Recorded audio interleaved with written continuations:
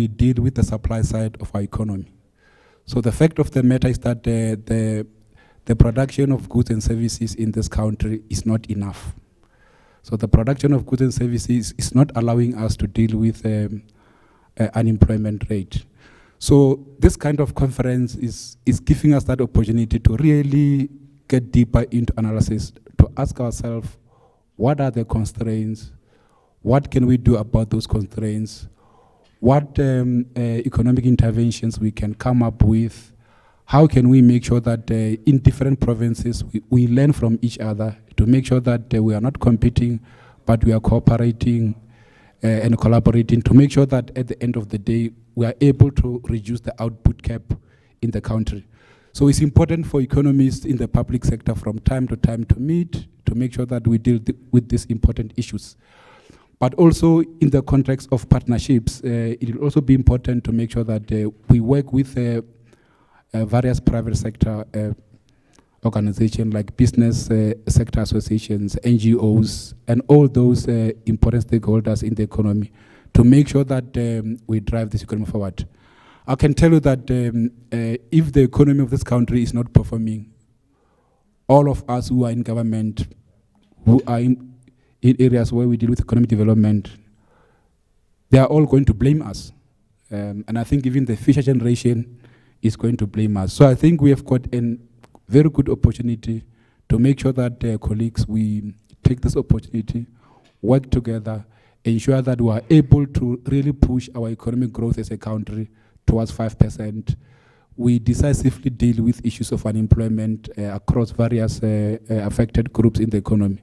And I think if we can do that, we should be able to drive this economy forward. We know that young people out there, women out there, are not happy at all about where this economy is going. So those were just my inputs to make sure that as we deliberate in this conference, we think hard about these issues. We think, how are we going to increase production in this country? How are we going to make sure that we increase our exports to the rest of the world, to the rest of Africa?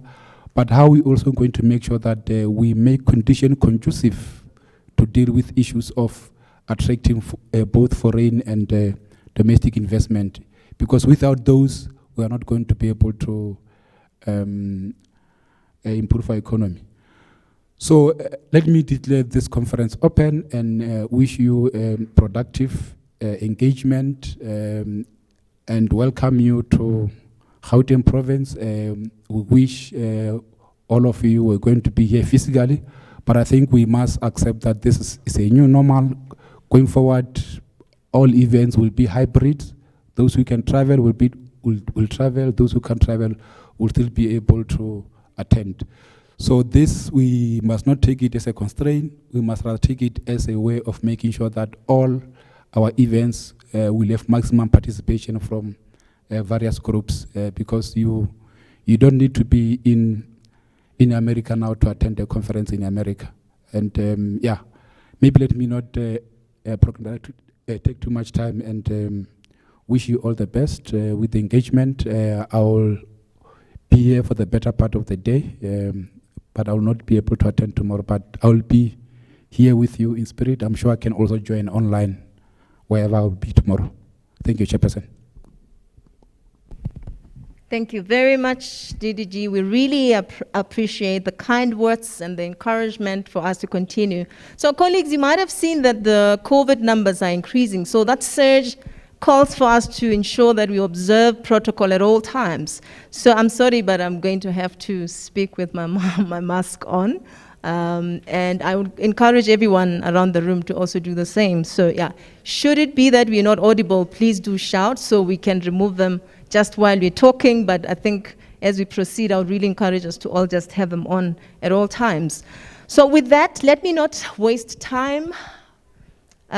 We need to have Dr. Fisher at this point in time. He is a director for growth diagnostics. We know that growth diagnostics is part of the Northwest University Business School, and like I said, I'm not going to introduce him because he's a known resource to the PSEF. So, Dr. Francois, can you just proceed?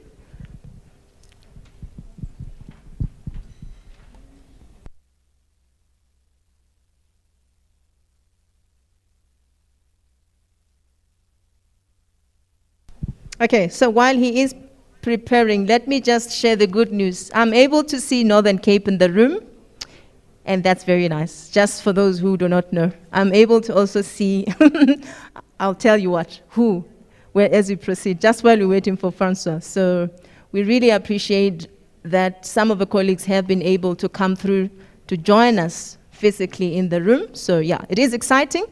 Not as exciting as we would have wanted it to be, and not as exciting as it's normally, or it is normally, because obviously we have to observe COVID as DDG has indicated. But let's make the best of it, and please enjoy it. Okay, so Francois is ready. Over to you, Francois. Thank you. Can you just give me an indication if you can see my screen and whether you can hear me, Bukan?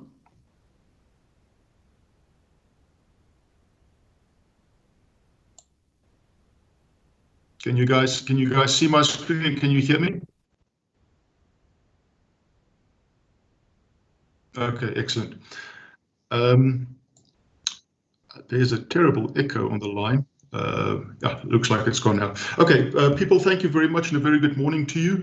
This morning we have limited time. I want to talk about a number of things. I wanted to talk about the fiscal position and industrial policy tendencies that we've seen emerge over the last few years, in particular in South Africa. We have limited time, so I'm going to skip the fiscal position side of things and I'm going to jump straight into some domestic industrial policy tendencies that we've seen emerging.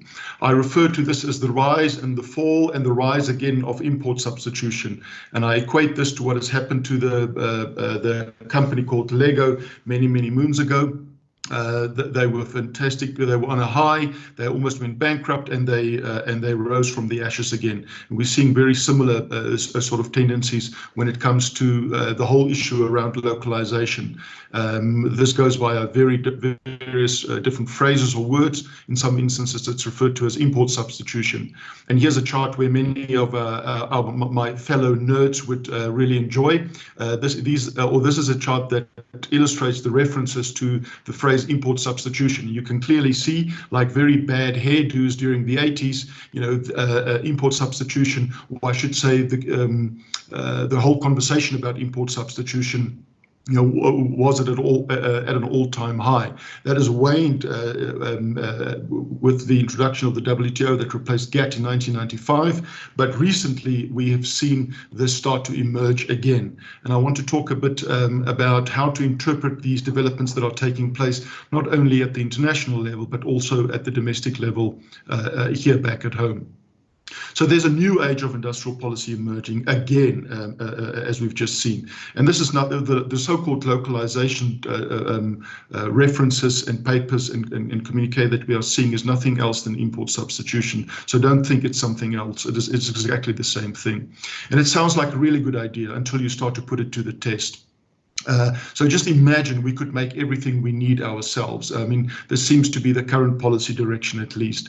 Something that has been formally tabled at NETLAC is that 20% of our non-petroleum imports should be localized within the next 5 years. But I think it's very important that we ask a question, is it realistic? And even more importantly, is it even desirable? So the first evidence of localization is emerging as we speak, but we are not making anything new in South Africa, unfortunately. Instead, we are creating an array of import tariffs and duties to make imports even more expensive. And local firms are already uncompetitive to a certain degree in some industries, and they continue to receive protection in certain instances. So there's less incentive for them to become innovative. And here I want to mention steel and the steel protection duties, especially since 2016 locally. So what are the possibilities and the limitations of localization? I think are very important issues to discuss. If you look at some research of about 150 companies that were surveyed earlier this year, research that was done by Intellidex and commissioned by Business Unity South Africa and Business Leadership South Africa, they found that business broadly supports localization, but business does not believe that the South African government knows, in fact, how to do it. If you look at this table, these are the 27 products that have been designated for public procurement by the DTIC. And this spans over the last decade or so. You can see that started with rolling stock in 2012, with power pylons in 2012 as well, and then sort of later years, bulk material handling in 2019, and industrial lead acid batteries. The slides will be available so you can go through the details. But however, if you look at the annual sales growth versus the required sales growth of domestic industries to make these so-called localization targets, you'll find that these two things are very, very far apart from each other. As I've mentioned, the goal is 20% of non-petroleum imports to be replaced by locally manufactured goods, and let's say within a period of 5 years, according to the DTIC. So, according to the DTIC, if executed successfully, this would return over about 200 billion in domestic demand. I'm not sure what return means, because it seems to me it's not a GVA a concept. It would appear to be equated to sales, I would imagine. And if you put all of that in your pipe and smoke it, then at the back end it would come out about a 5% GDP growth rate, according to the DTIC. Now, if we look at the various industries, the grey bars is the average sales growth over the last 5 years. The green bars is the average sales growth over the next 5 years if we want to make these targets. So let's just look at the last two industries, footwear and machinery and electronics. Now, machinery and electronics have contracted over the last 5 years, but to make the localization targets need to grow by something to the tune of about 50%. I mean, it doesn't take a rocket scientist to figure out that these two worlds are very, very far apart from each other. It would be wonderful to have these type of conditions in the local economy in order to realize this type of growth, but I think it is wholesomely unrealistic. So the new age industrial policy that's emerging, if we can carry on there, business wants to choose a local product. There's no doubt about that, if it is available and if it is of the right quality and there is capacity to supply. And some degree of localization, if you base it sort of on feelings of like patriotism, is acceptable and is completely fine.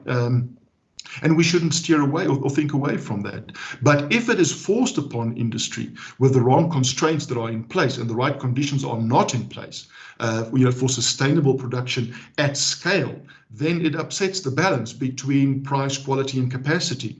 So industry is very much in favor of localization, came from that research survey, but only under the right conditions. The new calls for localization are based on protecting, unfortunately, what we have and not making new things, or making existing industries more competitive for the export market, but rather for the shrinking local market. And we think, that's the incorrect direction to go in. So this current policy that we are seeing is creating what we refer to as a so-called siege economy, and the exact opposite is required, in my opinion. We don't want an environment where we have managed trade, for instance, like the US-China trade war, which continues to carry on. It is completely managed, and it's a terrible thing. So localization in a complex economy is not possible with a top-down industrial policy approach in our minds, for the simple reason is that complexity of supply chains are simply too high. If government is trying to mastermind which goods we should get from where and who should produce them, whether it should be SMEs, whether it should be big businesses, which products should be designated for public procurement and the like, even with perfect information, it's not possible to map out the whole economy or every little value chain that exists in industrial production. And there's also deep skepticism among businesses that policymakers understand industrial policy well enough in order to do so. So there's huge disparity in top-down targets of what industries can localize fast versus which ones can localize slow. If you look at food and beverages, which is a reasonably short chain, that can localize reasonably fast. But electronic equipment sectors cannot localize fast. Those are more complex, longer value chains and global value chains. So the complexity of supply chain is a major determinant. And that's what we need to keep in the back of our minds when we think about localization goals or just the whole concept around it. Public protection equipment like masks, for instance, that's very short and very simple supply chain. You can use existing machinery, you can use existing workers, you can use existing know-how because you're producing similar things. You can quickly transfer capacity to similar products. But what is very different is photovoltaic cell manufacturing, for instance, or inputs into the mining infrastructure equipment. Those things are vastly more complicated. And so business has been struggling in South Africa for much more than a decade, but they do understand the complexity of the economic system and of the global value chain in which they function, because they operate in that on a daily basis. But there seems to be some pretense from some policymakers that the economic system is completely describable, countable, and passable. And it's not true. It is not. Here's an example, the visas and the key skills list, the alignment of skills across different areas, infrastructure mapping by the presidency, for instance, to coordinate private sector investment. This is a foundational, I think, misunderstanding and a big issue. There shouldn't be coordination from a central office. There should be facilitation in the environment that we create for the investments to actually take place, which is a nuanced difference, but a very important one. So there is a bit of a compulsion from the authorities we are seeing to describe the whole economy and the whole industrial production world. And of course, business wants to do more local production, but we have to ask ourselves, do we have the skills in-house in order to do so? And can we do so cost competitively? Because if we can't, then the cost will go through the roof if we start to force localization onto certain industries which are not ready for them. And then into which global value chain do you fit? Autarky does not work in a global value chain world. We cannot function in isolation. We need to function with a level of intermediary imports coming into the country so we can marry them to domestic inputs, to domestic products, and to domestic labor in order to produce a new product that is then exported again at the end of the day. We can't do that in a world where imports are being restricted. If we are trying to invite FDI into South Africa, but that we forget that multinational corporations already have their own global supply chains, they won't hike prices to international consumers to accommodate unique and onerous local requirements from a country as small as South Africa in the bigger scheme of things. So there will be fallout if the South African authorities stretch this whole idea too far, and multinationals will simply vote with their feet. And we don't want that. We want the exact opposite. So I think unless an industry can in fact export, our local market is too small to build anything of scale in terms of forcing local production. But South Africa can be a great base for production, don't get me wrong, and export that into Africa, especially under the new CFTA, for instance. But this is based on free trade into Africa. Yet we keep on specifying who can own companies, who can be employed, which local products must, which ones are not. When you look at NAFTA 2.0, or these days known as USMCA, they have very strict rules against these things. So we shouldn't be going in this direction, in my opinion. If you look at renewable energy capitalization in South Africa, this is an example, of continuity and commitment in policymaking that has become a very big industry. Or rather, a very big issue, I should say. We had photovoltaic and wind manufacturing capacity in South Africa prior to 2014 because we created a local environment back then with demand certainty for those products. Then suddenly that stopped in 2014 with at bid window number 4 under the Renewable Energy Industrial Independent Power Producers Program. Now the question has become, with bid window 5, that is alive and well at the moment, can we shock this domestic production capacity of PV and wind manufacturing back into life in South Africa? And how do we do that? Lifting the cap, the license cap from 1 megawatt to 100 megawatt certainly is another way, but we have to ask ourselves the question, that decision took 14 years. From the first day we experienced load shedding in the country and until we had this change in policy, 14 years elapsed where we've suffered and continue to suffer load shedding. I mean, it's completely nonsensical. And this new demand that exists in the country at the moment under bid window 5, for instance, and this lifting of the cap is far too high for current local capacity, to meet these levels of production. So Will industry invest if the policy keeps on changing? And the answer is no, they won't. When we have policy certainty, I think we will experience levels of FTI that we haven't seen before, but we need to create that environment of policy certainty in order to attract that type of investment. So that if not import substitution or the localization, what then? What is the answer? The point I want to make here is that the answer is that there should be simple logical reasoning taking place here.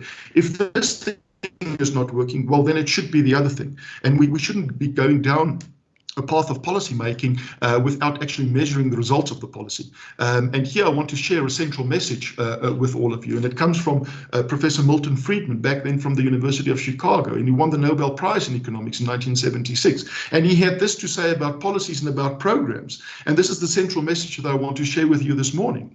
One of the great mistakes is to judge policies and programs by their intentions rather than their results. And the reason I say this is because if we've had certain industrial policies or trade policies, then we must look at the results. And based on the results, that is evidence-based policy making. We make changes for future policy. We shouldn't be harping on something that we have seen the results of, and the results are not great, and then continue to push harder for the same thing. So how do we need to think about policy making, especially when we talk about individual industrial policy making, for instance, the local master plan process? Here we are doing some research at the moment. It's not done yet. It's very close to done, where we looked at master plan processes where we measure them on two scales. The one is the level of transparency in coming up with a master plan for the industry on the vertical, and the other one is the level of participation. So how many of the industry players are invited to the table or being consulted in order to come up with a master plan? And are those conversations transparent? Can anybody from the industry join and make a contribution, or at least listen in? And unfortunately, what we've seen is that many master plans in industries fall into the bottom left corner, where the skull is, whereas we would ideally want them in the top right corner, where it's all green, where it is an open and transparent process, where everybody in the industry are in fact being consulted in order to construct these master plans. We cannot do master plans with selected participation from industry members. And the reason I mention this is because we do work in this space, and we work in certain industries where sometimes the second and the third largest manufacturers and producers in this industry, when the master plan gets published, we engage them in conversation. We ask them, what do you think about the master plan? And they say, what master plan? They didn't even know that there was a process going on. So we want to avoid something like that, to come up with policies, where industry has been consulted. So if I can sort of move towards the end, what can we learn from this in terms of building blocks for modern and relevant trade and industry policy development processes? Well, firstly, the world of trade and investment and industry has moved on. What used to be a tariff liberalization game is certainly no more the case.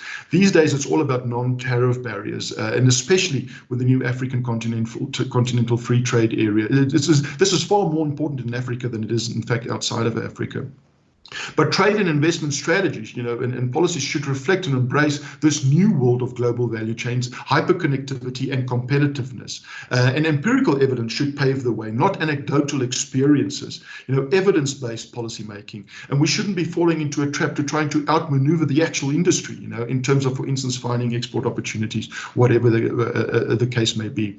And here I want to warn that mercantilistic thinking will be your downfall. Exports are not more important than imports. They are equally important. They go in lockstep. The one needs the other. We cannot afford to import unless we have the ability to export. In a global value chain world, we cannot think like mercantilists. And we should be making rules and regulations to establish an enabling environment for both trade and industry. And we shouldn't be blindly promoting products into destinations and ignoring existing policy and logistics bottlenecks that we continue to experience. And we should also not blindly attempt to attract FDI into a jurisdiction with increasing number of stumbling blocks, and then wonder why we are struggling to attract that very investment. So, analyzing the data and identifying opportunities certainly have probabilities of success associated with those activities. But if we were to focus on removing the bottlenecks for improved flow of trade and investment across borders, then that is associated with guaranteed wins. So trade and investment strategy should be concerned with influencing, trade and industry policy, not by being simply what I refer to as so-called event organizers. We should participate in asking why do we have certain policies, and are they, any good? Are they producing the types of results and outcomes that we would like to see? I.e., not what the intentions are, but what the actual results are. So I equate this to, if we have this environment that is throttling industry, and we keep on promoting industry to produce more things, it's similar to eating soup with a fork. There will be lots of activity, but there will be no impact or very little progress. So we'll have far better bang for our buck if we design an environment that allows for more diversified industrial capacity and more diversified industrial production, and preferably of something of an increasingly complex nature. But we don't have time to talk about that today. So in order to conclude, I just quickly want to look at our external sector and what has happened over the last few years, especially during the impact of the pandemic on our external sector. You look at the current account as a percentage of GDP. During the pandemic, we had the first current account surplus in about 18 years. And this is due to the pandemic. We've had very interesting things happening to exports and very terrible things happening to imports. And the combination of those two things have actually resulted in a current account surplus. The interesting phenomenon that has played out is if you look at our terms of trade, remember terms of trade, the price of exports divided by the price of imports, as long as the currency is the same, so it's apples with apples. And you can see what has happened there. It has completely moved in our favor in South Africa for more than 2 decades. But if we look at how much of it is actually in the price versus how much more are we producing or not, you'll see from the second chart, there's that higher mining export prices, this tax bonanza that the finance minister spoke about a little bit more than a week ago, is all based on higher commodity prices. It's not based on increased levels of production. And this is very concerning because prices are cyclical and we are complete price takers in those markets. So if these prices are going to come down again, we are going to experience the exact opposite of what we've experienced so far. So, Bukang, I think with that I am done. I hope I haven't gone over my 20 minutes. If you guys are ready with a poll, then we can go directly to the polls.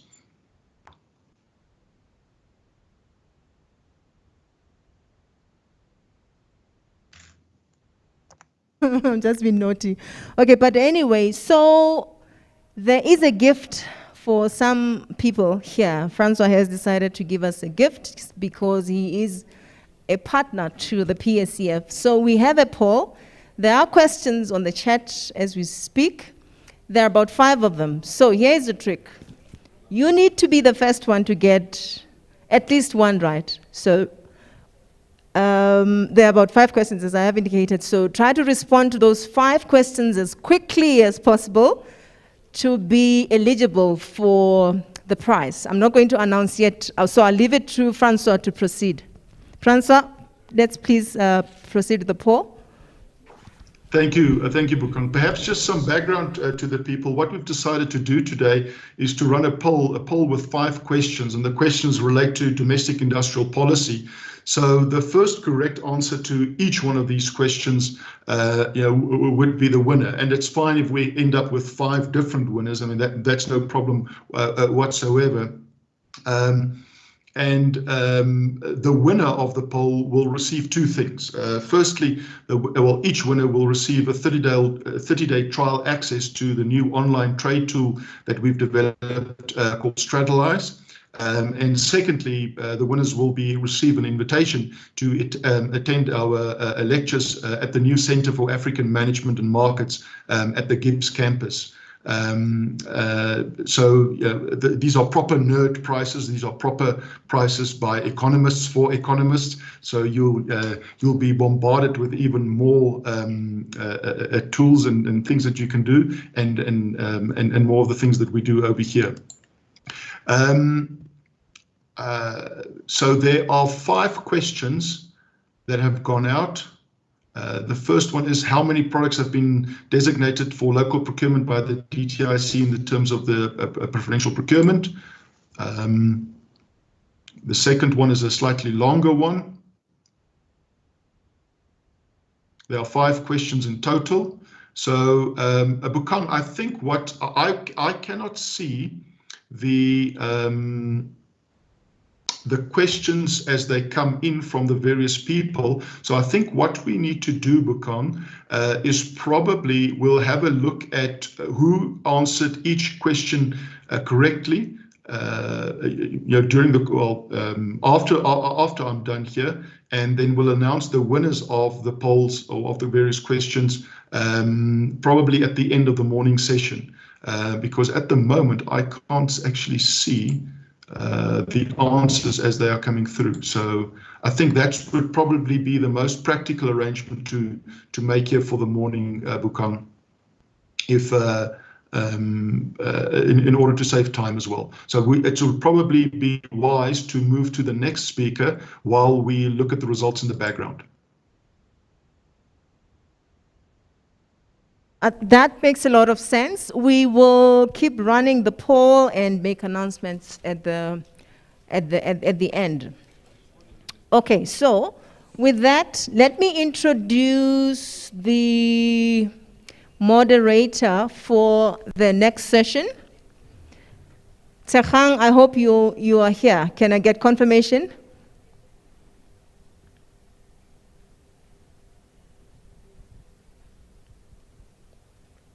Is she here? Tsegang? So this session is going to be moderated by eThekwini Municipality. We know Tsegang. She is a very energetic young member of the PSEF.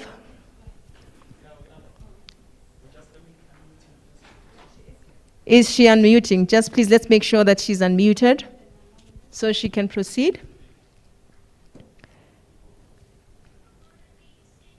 So let me just indicate, while we're waiting for Tsegang, let me indicate that we will have a Q&A session at the end, just to save time. That's strictly going to be 20 minutes, so we're not going to be lengthy at all. We'll just minimize the number of questions as we proceed. So it might just be 5 questions in the 20 minutes, or maybe 2 questions per section or per paper, and then we take it from there. And then we will have a master class immediately after the Q&A session, just before the second session of the day. So in that second session, we're going to look at the new normal, some of the things that have come with the aftermath of COVID.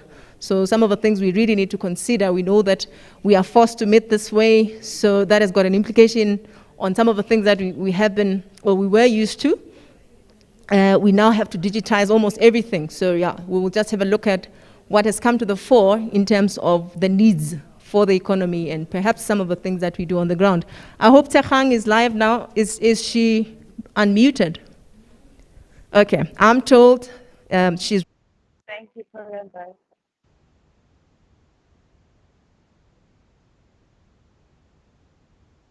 Hello?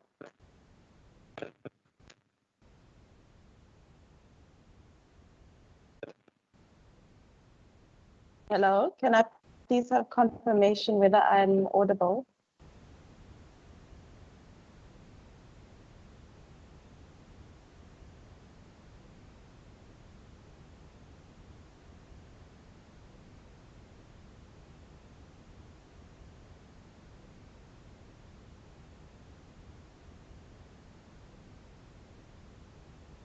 Okay, thank you. I've just seen a message saying that I'm audible. Thank you very much, Program Director. I am very excited to be here. I'm not sure whether I've cut you off, but I'll just take this as my cue to continue. I am quite excited to be at this PSEF conference. Thankfully, today I won't be making any presentations, as mentioned by the Program Director, but I will be moderating quite an interesting session.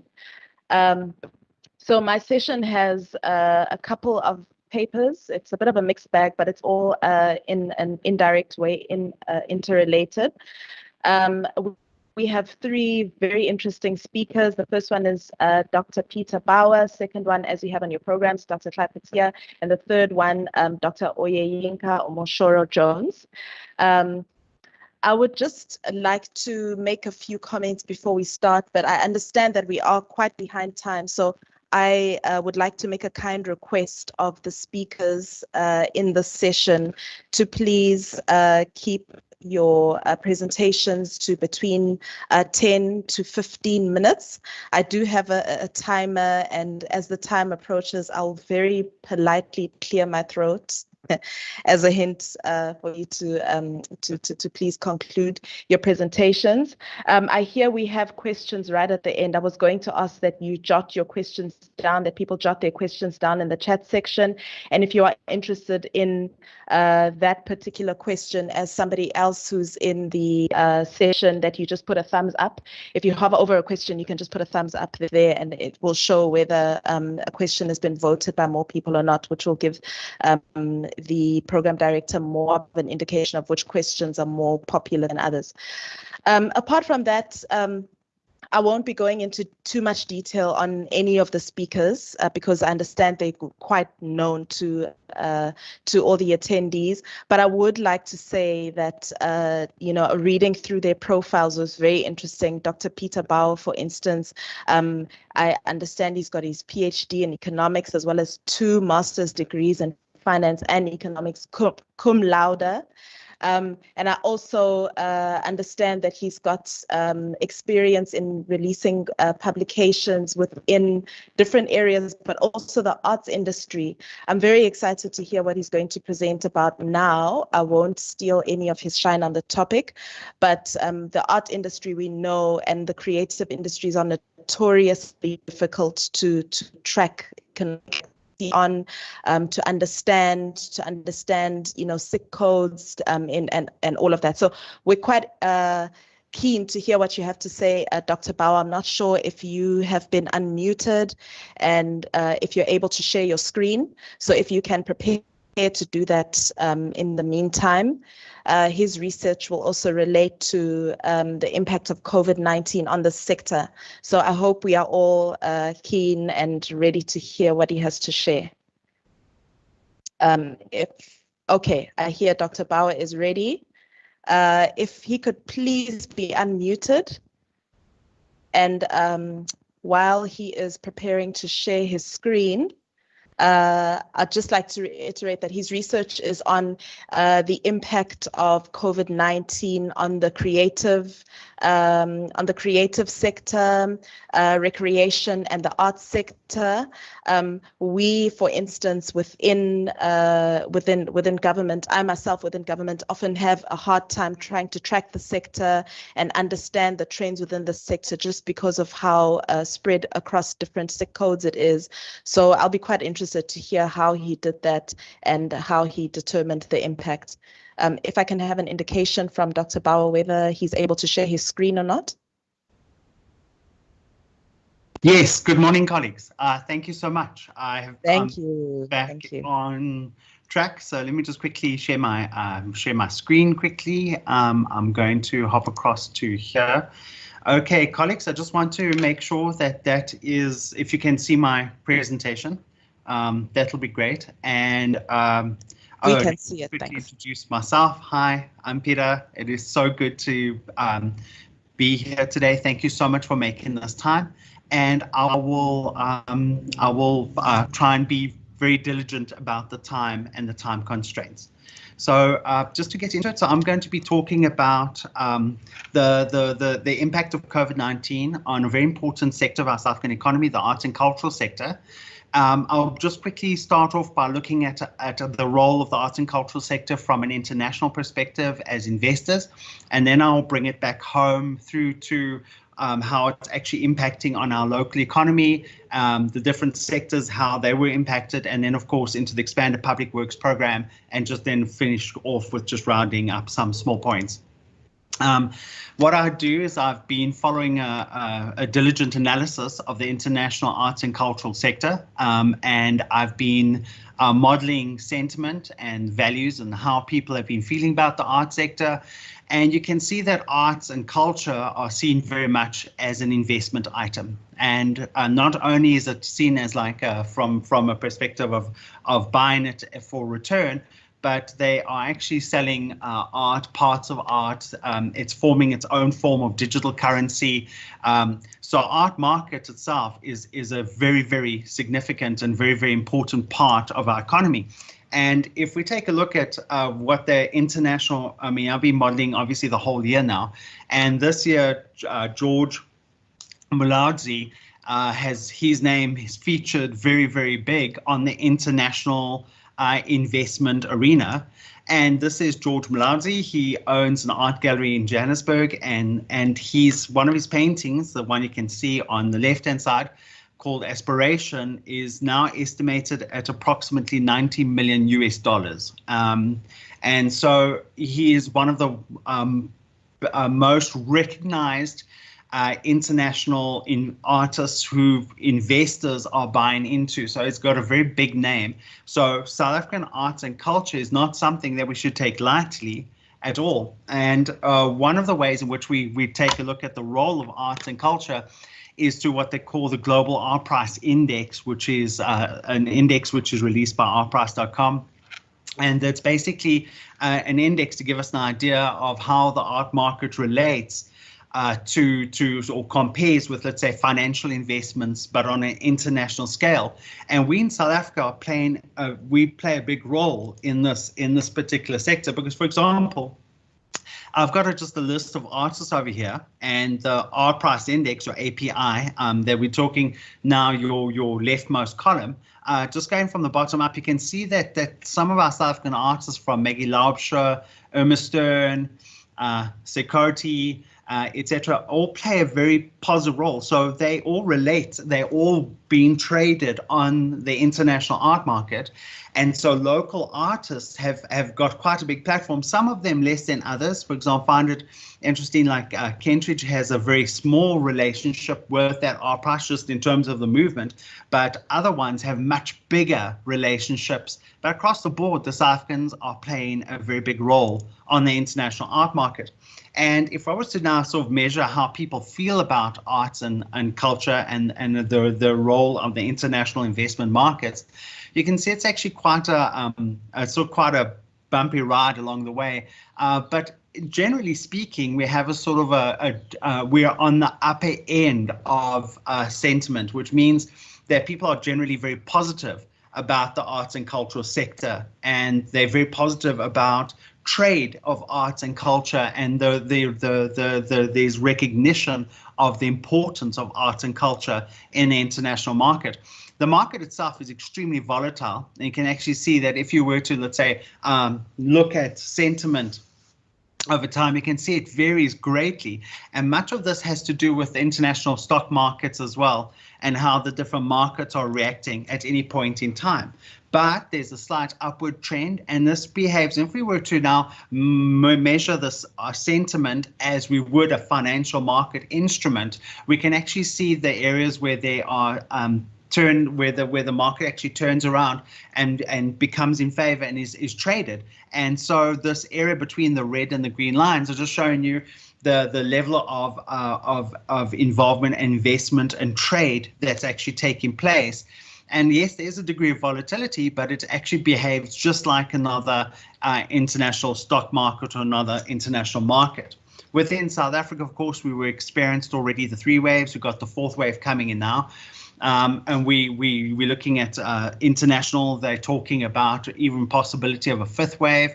But what we could see is that these waves, the COVID waves, the obviously had a very significant impact over the last 2 years. So between January 2020 and October 2021, we saw these waves come in, and obviously we met with very appropriate government response.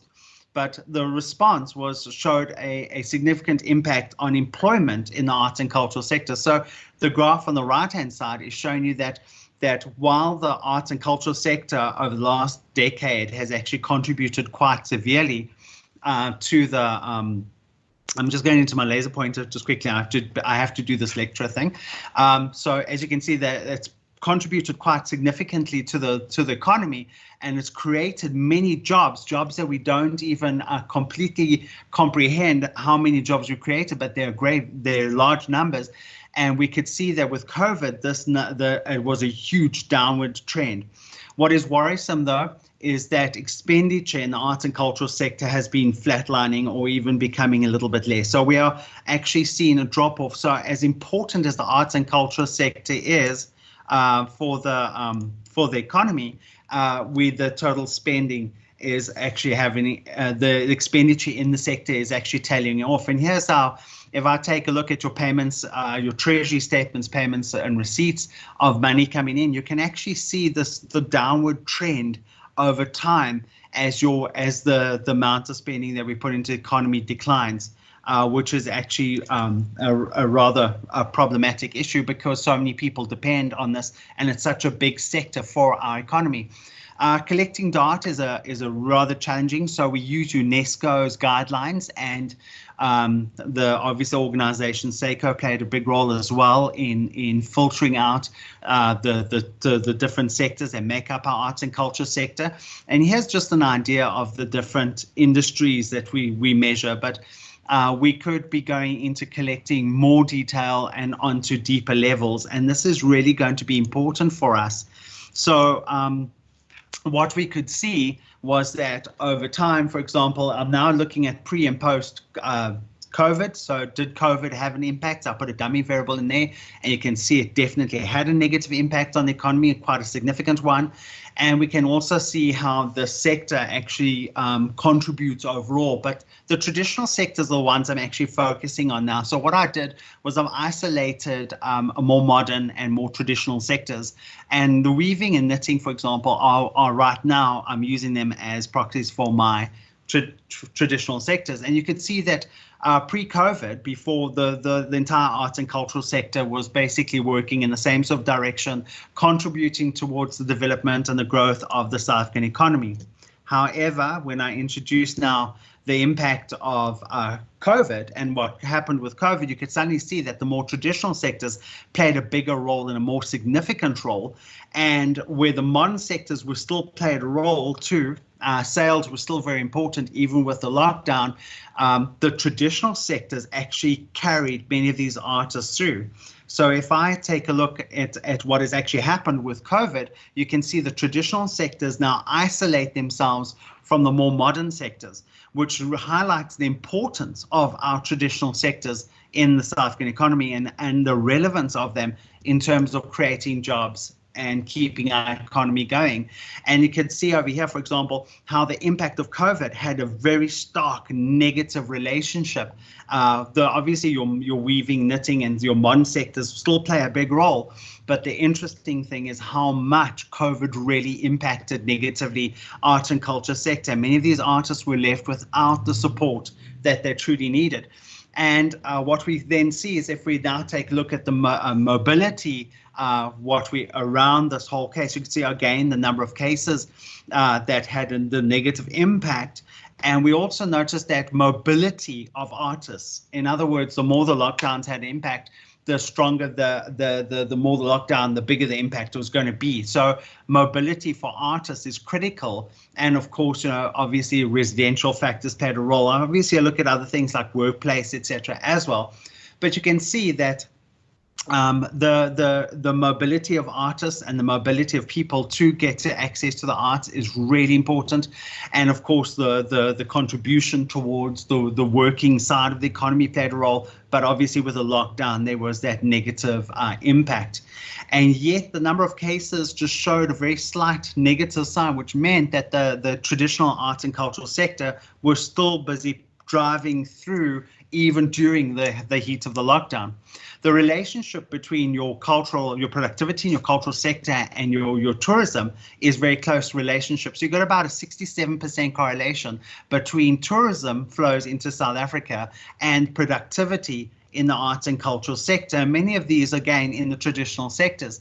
So if we were to go along and sort of put it into sort of meaningful terms, our price index, in other words, tourists who are coming to South Africa, obviously there's a positive relationship between them trading in art and the global art price index, but tourist arrivals played a very, very significant role in the economy as well. And so we see that the relationship with tourism and arts and culture sector obviously played a big role.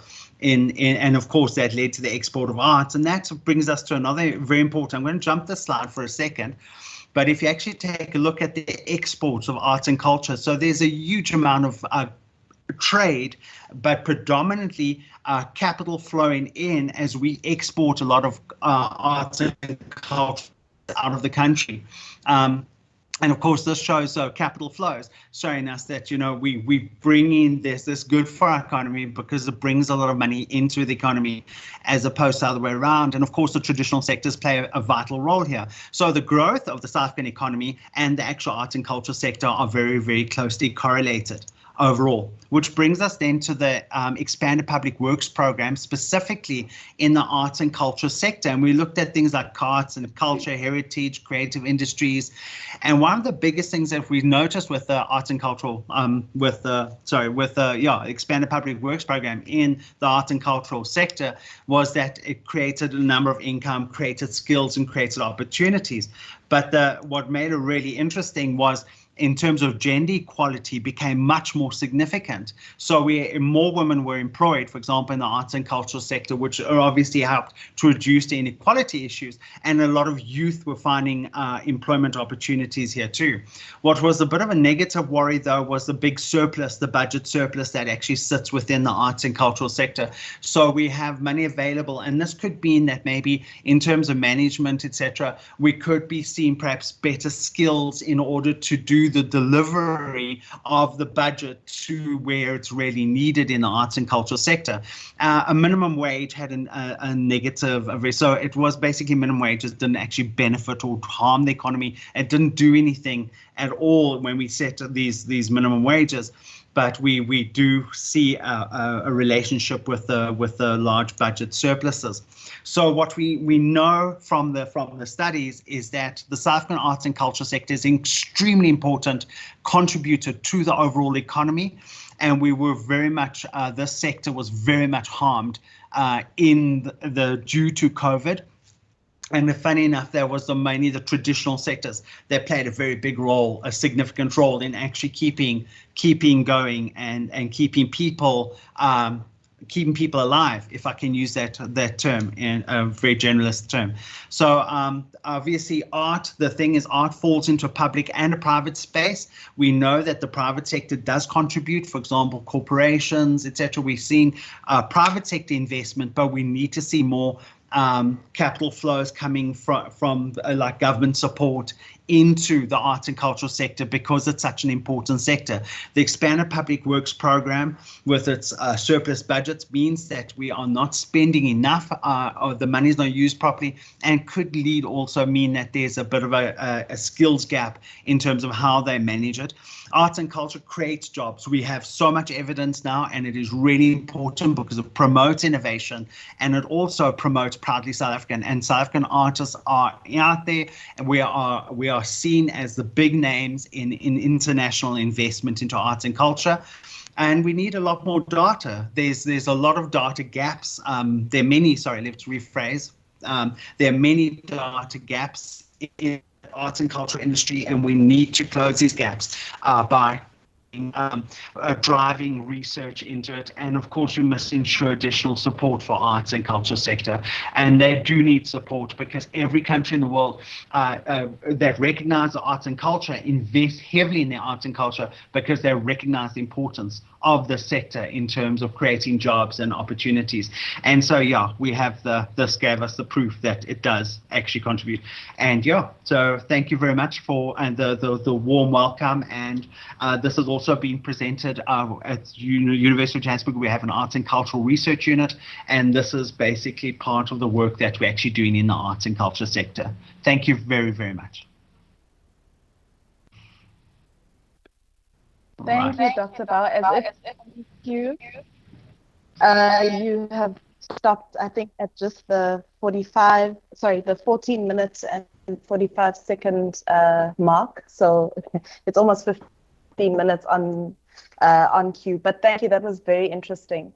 I think, what we've taken out from that, or what I've taken out from that, is the importance of the art sector to the economy. I mean, we all know intuitively it's important somehow, but to have indices attached to the art sector, such as the art index and the global art price index, I think is very helpful.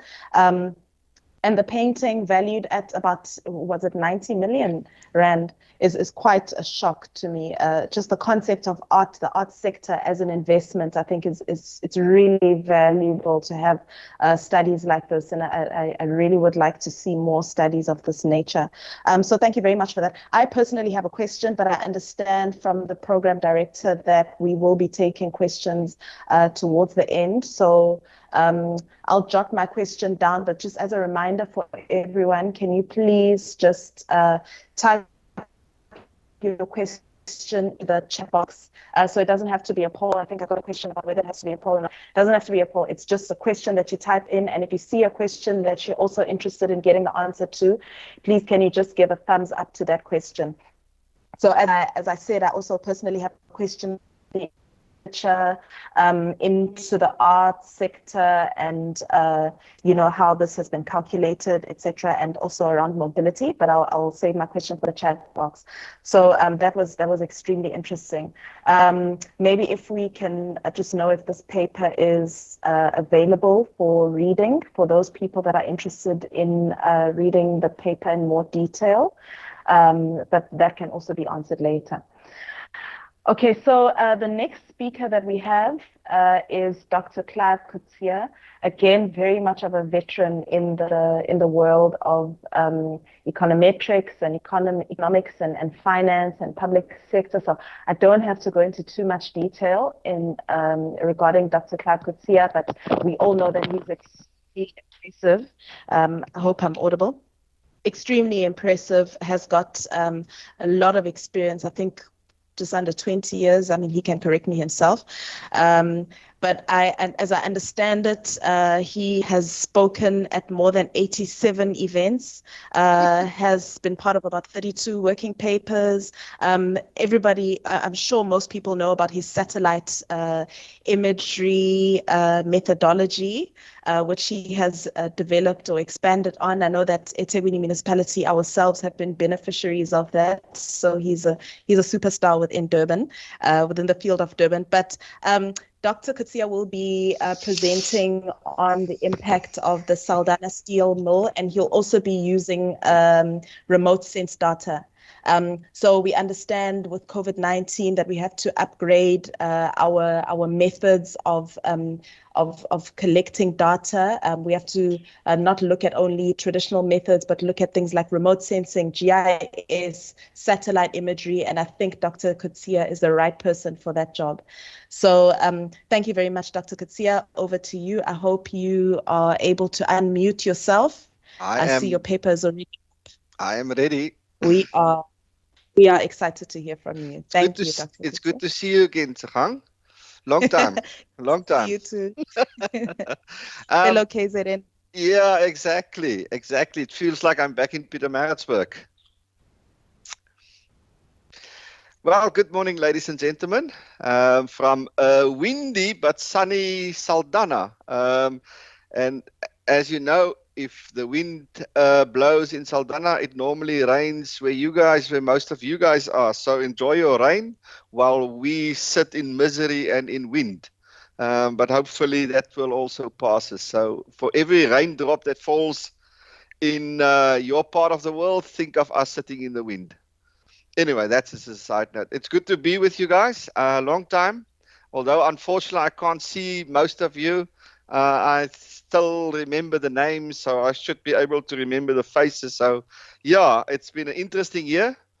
And I'm sure all of you are also in the winding down phase, getting ready to go on leave and enjoy so we can get, I think we can all agree, be glad this year is also done and hope for better times going forward. But yeah, it's good to be with you guys again. So given the time constraints, I am going to go fairly quickly through my presentation.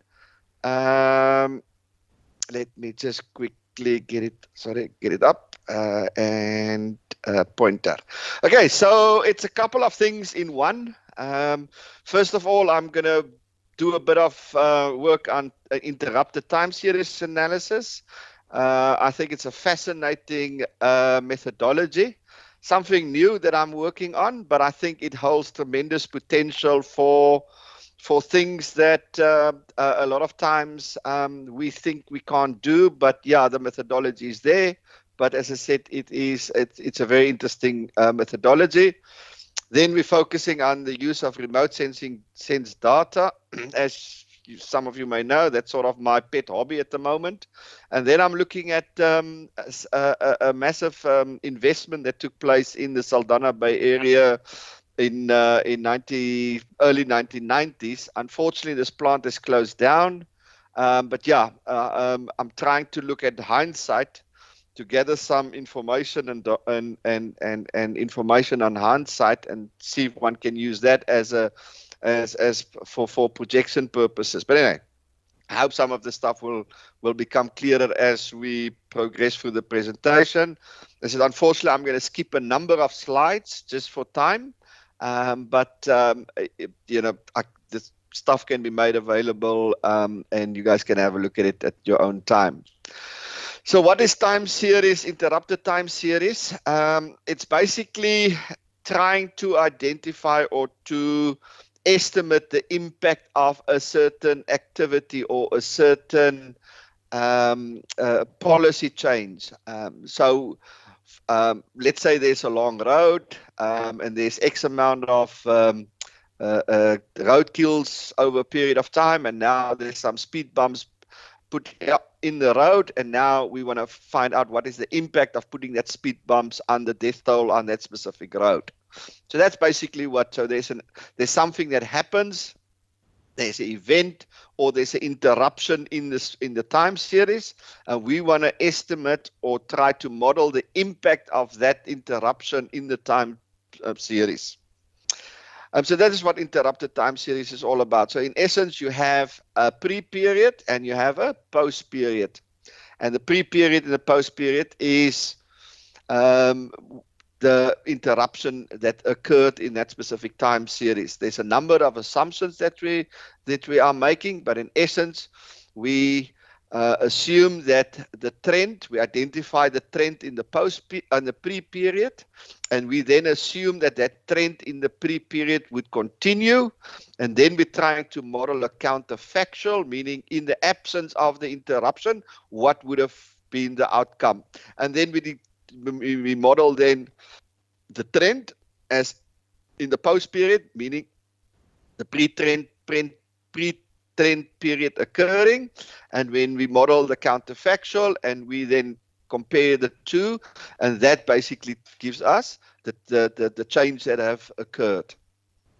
So that's what interrupted time series design is all about. You can read through that. As I said, there's some published articles that cover the interrupted time series design. There's not a lot of them, but there is some, and I think it's really something that is practical, and that can be used in a lot of what we do. In essence, there's a little graph there that basically indicates the essence or the very basics of interrupted time series design. We have a pre-period, this period A to B. We have the interruption. This interruption could be a natural occurrence, like, for example, COVID. It could be a policy implementation, like putting in a tariff on an import product. It could be a fuel levy going up. It could be a medical intervention, like the jabs, whatever the case might be. There's something that happens that's interrupting the trend in its, as I said, indicating here from A to B. Now, if without what we then assume that without the interruption, this dotted line, without this interruption, if nothing else have happened, ceteris paribus, the trend would have continued, line BD. That's in the absence of this particular interruption. But because there's an interruption, this the post period have now become not BD, but actually BC. So AB is known. We know this. We've got the actual data. BC is known. We know this because we have the actual data. We know when the actual interruption occurred or the policy change occurred or whatever. We know this specific thing. What we don't know is BD, meaning BD is our counterfactual. This is what we now have to model. In the absence of the interruption, what would the time series have been? And then the impact of this interruption is the difference between point B here and point C at that specific time and stuff. So in this case, there's no slope change, i.e. there's no change in the slope, in the constant. However, there's a change in the slope, and quite a severe change in the slope. In this particular case, this is another scenario that may be is that in this case there's a change in the slope EC, but there's also a change in the constant or this specific period, the level change from B to C. So this could be, for example, putting a dam in a river. So this would be the flow of the river. In the absence of the dam, now we put a dam in. Now the outflow into the lower part of the river is less, and the force of the flow is also less. So this is indicative of a double change. In this case, for example, there is a change in the slope, but no change, a change in the level on the constant, but there's no change in the actual slope. For example, the dam, but the outflow of the water stays exactly the same as in the absence of the dam. So there's different options. The previous number of possibilities are single series interrupted time series, meaning we just model the time series on its own.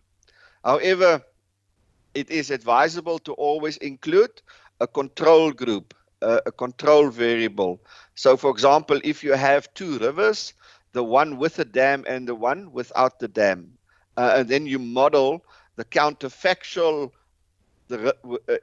of the river that now has a dam based on the river that it does not have the dam. So that's your control variable. So this basically indicates just the inclusion of a specific control variable. So in the previous, where it's just a single time series, we assume that the counterfactual, this line here, BD, is based on the history of the variable itself. However, in a counterfactual, in a control group, we assume that the counterfactual of the variable is similar to the actual of the control group. So that's just the difference between the two. So that's just some options. I'm not going to go through that. In the interrupted time series design, as I said, one can model the individual time series, or you can model the time series based on a control variable.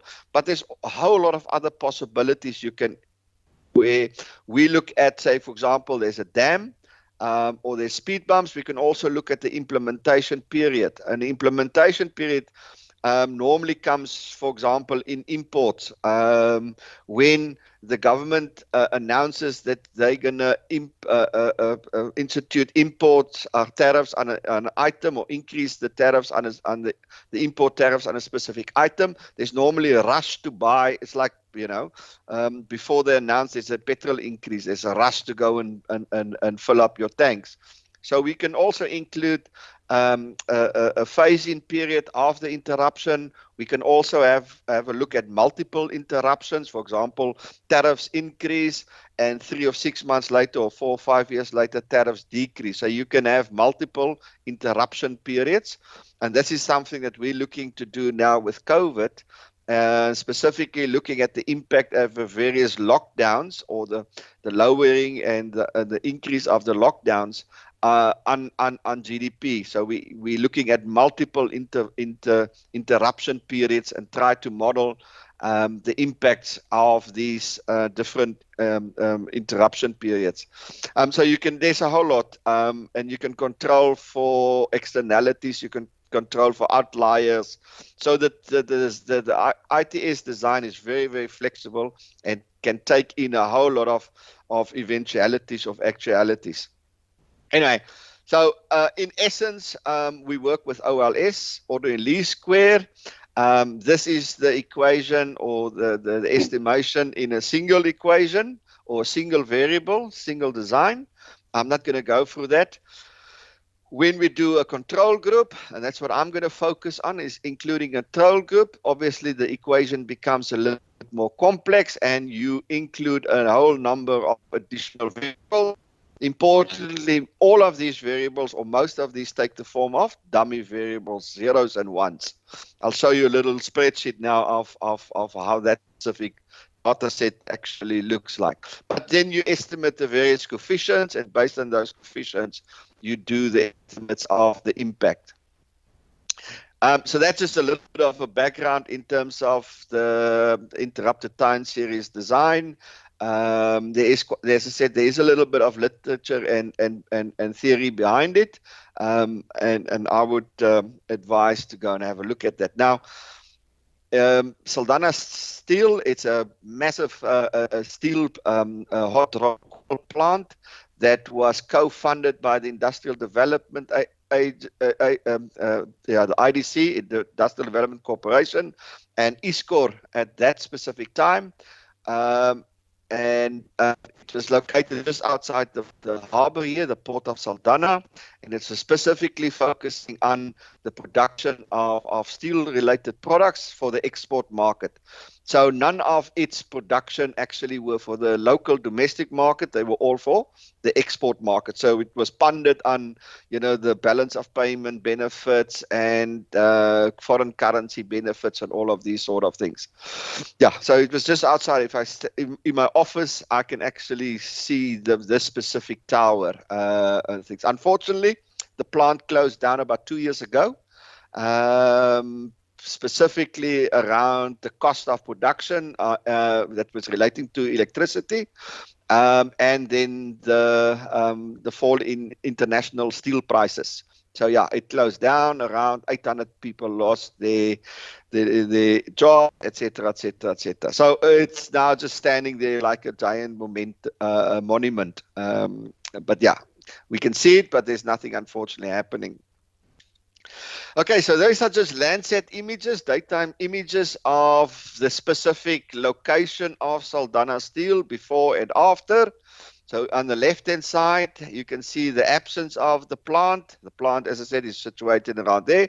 This is the port of Saldanha, locating here. And this is the South African Strategic Oil Reserve tanks are all there. Remember, the port is the main export for iron ore, which is a Sishen-Saldanha line. So it predominantly exports iron ore, and then all the petroleum imports into South Africa comes through this harbor, and those are stored in these massive tanks here, which is the strategic oil reserves. So yeah, so this is the picture in 1990, and this is obviously the picture just soon after the establishment of the Saldanha Steel. You can clearly see I've colored all the buildings and plants I've colored in purple based on its size. So the deeper purple the colors, the more facilities there are, or the more buildings there are, and the higher the economic output, so to speak. So you can clearly see the Saldanha plant there, and you can clearly see this is Portnet, how they expanded their facilities there. We can also see some expansion of the harbor, specifically around this period, and we can see some secondary spillover effects, so to speak, secondary plants. This is specifically the Fergo that's set up here, etc., etc. So the plant itself, yes, but the spillover effect of the plant itself is also visible in the specific slide. Now, this was soon afterwards. Further set images is also available to show even further in time. I think I'm going to get there. Yeah. So these are just the nightlight images of the specific area. This is just the Saldanha Bay municipality. This is the harbor located there. This is the city, the town of Saldanha, located on the bottom left-hand side. Here in the middle, top left, is the town of Vredenburg, which is basically the main town of Vredenburg. This one here is a town called Hopefield, and this on this side is Langebaan.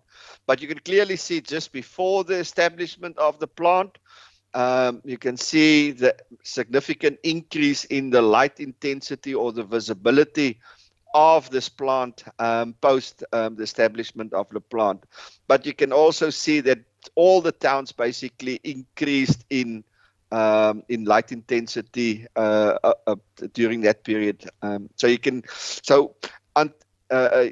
Yeah, one can basically look from at these two slides and basically already see that the establishment or the operation of that plant has had a massive impact on the light profile of the municipality and specifically this area based on that specific plan. Nothing else have occurred over that period. So we did control for other possible expansions or stuff. But yeah, as I said, at that particular time, the only thing that really changed was that plant. Yeah, so to get the data, we go a little bit in Google Earth Engine. I've written some codes. I'm happy to share these codes to actually generate the actual data.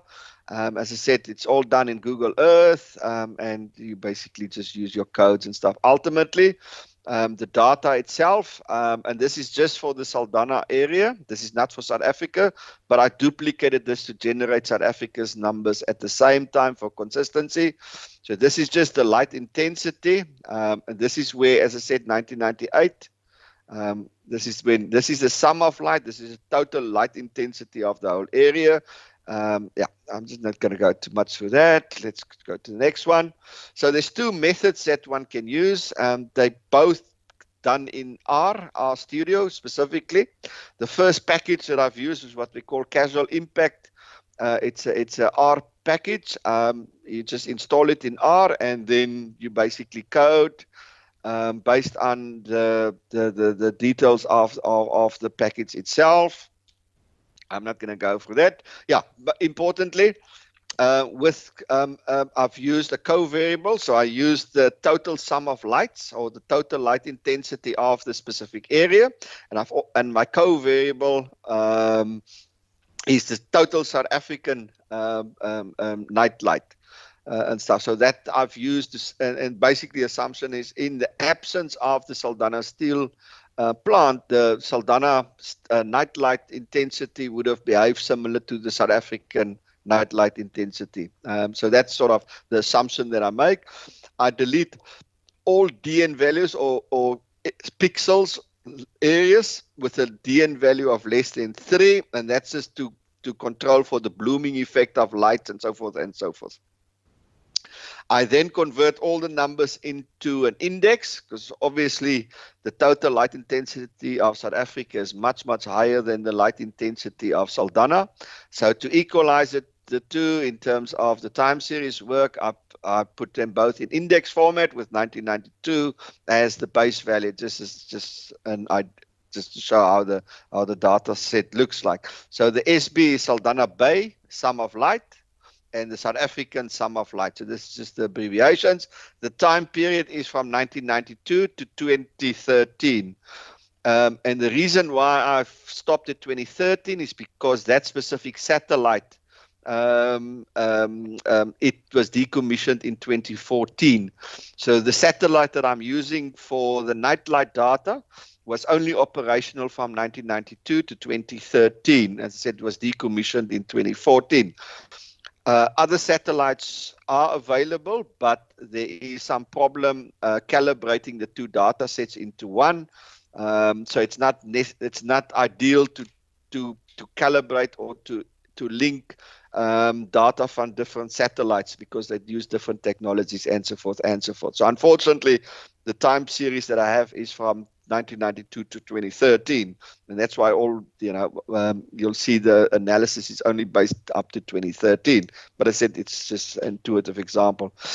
So you do your coding in R. After you've downloaded your that casual impact package in R Studio, you do your coding. Coding is fairly general. You just basically put in your pre and post period, you do some binding, etc., and you press run. Once you've obviously downloaded your data, and the output that you will get in your R Studio is what you can see there. So first of all, you'll get a little a graph. Looking like, as I said, looking like this, which basically give you the impact of the interruption, or in my case, the impact of the Saldanha steel mill.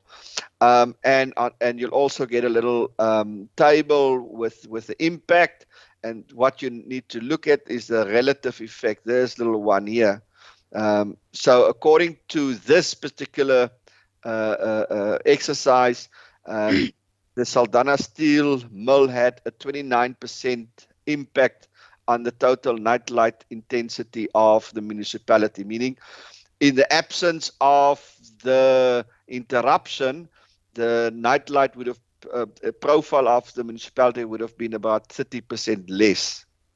Remember, I'm making the assumption that there's a relationship or correlation, whatever you want to call it, between nightlights and GDP. And some of the articles that I've written quantify this particular impact. So I could have converted this nightlight into GDP and have done the same exercise. I haven't done it. I've just looked at nightlight, but you can convert this most probably in GDP numbers as well, if you actually want to get an idea. Yes, I'm going to go. This is my 1 minute left, Mark. Yeah, I'm going to go very quickly. So, okay, so this is the first method, but as always, it's always prudent to apply some additional techniques as well. So this one is actually, this method, this package, this casual impact package is actually quite user-friendly. It's limited in what you can do, but it's very user-friendly because it doesn't require a lot of coding.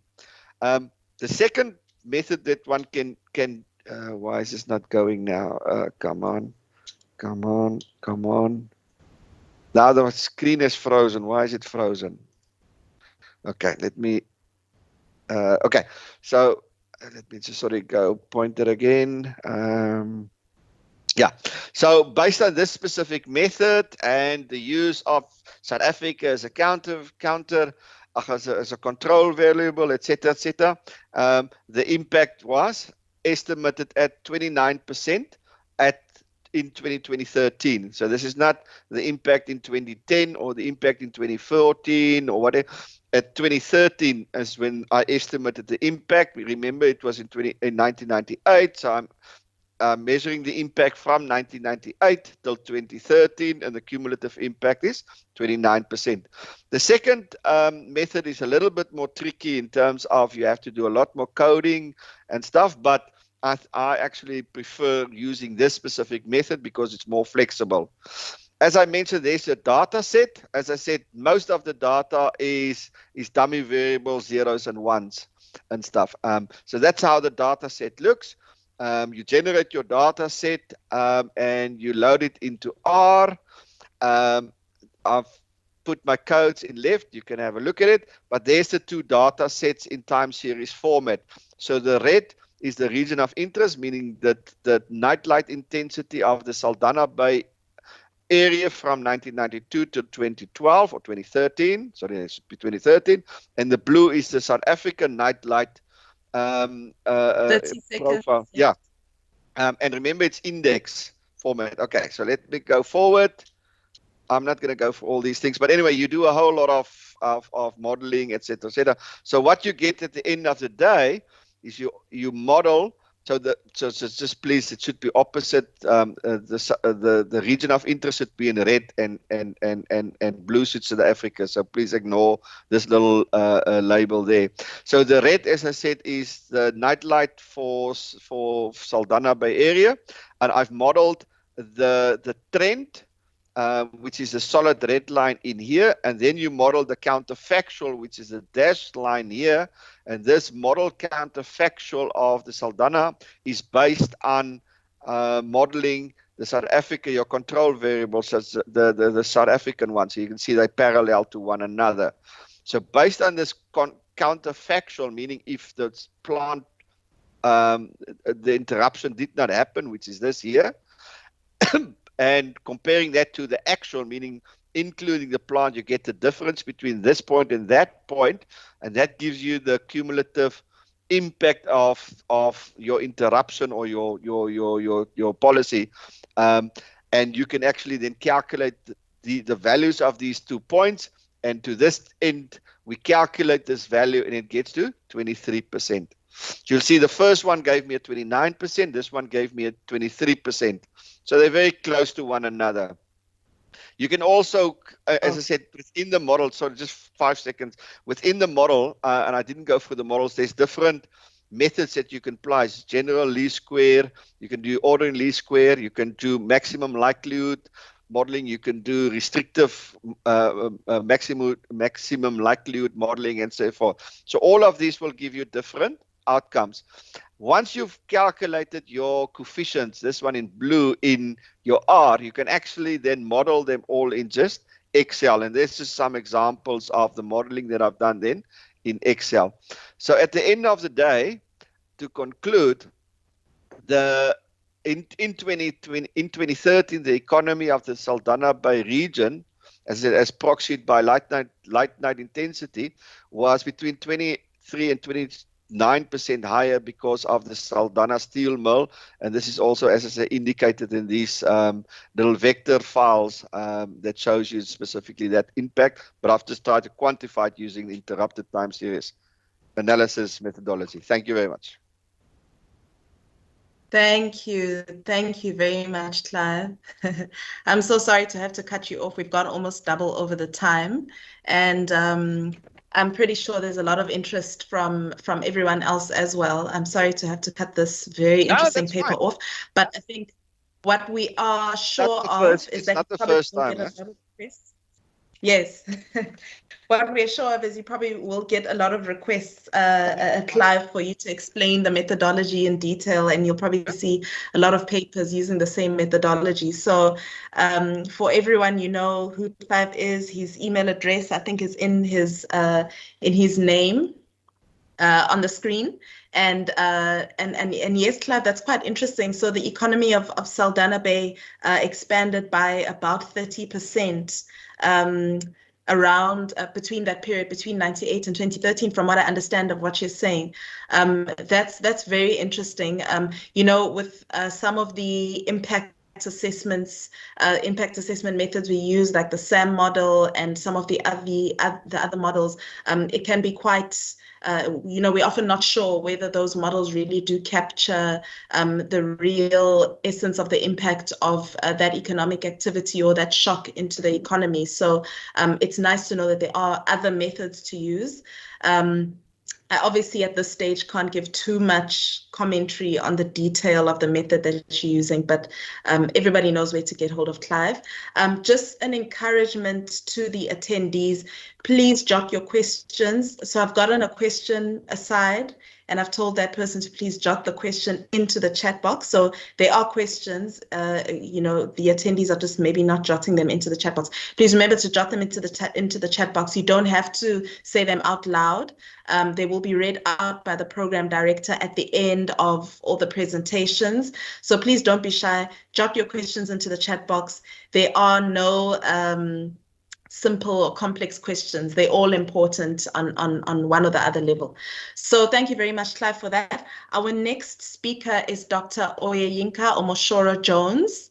I've heard him presenting before on this very platform a couple of years ago, and I'm sure everyone else has heard him a lot more than I have. So again, I don't need to go into too much detail on him, but he's a senior econometrician and deputy director for modeling and forecasting at the Free State Provincial Treasury. I understand he's done quite a lot within his career within the finance sector. He's been a derivative trader, investment analyst, corporate equity trader, independent equity analyst and trader. And when I read up on his profile, I came up to about 11 papers that he's produced, and I'm sure that isn't the full total of the papers that he's produced. So he is a very impressive individual. His paper today will be looking at the connection between government revenue and expenditure, the relationship between revenue and expenditure.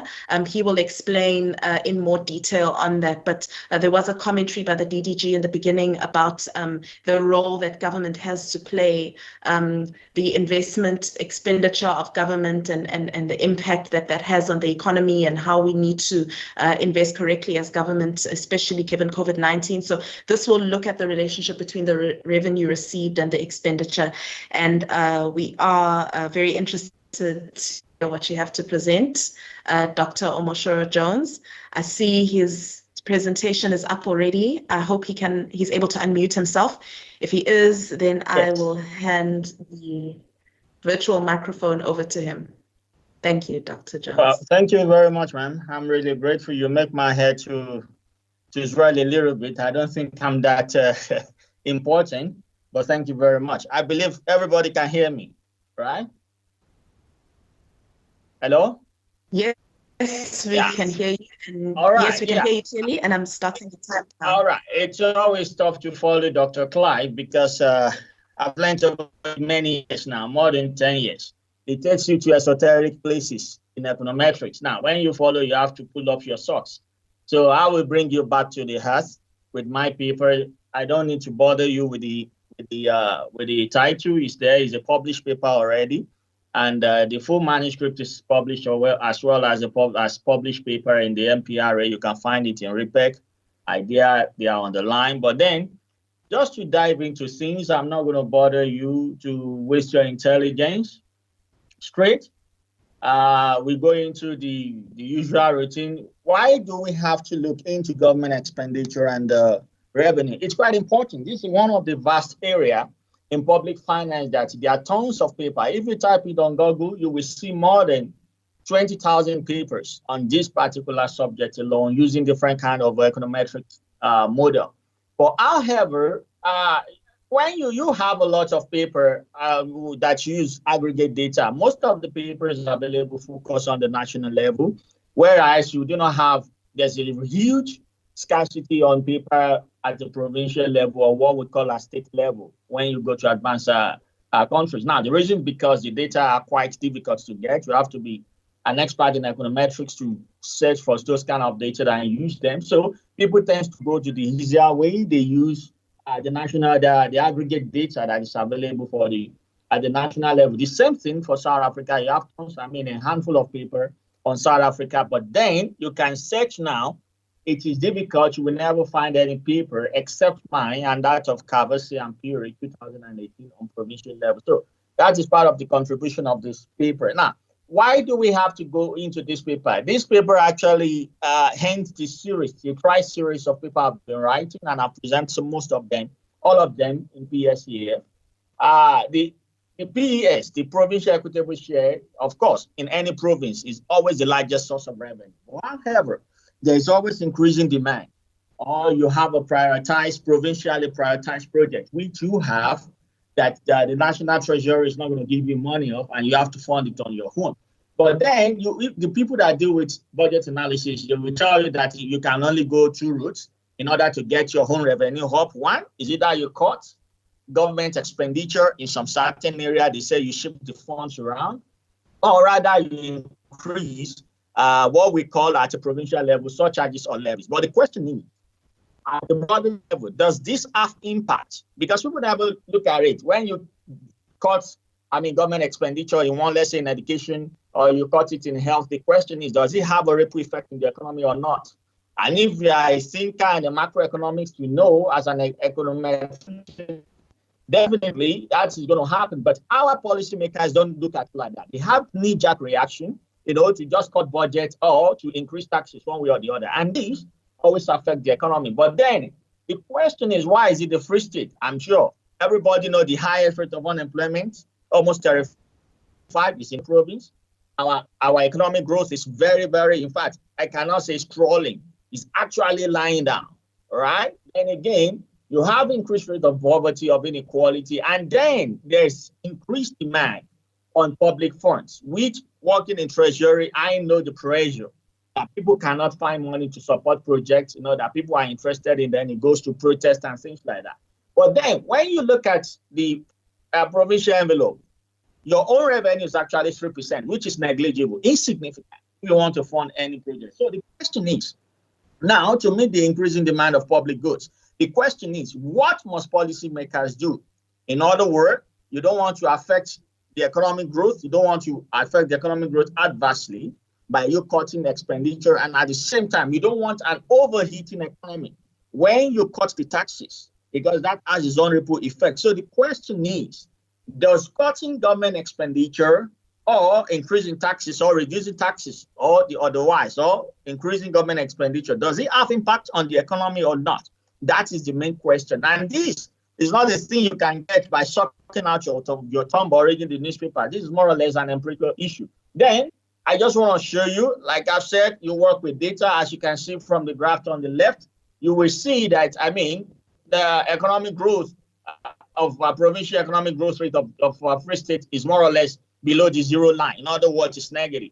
When you look at 2019, and you can see all the unemployment rate at 35%. Now, that is disaster waiting to happen. So you wouldn't be surprised when you have a lot of protests going on, people burning tires. But then the question is, how will policymakers, try to meet the demand of the people by the limited funds, that they have? But then again, if you look on the right, I just want to show you the same thing, that there's a pattern, more or less similar pattern with Free State and the South African unemployment rate and growth as well.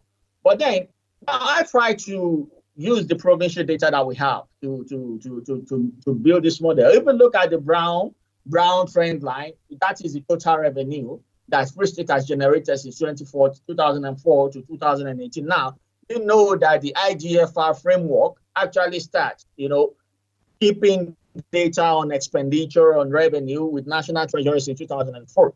So you will see that is why we have the graph starting from 2004. The only time when you have, a revenue generated by Free State almost 25% is between 2009 and 2012. Of course, you can link that to the football, to the World Cup, whereby people, tourists come into Free State and things like that. But then, since then, what can we see? The revenue generated has actually dismally been declining. And you can see the government expenditure has actually been rising. So the question is, you have a divergence, which makes it difficult for policymakers to decide, should we cut revenue, should we cut taxes or surcharges, or should we increase it? Or rather, should we increase government revenue? But then, if we look next, the question is, like I've said in the beginning, is there any empirical link? Can you actually identify a link between government revenue expenditure and economic activity level at the provincial level? That is a very, very important question. Many people will not think along that line. And the question is, again, when you look at a small open economy, we have an inter-provincial movement. The question is, does the level of government revenue or government expenditure at the provincial level or economic activity level, is it influenced by external shocks or exogenous shocks? So when you look at the first of all, you want to create, is there a link that if we cut revenue or we increase revenue, it will have impact on economic growth, it will have impact on economic. Another thing that is paramount here is, the question is that, does external shocks affect government revenue expenditure? Well, I will leave that to your imagination. Now, our work actually builds up on the work of Kavase and Phiri that was published in 2018. This is the only paper that looked at a provincial level, the relationship between government revenue and government expenditure. However, what actually made me highlight these issues, because number one, I find a couple of that this paper suffers from so many erroneous conclusions. Number one, they find that there's no longer a structural causality effect between government revenue and expenditure for free sale, which is quite very, very weird. But then when you go deeper into the paper, you see number one, the paper used an ARDL, also regressive distributed life model, which I'm very well know. I've been used so many times in the past, but however, they use a bivariate model. But now, when you use a bivariate model is going to suffer from what we call omission variable effect. In other words, the specification will come in. So you cannot base your decision on a bivariate model. In other words, you have to have a control variables in that particular model to take it upon variance. Another thing I noticed is that this paper, these authors do not account for structural shocks. And it is very, very important when you are looking at the effect of external shocks for the particular economy, you have to account, for structural shocks. Well, that is what the academia, is all about. But then we remedy this situation by using a multivariate model. Quickly, on a theoretical background, there are 4 theories that support, or underlying theory that supports the relationship between expenditure, government expenditure, and revenue. Number one is what we call fiscal synchronization hypothesis. I'm not going to waste your time. What they're trying to say is that government can make simultaneous decisions to cut tax or spend at the same time. Now, empirically, when you look at the model, when you run a model based on that confirm fiscal synchronization, you will see what we call a bidirectional causality. In other words, between government expenditure and government revenue, you will find interaction running on both sides. So in other words, government have to be very cautious. When an economy have this kind of empirical outcome, it means that if you touch government expenditure, it will have an effect on government revenue, because if you increase government revenue, it will have effect on government expenditure. So in this kind of economy, and every economy differs, and the same thing with South African provinces, I'm sure that is the way forward here. People can go and do this kind of research. We find that different results will manifest. This actually will empower the policymaker. Do we have a fiscal synchronization effect running, underlying the GE, I got the government expenditure or government revenue, or is it institutional separation? Now, the second one, institutional separation, what does it mean? It means that yes, ma'am. Am I still on? You're still on. There are just 5 minutes left of your 5 minutes slots. left. All right. Thank but you. Anyway. Yes. Okay. Just quickly to go. All I'm just trying to say, you have institutional separation hypothesis, which shows that government revenue does not affect government expenditure. Then you have my stuff has frozen. Apologies. But anyway, my computer is frozen. I will just continue with the presentation. Now we go into the data. When we look at the data, what we have in the data, we look at real GDP for provincial level.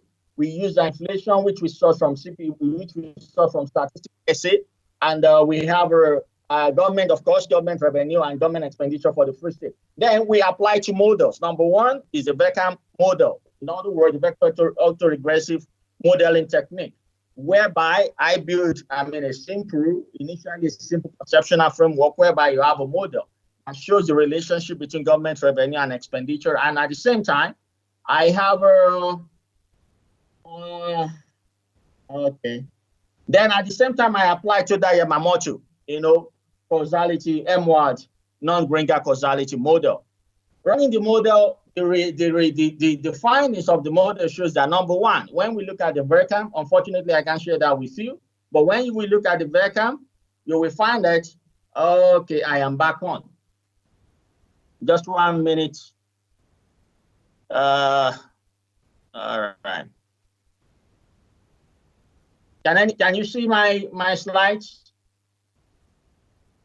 Can anybody see my slides? Yes, we see your slides. We Oh, see you your see my slides, slides. except they just need to be put Small, right? onto presentation. Okay. All Yes, right. Okay. yes.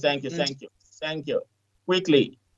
So now, like I said, another theory is this spend and tax hypothesis. You can read it in the paper, and another is tax and spend hypothesis. But then, quickly, just to show you, this is the data I was talking about. I did a small linear multivariate model. First, I use vector error correction model to look at the impact. I want to look at the long-run causality test and short-run causality test between the government expenditure and the government revenue, and I used inflation and real GDP as a control variable. Now, again, I used to Yamamoto model. It has a lot of, advantages. You can read on that. But however, for the data, all the unit truth tests confirm that data, they are high, one stationary, and the structural breaks coincide. With a global event. In other words, structural shocks might affect the economy. When we look at the co-integration analysis, I use Johansson reduced rank method. It shows that you will find that there is a long-run relationship between government expenditure run interactively with government revenue. Now, this one just to show you, the first step is to show you how I selected the optimal lag and the Johansson co-integration test. But then this is the main result of the VECAM. Straight, the first thing you see is the error correction terms, the lag variable, they are highly statistically significant. What does that show? It shows that contrary to Cavasian theory, there is a possible long-run relationship between government revenue and expenditure for free state service. But however, models were built, two separate models, one for government revenue as an endogenous model, as an endogenous variable, whereas government expenditure as well as an endogenous variable. Now, another thing I want to show you is that the dominant variables here are significant at 5% level. What does that mean? It means that external shocks or effect will influence the level of government expenditure revenue in the free state, and that is a huge one, which we wouldn't normally think of. Now, what is that effect? What does that imply? It implies that policymakers need to monitor global and national events with risk-coping mechanisms that ensure economic growth and own revenue generation. But then again, you can look at the post estimation diagnostic effects. We do not have any spurious. We are free. The model is free from serial correlation, heteroscedasticity. But then this is just to show you the stability of the model. If the blue line is outside the true band, then it means that the models that were built are not actually stable. Now, this shows that the model, the VECAM model, is stable. Now, when we look again, we look at the short-term causality test. We could find. What do we find? We find that there's a short-term causality between government revenue and expenditure in some cases. Well, you can read further on it in the paper. Here, I go to the Choda Yamamoto effect. Is a standard VAR model that has been augmented. But however, as you can see, most of the results of the Choda Yamamoto actually corroborate the result of the vector error correction model. In other words, there is a long-run and short-term causality between government expenditure and revenue running interactively through the real GDP and inflation. But then, overall, what do we find? Number one, our results support the fiscal synchronization hypothesis. Is the one underlying government expenditure and the government revenue. In that case, what is it that governments must do? Government policymakers in free state cannot just cut because they feel like it to cut expenditure or they want to cut surcharges or reduce levies. It's going to affect the economy. So number one, in order to deal with the fiscal imbalance, I have a graph on that, which I drew myself. To deal with fiscal imbalance, they have to be very careful in the way they cut expenditure or they increase revenue. First of all, the provincial treasury, of course, should adopt and enforce rigid fiscal measures to implement credible budgets and eradicate fruitless expenditure to reduce fiscal imbalance. Another thing that we find in the paper is that you find that government revenue and expenditure for free state is actually strongly. If you look at the result of the vector correction model and Choda Yamamoto model, and provincial government revenue and expenditure are actually dependent on the economic growth and inflation in the free state. Now, what does that actually mean? It means that policymaker has to be extra conservative when they want to handle the budget in terms of shifting funds from either one department to another. They must think what will be the effect on the economic activity. And again, policymakers need to accommodate fiscal measure, to use accommodative fiscal measure to raise revenue. And if there's any further question, please, you can see the paper. It's a published paper already. And the full manuscript is available as a working paper. Thank you very much for the opportunity. Thank you so much. Thank you, Dr. Omoshore Jones. That was an extremely interesting and very relevant paper, especially for people with sizable capital budgets. I think that there will be a lot of requests for your paper aside. I believe, as you say, it's published already, so I'm not sure if we will be able to find it ourselves if we do search for it. But for some reason, when you started talking, that's when the rivers opened of all the questions and comments. So yes, there's something about your paper, Dr. Jones. However, I do find it very interesting that there is a definite relationship, an improved relationship between government expenditure and and the economy and government revenue, and economic activity rather, and government revenue. So thank you very much for that. I don't have too much time to comment. I think we're significantly over time for this panel. And so I will be handing over to the program director, but I would just like to touch on some of the key things that came out of some of the papers. The first one was the importance of the arts sector. It was important. It was interesting to see how valuable some of our art assets and our art produce is on an international scale. The investment value of the arts sector and what this means to empowerment of people with low and medium and high skills as well. What this means for women as well. It was quite an interesting paper. I know it focused on COVID-19, but I think just the value of the arts sector itself came out quite strongly for that. So I would encourage people, especially within the public sector, to read that paper again specifically. Secondly, Dr. Kutsi's paper was also very interesting. Particularly the methodology. His methodologies are always so innovative, and some of the code that he did say that he's able to share his code. So if you are interested, please do contact him.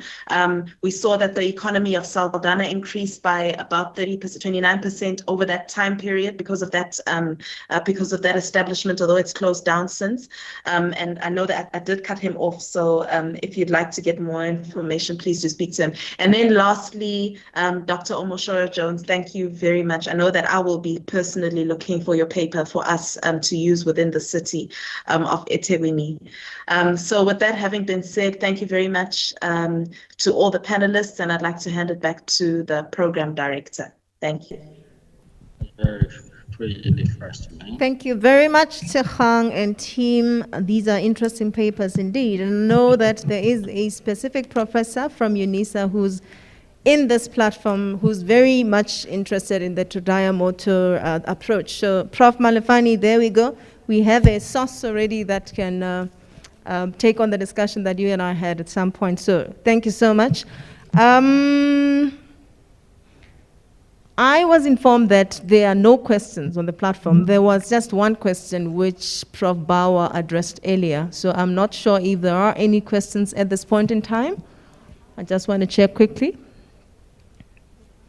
Okay, I'm told that there are questions now. So, okay.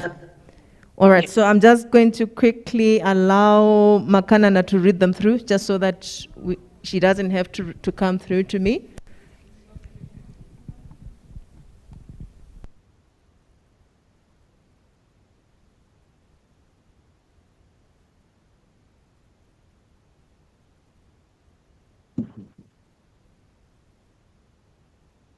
Do not have time to go through set up a much varied model. Okay, just 1 second.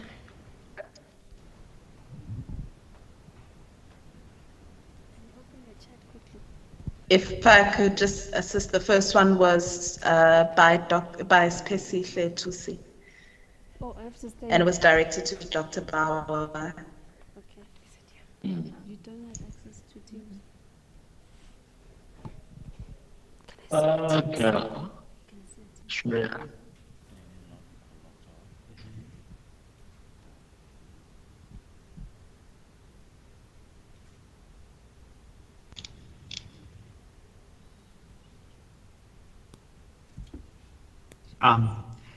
colleagues, if I may just quickly answer that question, I think the question would be basically is about the detailed classifications and how it relates to StatSA classification code.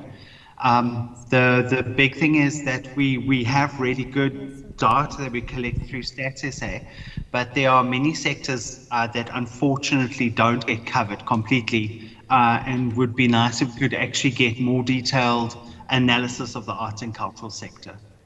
But your StatSA is very good, but we do still need more detail. Thank you.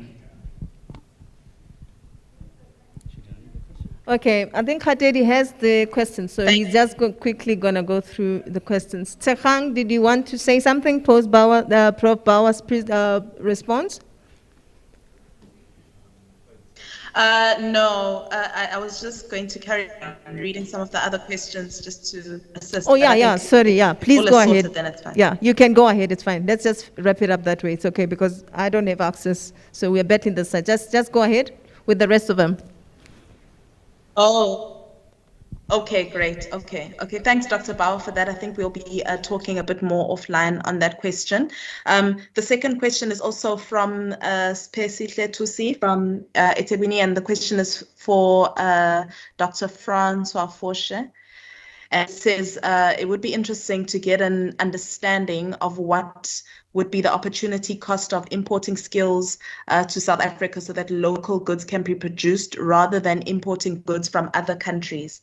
So what would be the opportunity cost of importing skills, I assume, of producing those goods that are currently imported, as opposed to importing the goods from other countries? I will read all the questions and then hand over to the people just for the sake of time.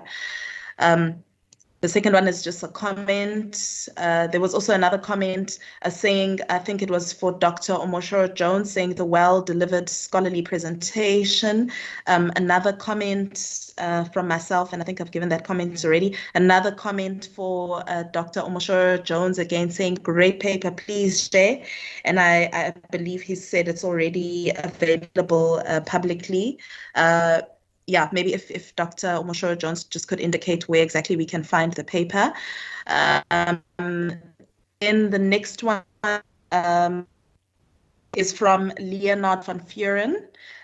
He says, thanks for the very good and quality papers of the 4 presenters. I assume that's including Dr. Francois Fosche. He says some of it is pioneering work. Is this research and are the findings shared with the policymaker and utilized for economic policy purposes? Well, so I think that's more of a compliment. And I'm not sure whether he's asking if the research and the findings have been shared with us already. The next one is, again, a question. Are we to get the slides, or not the research itself, but the slides? So maybe if the presenters can indicate through the chat section, if they are able to share the slides with us, or at least with the program director. And then a question from Kanya Fagude for Francois again. Is it possible to assume that the import of intermediate inputs is beneficial for economic development through technology transfer? So yes, and then the last question, okay, there are quite a few questions. I'll try and go a bit quicker. From Yakumosen, he wants to know, why did Clive use OLS and not co-integration techniques? The Free State paper is very interesting, but his problem, this is for Dr. Omoshoro Jones, is that provinces are not allowed to raise taxes. Revenues from health, car registrations, gambling, etc. Do the results still hold, given that, given the statement that he's just made? We should also distinguish between consumption expenditure and investment expenditure, which makes a huge difference. And Dr. Jones, you may also want to assess the asymmetric impact of perhaps do a shock analysis, IRF and VDC. I'm sure Dr. Jones can see so. Dr. Jones has responded already, so I'm not going to go into that. And then somebody has responded. I think it is Dr. Bauer, saying he's willing to share the slides. So I guess the request is that the slides would be shared with the program director so that, or with the admin team, so that they are able to share with everybody at the same time. So I think there are some questions for Francois to respond to. I'm not sure if the program director would like Francois to respond now or to respond later. And then also Dr. Kutsia had a couple of questions as well directed to him. Okay, thank you so much, And Tsekgang. Oh, sorry. Thank you so much. Just to indicate that Francois had to leave. He had a lecture at Gibbs, so unfortunately he's not around. But if it is of interest, we will definitely have to email back the questions to people who asked specifically questions that require his responses. So if we can allow Clive. Clive, are you in a position to respond immediately?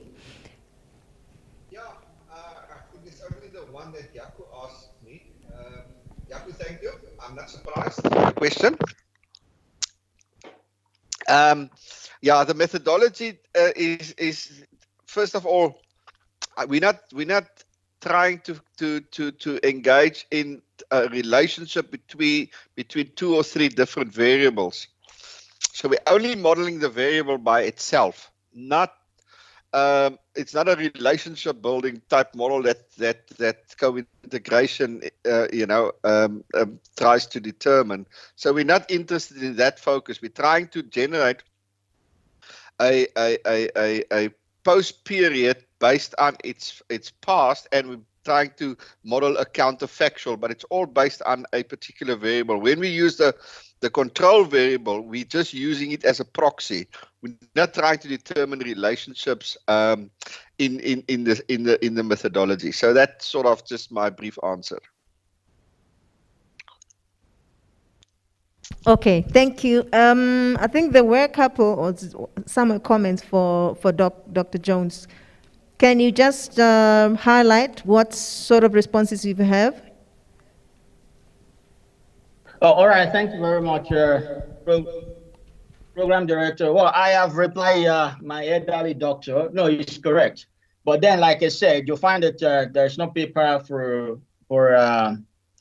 at provincial level. Now, in that case, you can use, surcharges and levies, like he rightly suggested, as a proxy for government expenditure. But then in this case, we are looking at total expenditure because remember, in South Africa, there's a data paucity for at provincial level. So if you want to use disaggregated data on consumption expenditure, government expenditure, I can assure you, you can try, but it's likely that you might not get anywhere and the model is likely to be exclusive.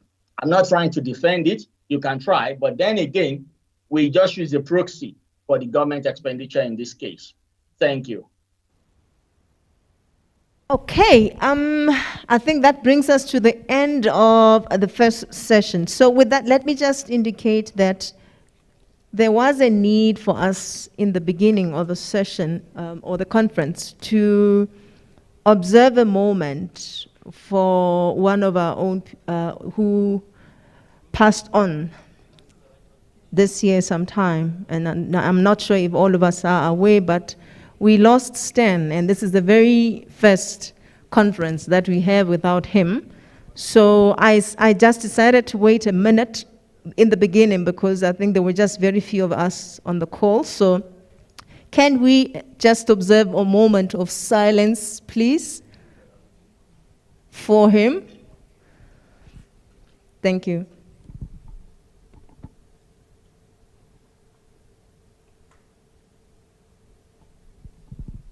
Thank you, colleagues. I think we can proceed. We are going to proceed to Mr. Andrew Neil. I hope he is online. Oh, yes, I can see him. Sorry, yeah. I didn't realize because the screen is right behind me. So Andrew is heading the research team at the City Support Program.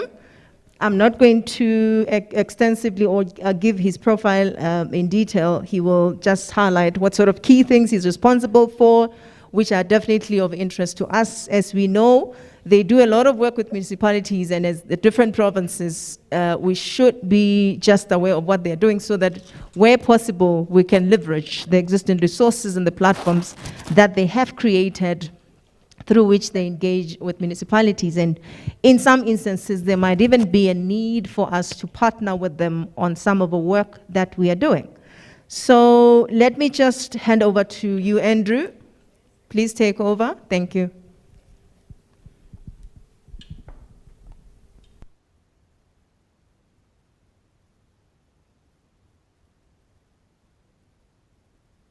Andrew, please go ahead. Can you hear me?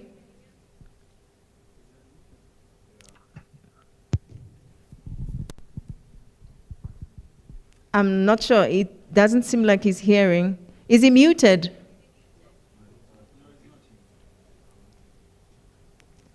Colleagues on the remote platform, can you hear me?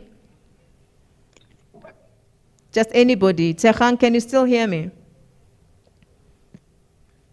I can hear you loud and clear. Oh, okay. Okay, thank you. Hello?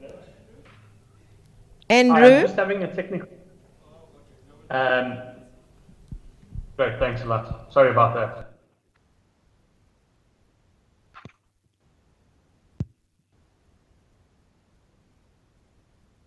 Okay, so it's fine, Andrew. You can go ahead, please.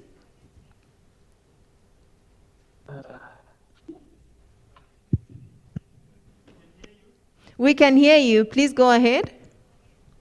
Unfortunately, my laptop's frozen. I can't even see my presentation at this point. Can you hear me? Yes, we can hear you. If you just give me a few moments to sort this out, I'll be with you. I'm not quite sure what has happened. It seemed to have been working perfectly fine until I got spotlighted. So I'll just try and get it working. But I mean, just by way of background, while we're waiting, I've been supporting the economic development components of the city support program, specifically in the project to mine the administrative anonymized tax data, and I mean with a specific focus on spatializing this data and making it available to municipalities. Now the city support program obviously is focused on the 8 metros, so our work to date is focused on them, and we've actually made the data available to the 8 metros. We're currently still in ongoing discussions with SARS about making the data available more widely, but the priority really is around protecting taxpayers, individuals and firms anonymity, and making sure none of their highly sensitive information is jeopardized or compromised, as well as making sure that we are within the frameworks of POPIA. I don't seem to be able to do anything here to actually, my computer seems to have completely frozen. So I'd like to just restart quickly so I can actually get to my presentation and actually start working through slides, because it's quite important that we do that. So I'm not sure if you can just give me a minute or two to actually restart my computer.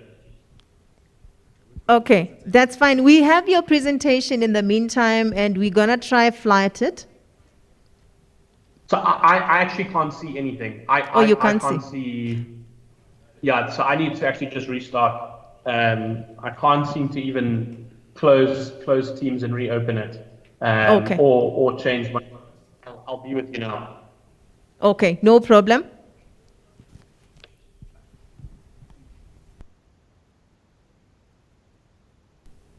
Colleagues, I suggest that we take a 5-minute leg stretch break, if that is okay, just to allow Andrew back into the meeting. I think that should suffice. 5 minutes, and then we will start. Thank you.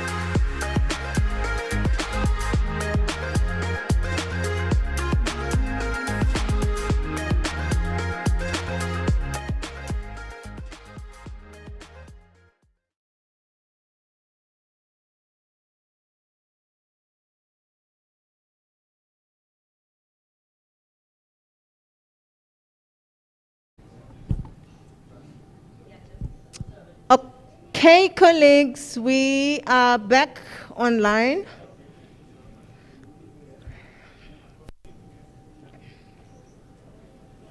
Okay, Andrew, are you sorted? I do hope that you're sorted.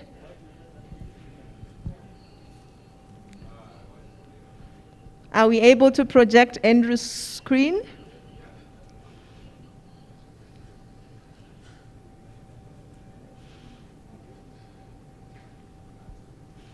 There we go. Please proceed, Andrew. Great, thank you very much. So I've introduced where the CSP sits within this project, what I've been doing, and what we really were doing with mining this anonymized administrative tax data and spatializing it. So I'll take you through a bit of the detail around that. Sorry. So I mean, I think most of us here are aware of the gap in economic data, particularly at a sub-municipal level, with most data sources either at higher levels above municipal level, not accounting for the head office effect, or other data provided by private sector service providers that's often quite expensive and disaggregated from higher level publicly available data sets that use black box approaches that you can't quite account for in any of your work. So, since 2015, SARS, in partnership with National Treasury, as well as the United Nations University for World Economic Development Research, they've been hosting a secure data center at National Treasury in Pretoria, where they are hosting the administrative tax data that's made available by SARS. That is actually available to researchers or any interested parties who can apply to gain access to the secure data center in Pretoria. Data in the secure data center includes information on individuals, firms, customs, and VAT, and there's additions to this data set from the kind of host of various administrative tax data that SARS does collect that are added to this on a continual basis. So really what the city support program wanted to do was mine this administrative data, see if we actually can aggregate it, spatialize it, and start to get a sense of what is happening economically across the country with a specific focus on the metropolitan municipalities. We've prepared output data which has already been shared with the metropolitan municipalities, as well as published reports, and as well as developing a framework to kind of ensure that this data can be continually extracted on an annual basis for everyone to use and be made available to different municipalities. So just to give you a little bit more background into the data set, it's really formed off the back of the IRP5 tax submission, which is submitted by all forms that are registered for tax, and even ones that aren't paying tax if they do have any employees, provided that individual earns more than 2,000 Rand per annum. Obviously, there are cases where people might not be submitting IRP5 for their employees, but it's a pretty large sample size that's pretty representative. And I think importantly within this IRP5 data set is we have a place of work address variable, which allows us to identify individual establishments and branches rather than the head office of different firms. Before we get stuck into the detail of some of the outputs and how this data could be used, I'll just give you some kind of major caveats to note when using this data and things to be aware of with what we're going to be seeing. So I mean, firstly, the obvious one is it is administrative data. It was never intended for these purposes. There's all kinds of errors and issues that get introduced through the data collection process. The way forms are designed, someone might miscorrectly fill something in one year and change it the next year. These all lead to different kinds of issues within the data. Secondly, it really only accounts for the formal sector, and that within that only registered taxpayers. I mean, there obviously are major gaps, particularly in the South African context, where the informal sector plays a major role, particularly within our metropolitan municipalities. The third one is really around the fact that the current spatialized component of the data that is available within the secure data center is postal code information. SARS obviously has full address information.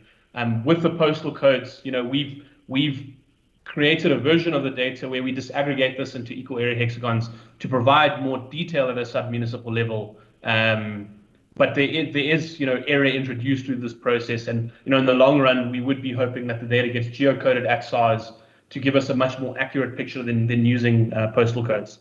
While the head office effect is generally accounted for in the data, there are a few rare instances where a major firm might report all their employees at a head office, and you can see this when you are actually going through the data in a couple cases. The next is just around, some of the data is supplemented with information that's reported within the secure data center at a firm level, as well as customs and VAT information. This data is actually reported at a holding firm level rather than at a establishment level. And so, we incorporate several approaches to disaggregate this data, but it's not completely accurate with some of that firm reported information. However, the employment data is representative of what you would be seeing at that localized establishment or branch. There is a data lag here with the data transferred from SARS to National Treasury, and then some of the data sets having periods to mature based on when someone submits their firm level tax submission versus their IRP5 or ITR12 forms. And this means that some of the data has up to two years, but for the most part, the employment data only has a lag of 1 year. And then I think most importantly, in order to protect the anonymity of the individuals and firms within the data, we mask aggregations of the data where there are less than 10 individuals or firms reported at any aggregation. What this means is that when we aggregate the data by multiple variables, we start to see high levels of data loss. And so we try only aggregate it by single variables at a time to kind of get the best picture of what is actually going on within each of these variables. But obviously, anonymity is a priority. So just to give you a bit of a breakdown before I show you some of the outputs that we've been generated, which are very descriptive, but based on your specific use case or framing, you might have more specific ways of using this data or relating it to a specific policy question or a specific spatial planning exercise that is being conducted at a municipal or provincial level. So, I mean, the data really has a temporal component, which falls into two groupings.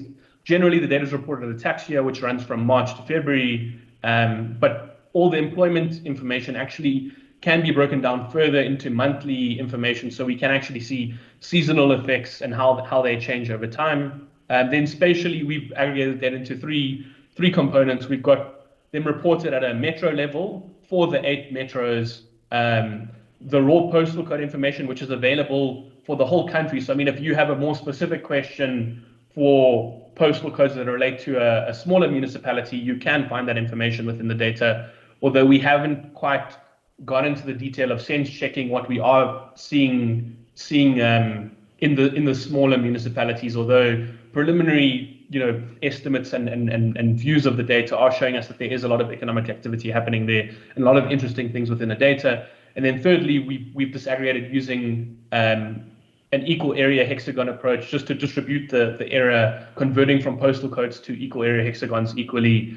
There's a lot of detail and methodology around how we did that, and that'll be included in the methodological documents that do accompany the data. And then the data really is broken down into two major types of variables. We've got the employee-related variables, which consist of industry variables, which are status as SIC5 categorization from a 1 to 5 digit level, with the obvious caveat that as you go to more detail, you have to mask more data, and so you lose detail as you go to the 5-digit level in terms of anonymization. We also have wage bands, age groups, and gender information, and then we've also calculated median income based on our various aggregations as well as Gini coefficient. Then for the establishment and branch level information, again, we have the industry information as well as turnover.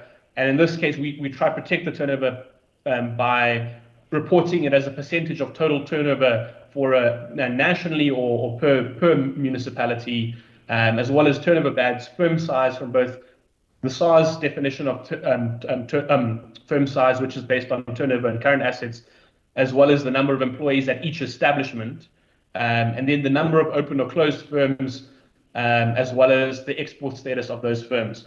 The plan is in future iterations of this work for additional components to be added as more work is done deep diving into the other data sets that are available, new data sets that do get added, as well as just seeing where there is additional value that can be added, or changes to tax forms. So what I'm going to do now is take you through some of the sample outputs that we have generated as part of the reporting and kind of general descriptive analysis that we've been doing. I'm going to go through them quite quickly. Feel free to ask some questions about specific ones, and I can take you through the detail in the Q&A. But I'll try and move quite quickly through these. So the first image we're going to look through here is just overall kind of metro level statistics on the top left image here is looking at number of full-time equivalent employees per metro and the number of firms per metro in the bottom left there. What we have on the right is actually the percentage change in those variables, both the top and the bottom, which just allow us to kind of compare them and how they are changing, from a growth perspective. I think unsurprisingly here, we know that City of Joburg is the economic hub of South Africa, followed by Cape Town, with eKuleni, eThekwini, and Tshwane following after that. And we can kind of see that all of them, regardless of whether you look at it from an employment perspective or number of firms perspective, have been increasing at a decreasing rate, with some of them actually decreasing, particularly in the 2017 tax year for the firms here.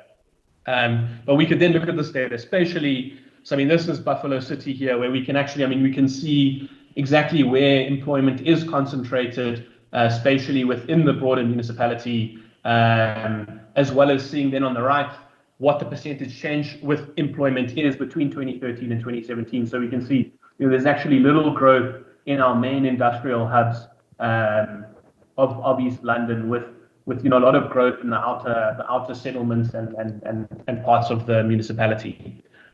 We could do the same thing with eThekwini, but firms, and I think we can see that traditional economic corridor running from Prospecton, Isipingo, all the way up to Mklanga, and then inland from Westville, Pinetown up to Hillcrest. But I think the other thing to note is kind of seeing how the change in growth in the number of firms is, and I think this is kind of signifies something more interesting here, where there's actually very little happening in the CBD, with most of the growth happening in Mklanga, Dube Trade Port, Tongaat. But again, depending on your framing and what you're interested in looking at or monitoring, you can start to use this data to provide some really interesting insights and inform a lot of policy. We could also look at this from a wage band perspective. So these figures are showing us the wage distributions for each of the metros, as well as then for eThekwini, the changes over time.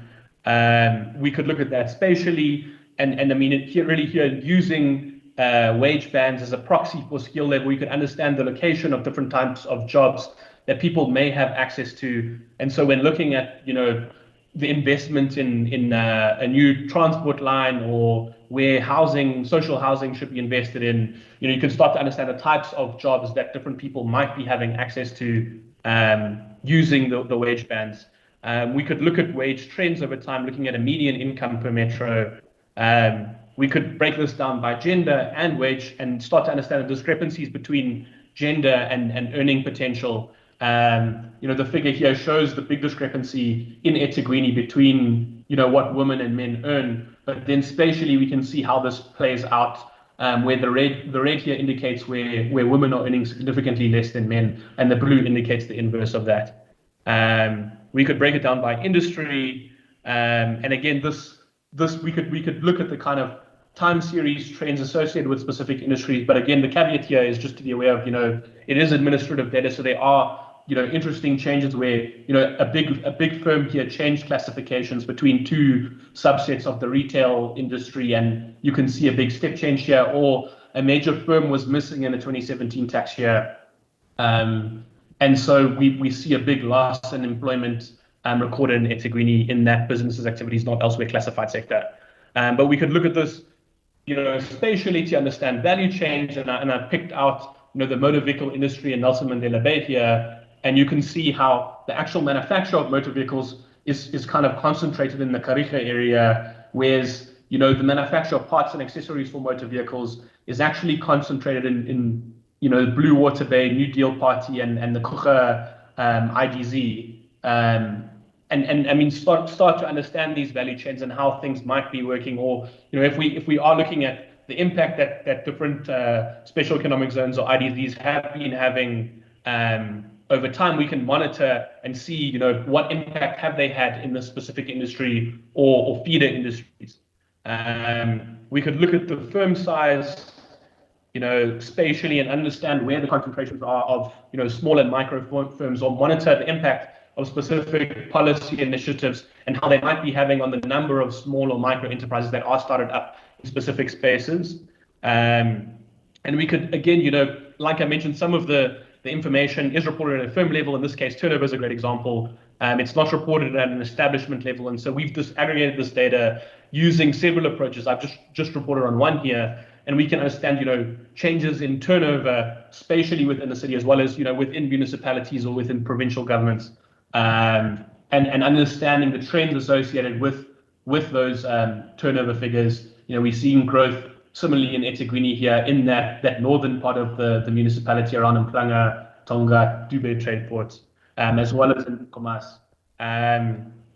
So before I kind of close out, I just wanted to bring us back here just so you could again have a look at what's included in the current iteration of the data, to start thinking about what could be used. But again, I wanted to reiterate that additional components are going to be added to this as the data is continually created and extracted on an annual basis based on what new information is available within the secure data center, as well as maybe changes to the tax forms. So to kind of close out, I just wanted to note a few things. I mean, firstly, this data has already been made available to the metropolitan municipalities. We are currently in discussions with SARS to make this data available to a broader community and hopefully on an open data platform. But I mean, obviously, the protection of this information is incredibly important. So we want to make sure that is in place, and there's no way you could potentially identify any individuals or firms within the data. Phase 2 of this project will be continuing with the HSRC, and they're going to be focusing on continuity of the reporting, as well as institutionalization of the data, and making sure this is a resource that is continually available to everyone. I've already mentioned that SARS has approved sharing with the metropolitan municipalities for now. We're hoping we can share it with the broader community soon. Available with the data are all the code and analysis used to create it, detailed methodological documents explaining how we've broken the data down, how we might disaggregate different variables, some of the limitations to them, and how that might be important to your specific framing based on the policy or planning question that you may have, detailed metadata, as well as longer term recommendations. And then I just wanted to touch on a couple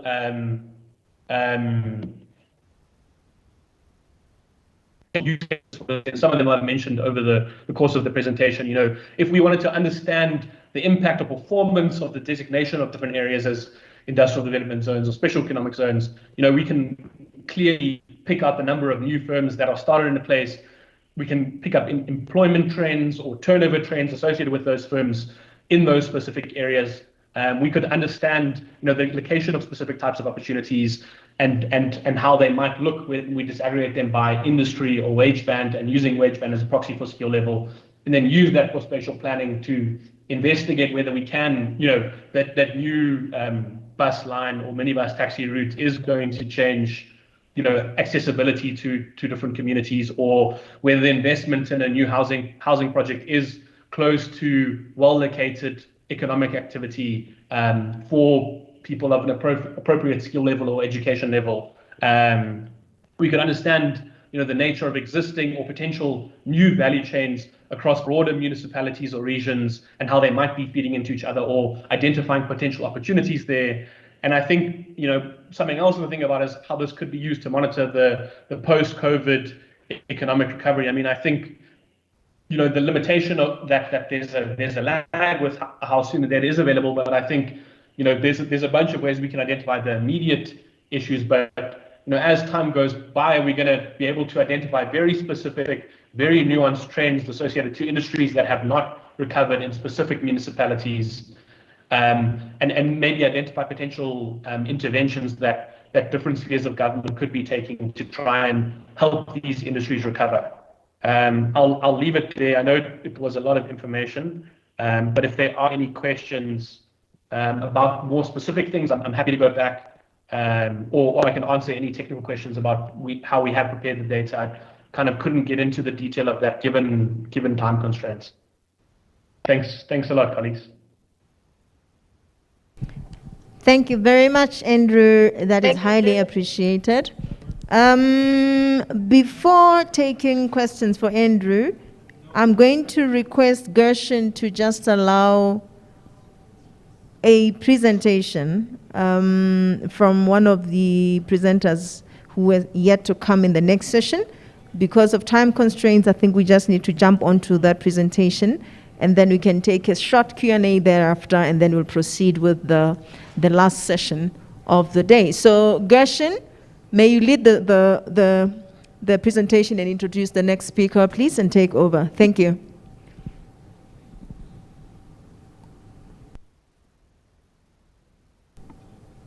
Cape Townians, are you there?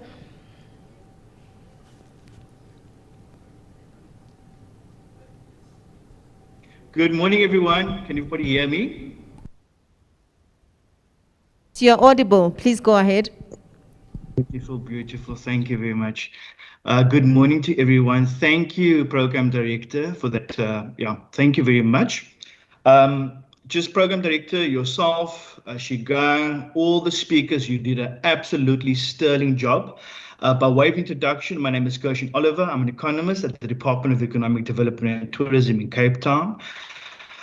Just very, very quick house rules. I'm not going to speak to that. Shigang, you beautifully spelled it out to everyone. Just importantly, also just please stick to your timelines. We are running very, very short.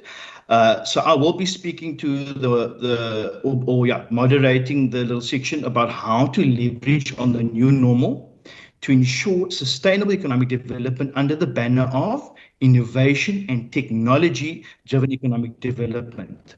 So in terms of the sequencing of the speakers, and Bukang alluded to this, we are going to do a bit of a shake-up of the program, okay? So we are going to be asking Mr. Joe De Beer, the DDG of Economic Statistics at Stats SA, to speak to us about providing insightful data in a COVID world.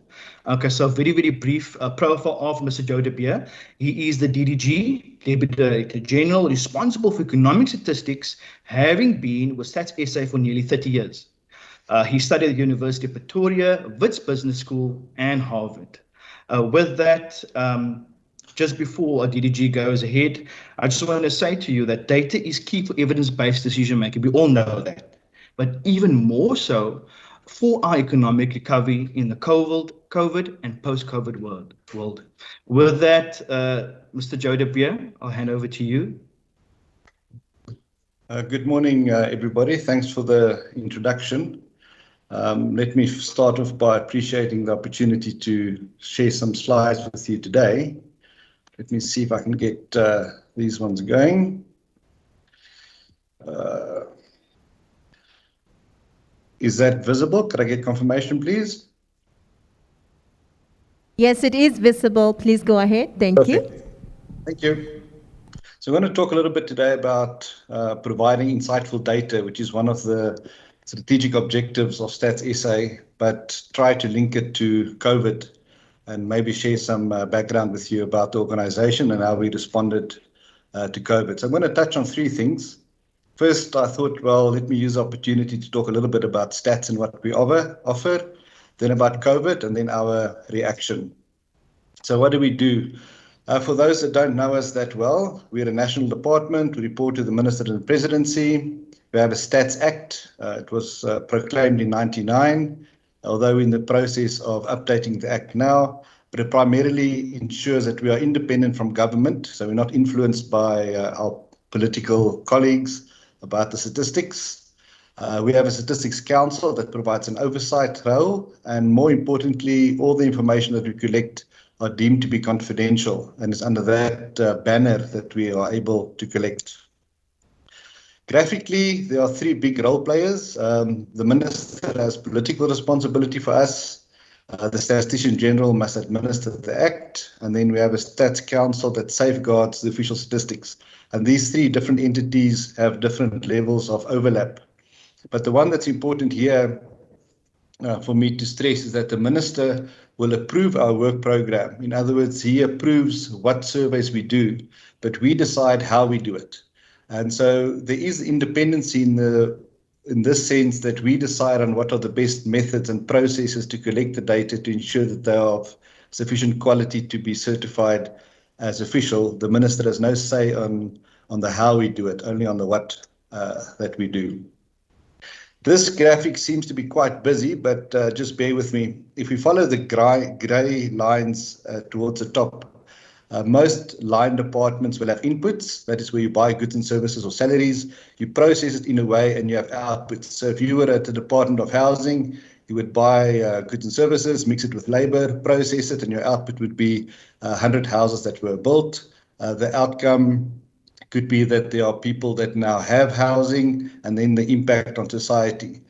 But where does stats and official statistics now fit in? We are more towards the part of measuring the outcomes and in a way a little bit the outputs from different departments.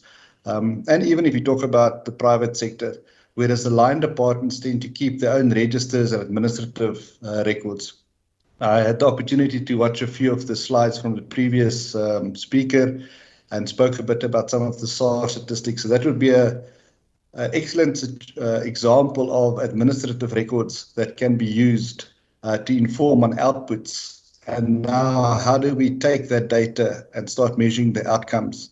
And where do we overlap with maybe the researchers or the policymakers that want to talk about the impact and policy analysis and research? So there's always this sort of jockeying for positions between the data that you would find from a line department, whether it's crime statistics, education statistics, what becomes official statistics, and then how that feeds into measuring the impact on society.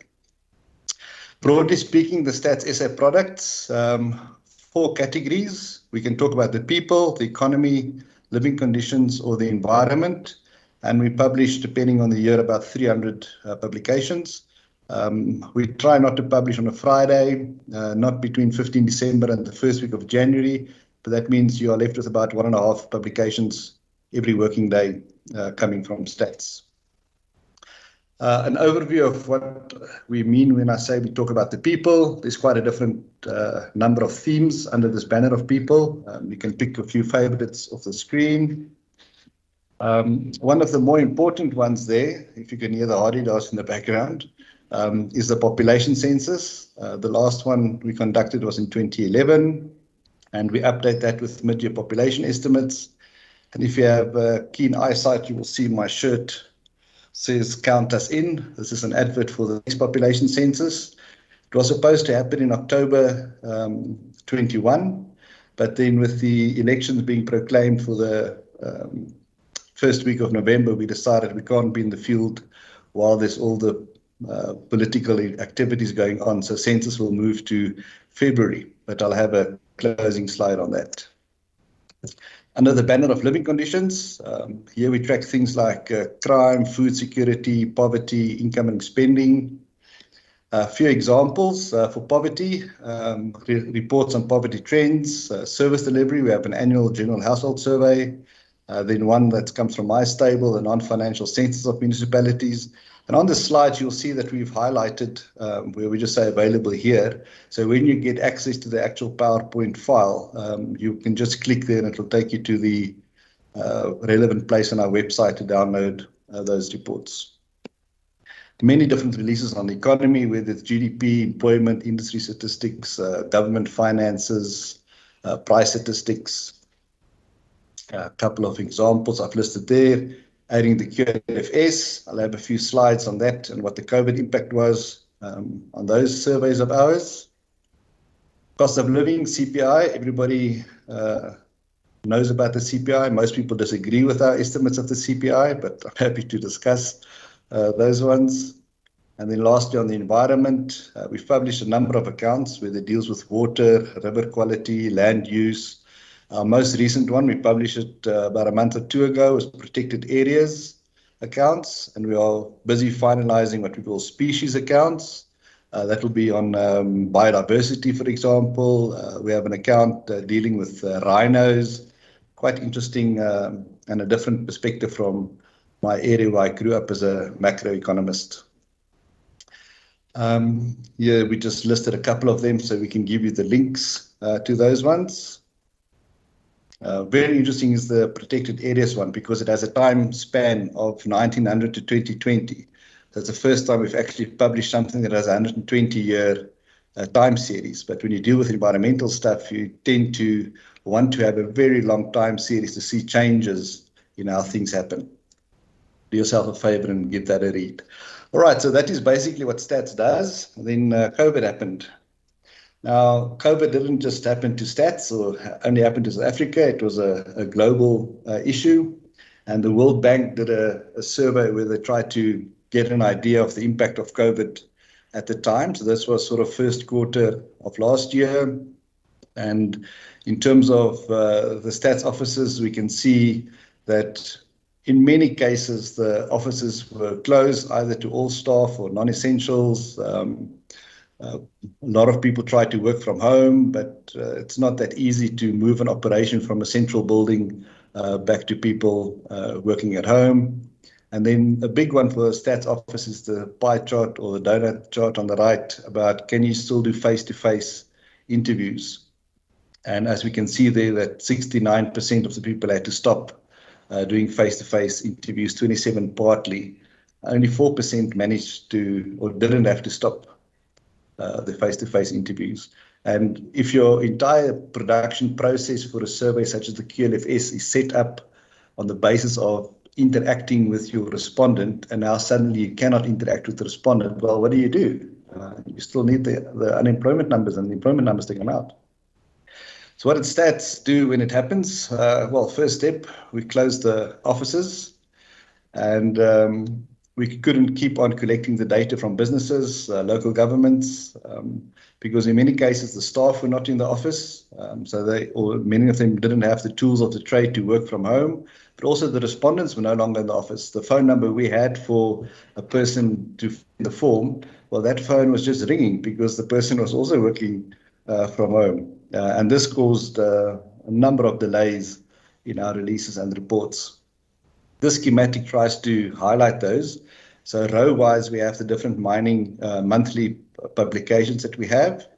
And then the columns are the scheduled publication months. So if we take the first column for March 20, we can see that there were 0 days delays with those monthly releases.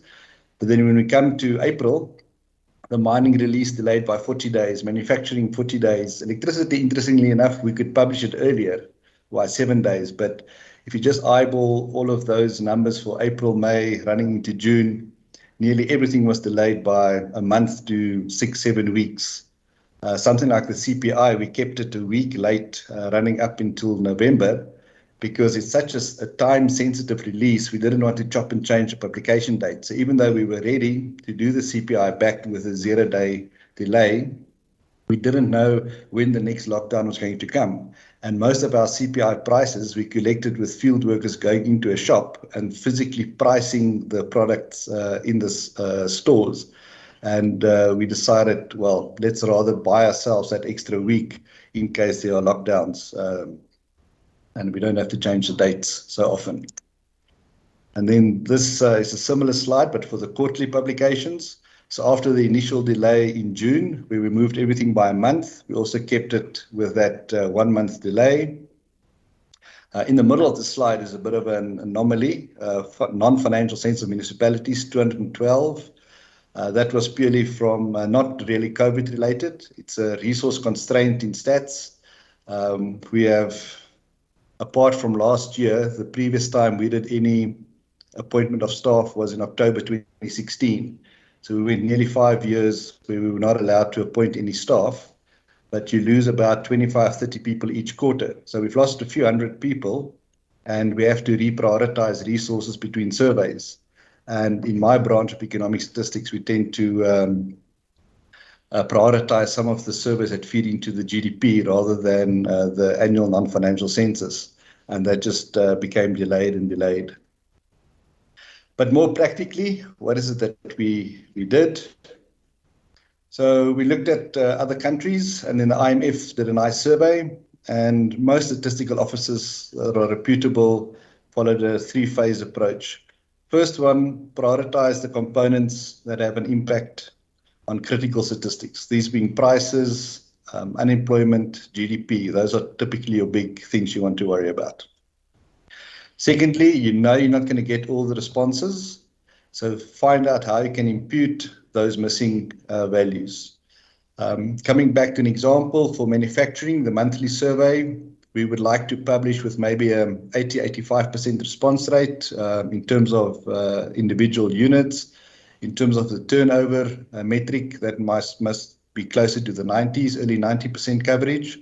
But now if you can't get hold of the manufacturer, how are we going to impute these values? A couple of different statistical techniques that you can use, but that leads us to the third point, is that tell the users how you're making these imputations.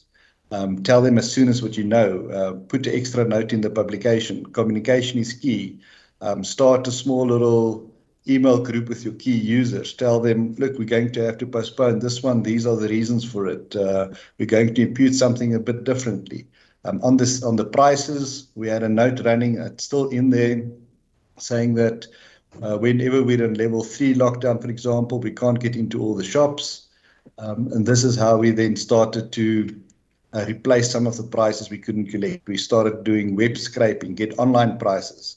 But now weakness of web scraping for online prices is that if I take a price from a store that has multiple branches, that online price typically is the recommended price from head office. But in our own experience, the individual stores often have different prices from that one. So you start losing some of the price differentiation that you would have across the country. And if you don't have field workers, it means that the entire country gets the same price point for that variable. So that decreases the quality of your provincial CPIs because you only have a differentiation in weight, no longer a differential in the actual price observations as well. So we reprioritized activities, moved people around. We had to get different approaches for data. In the case of the household surveys, we couldn't do face-to-face anymore. We had a look at our sample of the QLFS. Typically, we would design a sample like that for maybe 30,000 households to be representative on a provincial level. So then you try to find out for those households, which of them have valid and working phone numbers. So you can at least contact people by phone and try to get the survey going. But that also comes with complications because your sample now becomes much smaller. So what does that say about your coefficients? What's the accuracy of the survey now? And then also, if you have a face-to-face situation, you might still entertain me for 15 minutes if I stand in front of you with my clipboard and a paper form, or I capture it on an iPad. But if I call you on the phone, it might not be a convenient time for you. And after 5 minutes, the respondent starts getting a bit agitated about how long is this now going to take? And you keep asking me these questions. So the telephone approach was the best that we could come up with, but it also came with its own weaknesses.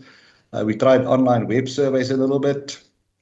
We tried to introduce new experimental surveys that we sent to companies and to households.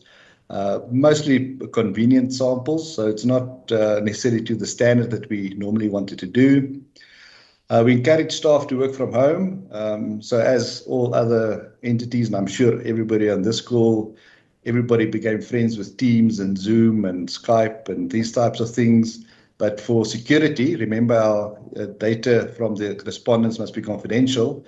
You have to make sure that you have a proper VPN set up. Confidentiality of the data. You can't just email everything to your Gmails, but the moment you open up what else do you put into place for security of your own internal network? Moving staff to work from home, easier said than done. It's fine for staff that had notebooks to start off with. Some of them had their own uncapped fiber at home, but for others you could arrange SIM cards that you could load with some data. But many of the staff and the bulk in economic statistics, my branch, still worked on desktops. Now, it's a logistical nightmare to get somebody's desktop with screen, keyboard, all of that moved to their places of residence, especially if the staff members use public transport. I mean, big security issues with that. And then when the level of lockdown changes and we say, no, more people should come to the office, I'm not going to move everybody with their desktops and notebooks back into the office. In Econstats, I've got a staff complement of about 500 people, of which maybe 350 were on desktops. And moving 350 assets in and out as a government employee is a nightmare that we try to avoid as far as possible. So once my staff were working from home, I just kept them there and issued them with data SIM cards every month. Communication as well, like we said, but the silver lining was we've been talking for years about we need to be more agile and work from different locations, and do we need our district offices or can we do that from a province? And suddenly COVID happened and we had to start thinking on our feet and implement a lot of the technological changes we wanted to do much faster. So there's a joke going around in statistical offices, luckily not only in stats, that the driving force behind technological innovation in the stats office is COVID and not the chief IT officer. I have a small case study here that I've spoken to a little bit already. It deals with the QLFS, where we then moved to a telephone basis, but it has its own limitations. And it introduced something new that we had to do for the surveys, and that was to do a bit of a bias adjustment to the surveys and see how that goes. I said that one of the things we did was to introduce new surveys. There are 5 that I can quickly speak on. We call them rapid response surveys. We did one on health, employment, mobility, then a business survey, and a weekly scaled down CPI version. Let's quickly look at these. So the health one was experimental in the fact that we aimed it at any person who wanted to participate, 3,591 people in the sample. We asked that in the third week of April, and it brought out type of information like this. Now it might seem outdated for us because, okay, so 90% of the people left home to go to the grocery store. But remember, this was in April last year. This was the first month of COVID. Now I could have possibly answered these questions with you without doing a survey. But back then, we were so hungry for any information to come out, and questions around pharmacy visits and place of work and the like. Second one was more a bit on employment. That ran in the first week of May. Most people had a drop in salaries, drop in income from other businesses, people losing their salaries, and that is now fairly common knowledge. The third one we did was on mobility, migration, and education, an even smaller sample, 1,300, ran for 2 weeks at the end of June. And as an example, 12% of the respondents traveled between provinces during national lockdown. A quarter of them that traveled was funeral related. Also difficult to do these surveys because you don't always do them with when the same level of lockdown is prevalent. And of course, the level of lockdown also influences behavior. 1 more minute, Chair. Sorry. Sure. Then another one we did was an online business survey. We did this in 3 waves where we sent it. The second one was the best, just over 2,000 responses. We asked questions on the normal financial variables that you would see. Most of the people, for example, had a decrease in working hours, staff had had to be laid off, etc. Let me pick up the pace a bit. Weekly price survey. During that period in April, remember we were restricted heavily on what we could purchase. So there was a big debate, are these prices now being inflated or not? So we did a weekly survey of those prices that were in the CPI basket, plus a few others, that we call then essential products, and try to track the prices of those. So as an example, week on week, that last week of April, fish and fruit increased, but a lot of the other food, the prices came down. But you can also take a month view on that and to see how specific products change their price behaviors within that month. Just to start wrapping up, if we look at the timeline of the pandemic, South Africa started 15 March, the first state of the national disaster, and we're still in a state of national disaster. And then in our view, fairly quickly after the first day of lockdown, 27th of March, it took us less than a month to come out with our first business impact survey, 21st of April. And then we started releasing the experimental essential product CPI and a couple of the others, closing the business, moving staff out, and try to be as operational as what we can. And let me finish off with a slide advertising the census that's coming. Census night will be the 2nd of February, so easy to remember, the 2nd of the 2nd in 22, or 2 of 2 in 22. We still need to get a nice catchphrase for all those twos going. And we'll rely on everybody to participate so we have some proper baseline information going forward. Thank you very much. I'll pause there, Program Director. Thank you. Thank you very much, Joe. That was an extremely informative presentation, very much appreciated. What really stood out for me is our Stats SA has actually been very adaptable and very responsive, of course, within these trying times. Also, I didn't know the quantum of the 300 publications. So yes, and then also very, very key is, since 2021, starting with rolled out in February, 2nd of February, and then of course the results is going to be available 6 months later. So we're looking forward to August. We're going to allow for very, very short Q&A session. I do see 3 questions. The first one is from Jacob. It reads as follows. Income and expenditure report was last published in 2011 due to financial constraints. However, this data has a direct impact on the provincial equitable share or budget allocation, right, particularly to provinces. Secondly, the publication of the General Household Survey has been delayed to next month. This data is also critical in budget allocation. Are there any plans to raise additional funding to conduct these essential surveys? Do you want me to go to the next question, or do you want to answer that? I think let's take all of them and then I'll try to respond. Certainly. The next one reads as follows. The low response rates in the surveys. This is from Dumasani. The low response rates in the surveys. How did you account for that? How did you account for the low response rates in the surveys? And then the third one by Leonard says that Stats SA's view on the role of IHS Market and Quantec in terms of assisting with data needs on sub-provincial level. Due data gaps and challenges of Stats SA, also your relationship with these service providers. Those are the 3 questions. I'll hand back over to you. Did that last one make a little bit of sense? I smile about it. We had a discussion with him a couple of years ago, but thank you for the questions. It's a pleasure. You're completely correct. The last IAS was 2011, and then we followed that up with what was called the Living Conditions Survey that ran 2014-15. That, in a way, is the same as the IAS in the sense that it also captures the expenditure data that we needed for the CPI weights.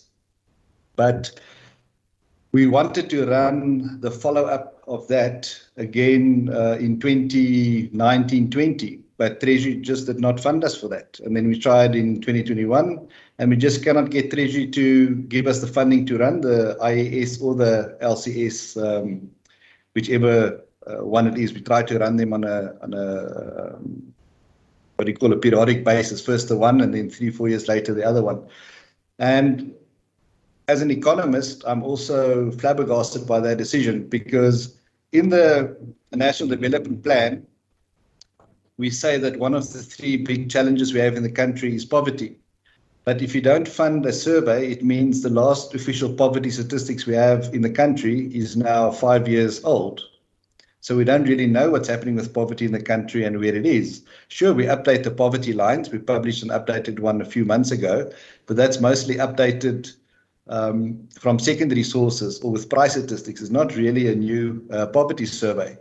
And hitting a bit closer to home, I rely heavily on a household budget survey, whether it's the IAS or the LCS, to derive the new weights for the CPI.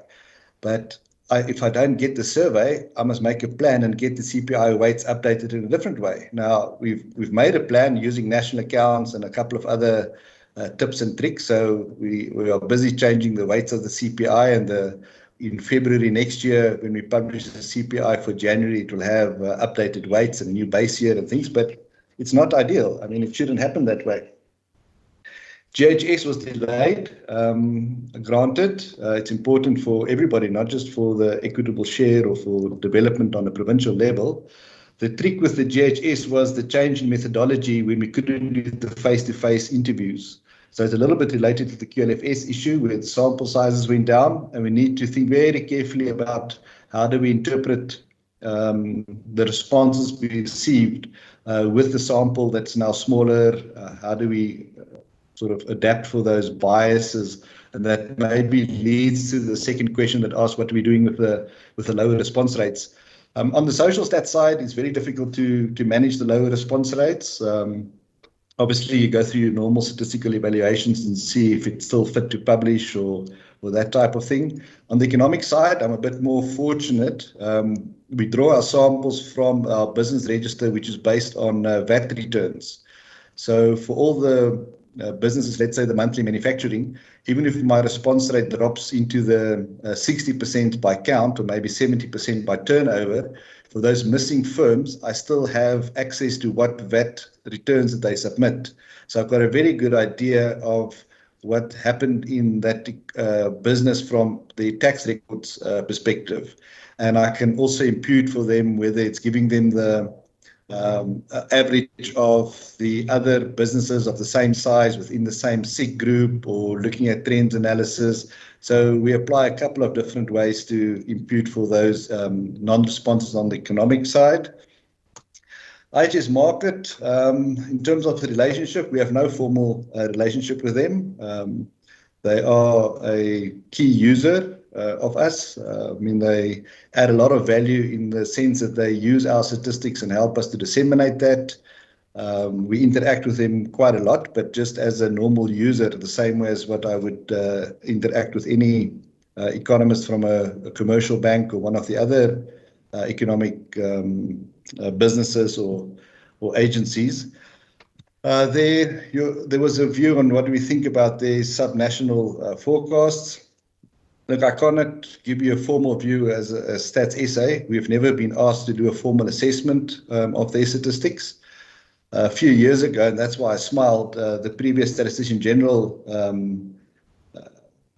at the time decided that he wanted to understand a little bit more on how the estimates of value added that they publish on a municipal level is derived.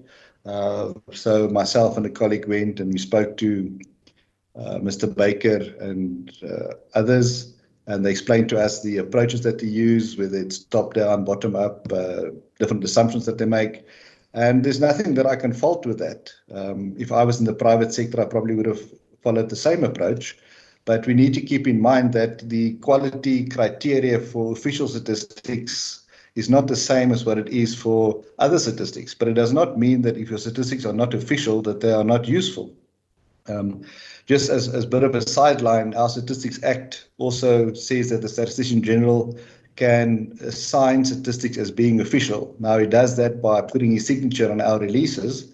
But when other agencies that are part of the National Statistics System does a survey and they want us to do an evaluation of it, then we have something called the South African Statistical Quality Assessment Framework, and it has different dimensions, 9 of them. Relevance, quality, accuracy, and each one of those have different indicators. And then there's a proper assessment that is being done of that survey. And in the end, we then proclaim whether that statistic is on a rating scale of 4, if it is official, if it is fit for use, if it is poor, whatever the case is. So the framework is there for members of the NSS, but we haven't done an assessment like that for Quantec. I fully understand when a municipality uses their data. If Stats SA can't give you what you need, well, you need to go to something else, right? You can't just do a local economic development plan and say, well, we don't have any information, so I'm not going to do the plan. You use whatever is available. My only advice would be that make sure that you have a very good understanding of the underlying assumptions and statistical techniques and collections that underpin the information that you get from agencies such as this. Because you might not agree with all their assumptions, or if the outcome of the statistics that you use from them gives you a specific policy direction, make sure that you're happy that the answer you're getting is not overly influenced by the assumptions underlying the statistics. So in short, make sure you understand the numbers and then go ahead and use them. Thank you, moderator. Thank you very much, Joe. I see that Malili wanted to ask a question. Could you kindly just put that in the messenger chat, please? Or maybe you did actually lower your hand after that. And whilst I pause for that, I don't see any typing. Otherwise, we are going to move on, Malili. We are really over time. I don't see anything in the messenger chat. Thank you very much, Joe. It's very much appreciated. Sure. We are, in terms of the next speakers, we're going to be having Prof. Costa Ofisi, Ms. Annika Motleng, and then Ms. Barbara Ziani. Just a very, very brief profile of Professor Costa Ofisi from the Northwest University. He's a full professor and acting research director with more than 15 years experience in terms of teaching, research, and postgraduate supervision. He is a distinguished academic holding at least 5 degrees, notably his PhD and Masters in Public Administration. He's also a certified assessor and moderator. He supervised to date at least 30 Masters and PhD students and numerous honor students.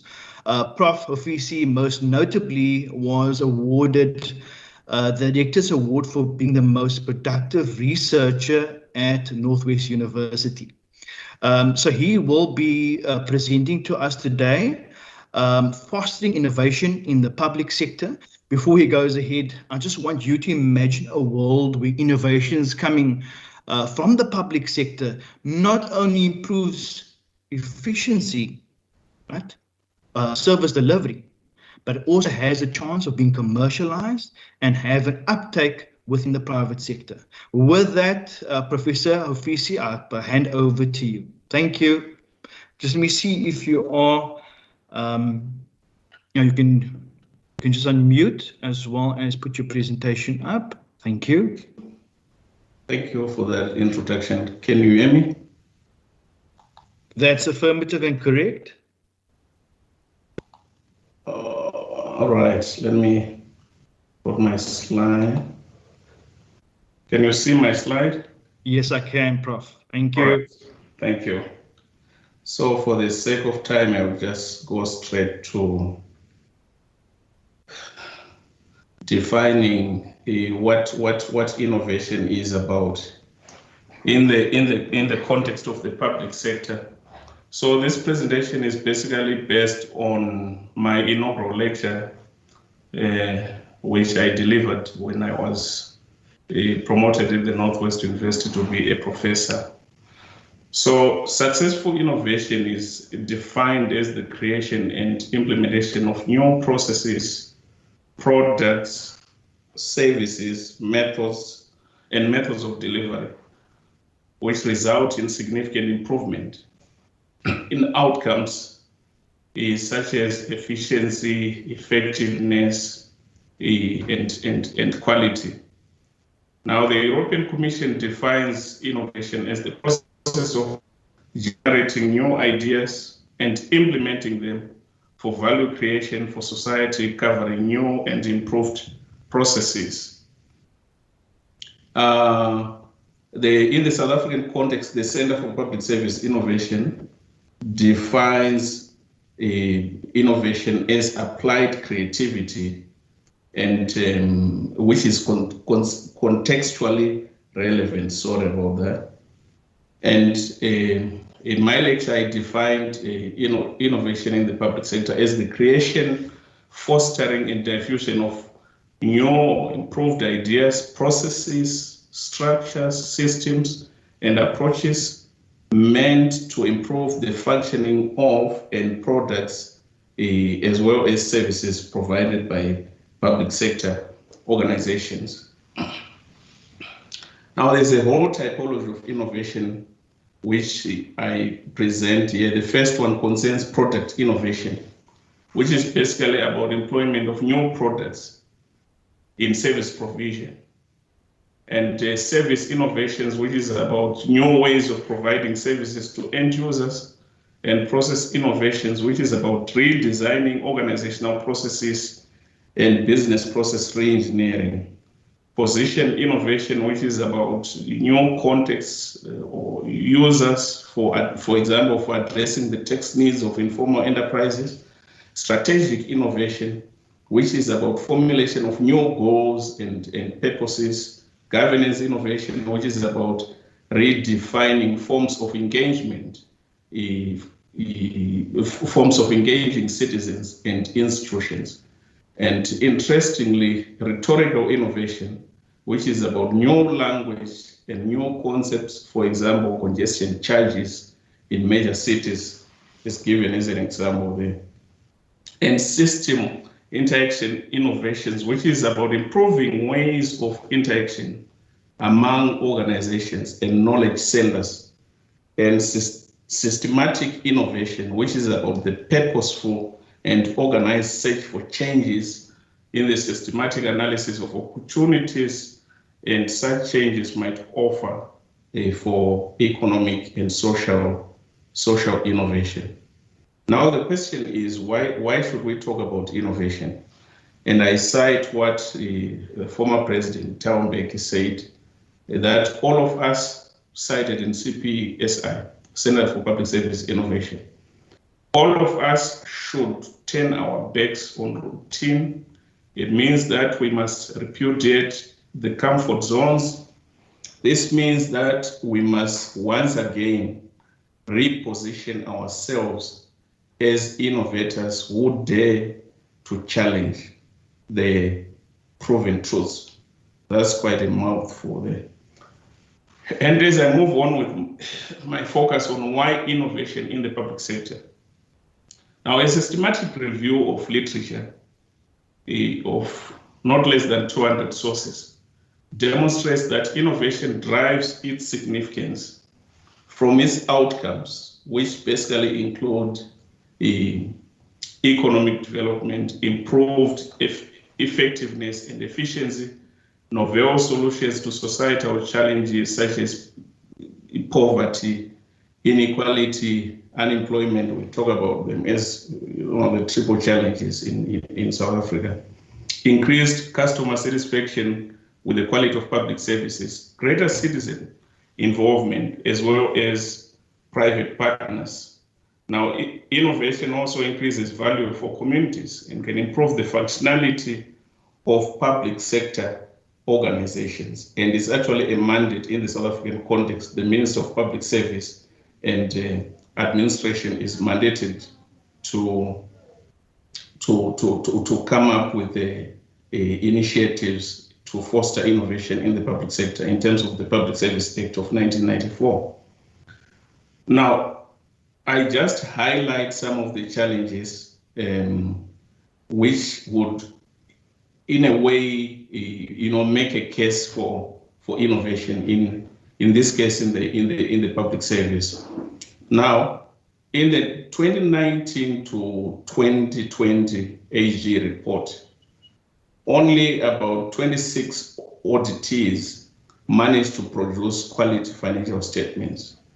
Irregular expenditure was at about 54.3 billion. Only 8% of auditees had good IT controls, 25% had good controls to ensure compliance, and 36% of auditees are fully compliant with supply chain legislation. And there's basically deterioration in the financial well-being of all audited state departments and entities. Now, the Department of Performance Monitoring and Evaluation has got some interesting findings about the functionality of government departments. About 80% of national and provincial government departments fail to comply with requirements for service provision. 83% of government departments were found to be not fully compliant on information technology governance, just like the AG found out earlier on. In monitoring and evaluation, 86% of government departments neither evaluate their programs nor use evaluation outcomes to inform strategic plans. 57% of departments were non-compliant with the Department of Public Service Administration guidelines on retention of staff, organizational design, and implementation. 52% of departments failed to comply with guidelines on human capital development established by the Public Service Commission. And in supply chain management process, 55% of the departments failed to comply with the AG's stipulated requirements for effective and efficient demand management, acquisition management, and disposal management. Now, these statistics, they make a very strong case for the public sector really to reinvent, its way of doing business. And I continue with that. Public sector innovation is the additional benefits of swift delivery of services, which is currently a challenge, as highlighted earlier on by those statistics. Customer-centric service delivery, intelligent mechanisms for high responsiveness, cost-efficient and value-driven service provision, integrated service delivery mechanisms, personalized service for improved customer experience, and budgetary constraints, and obviously global competition among various economies. Now, according to the OECD, innovation also is important in that it increases citizen and users' demand for greater transparency and accountability, citizen rights and responsibilities, increasing competition among global economies. So one of the reasons why innovation is important, pressure to deliver under budgetary constraints, shifting demographic profiles and growing expectations from customers, and social politicking, and obviously the hypersensitive media. Now, there are 4 kinds of value for public sector innovation, which concerns outcomes, which is about better achievement of individual and societal outcomes such as increased health, learning, job creation, safety, sustainable environment, etc. And services, which is about production of more meaningful, attractive, and useful services as experienced by end users, which could be citizens, business, including personalized tailor-made services to individuals, citizens, and businesses. And productivity, which is about enhancing the internal efficiency of how public organizations are managed. And democracy, basically strengthening democratic citizen engagement and participation, thereby ensuring accountability, transparency, and equality in society. Now, I just have a case study here, which illustrates some innovation in the public sector, and I'm drawing this from Estonia, which is about e-residence. Now, this country became the first country in the EU to offer, I think in the whole world actually, to offer e-residence, which is a transnational digital identity available to everyone in the world interested in managing location-independent business. Now, what does it enable the investors to do? E-residence enables secure, convenient digital services and facilitate credibility and trust online. As of 2016, e-residents in that country, makes it possible to digitally sign documents and contracts, verify the authenticity of signed documents, encrypt and transmit documents securely, establish a company online in that country, and administer it from anywhere in the world. Conduct e-banking and remote money transfers, and declare taxes online, and take advantage of a marketplace of services specifically for e-residents. Now, when we talk about fostering innovation, what does that concern? It concerns scanning and cultivation of the environment to cultivate and scan the environs which make new thinking possible. Effective recruitment of experienced innovators is very important in the fostering of innovation. Deliberate designing and testing of new ideas, provision of markets for solutions and outcomes instead of inputs, and creation of innovation spaces for the evolution of radical ideas. I've got some interesting case study coming up later, which illustrates how that works. And there I just quote some observation from Einstein, who says, if at first the idea is not upset, then there will be no hope for it. Let me continue with the fostering of innovation and how that should be done. The next one is about human resource policies, which is about focusing on awarding and recognizing innovation, promotion of networks for learning and collaboration, increasing mobility across intra and intergovernmental sectors, encouraging the free flow of information, data crowdsourcing, and open data presents unlimited opportunities for citizen engagement, and the creation of new organizational structures such as innovation labs. What does the process of fostering innovation entail? It entails how focusing on how big and important ideas are produced, and the second one concerns a process is explaining the factors why these important ideas are taken up in their diffusion within a given industry.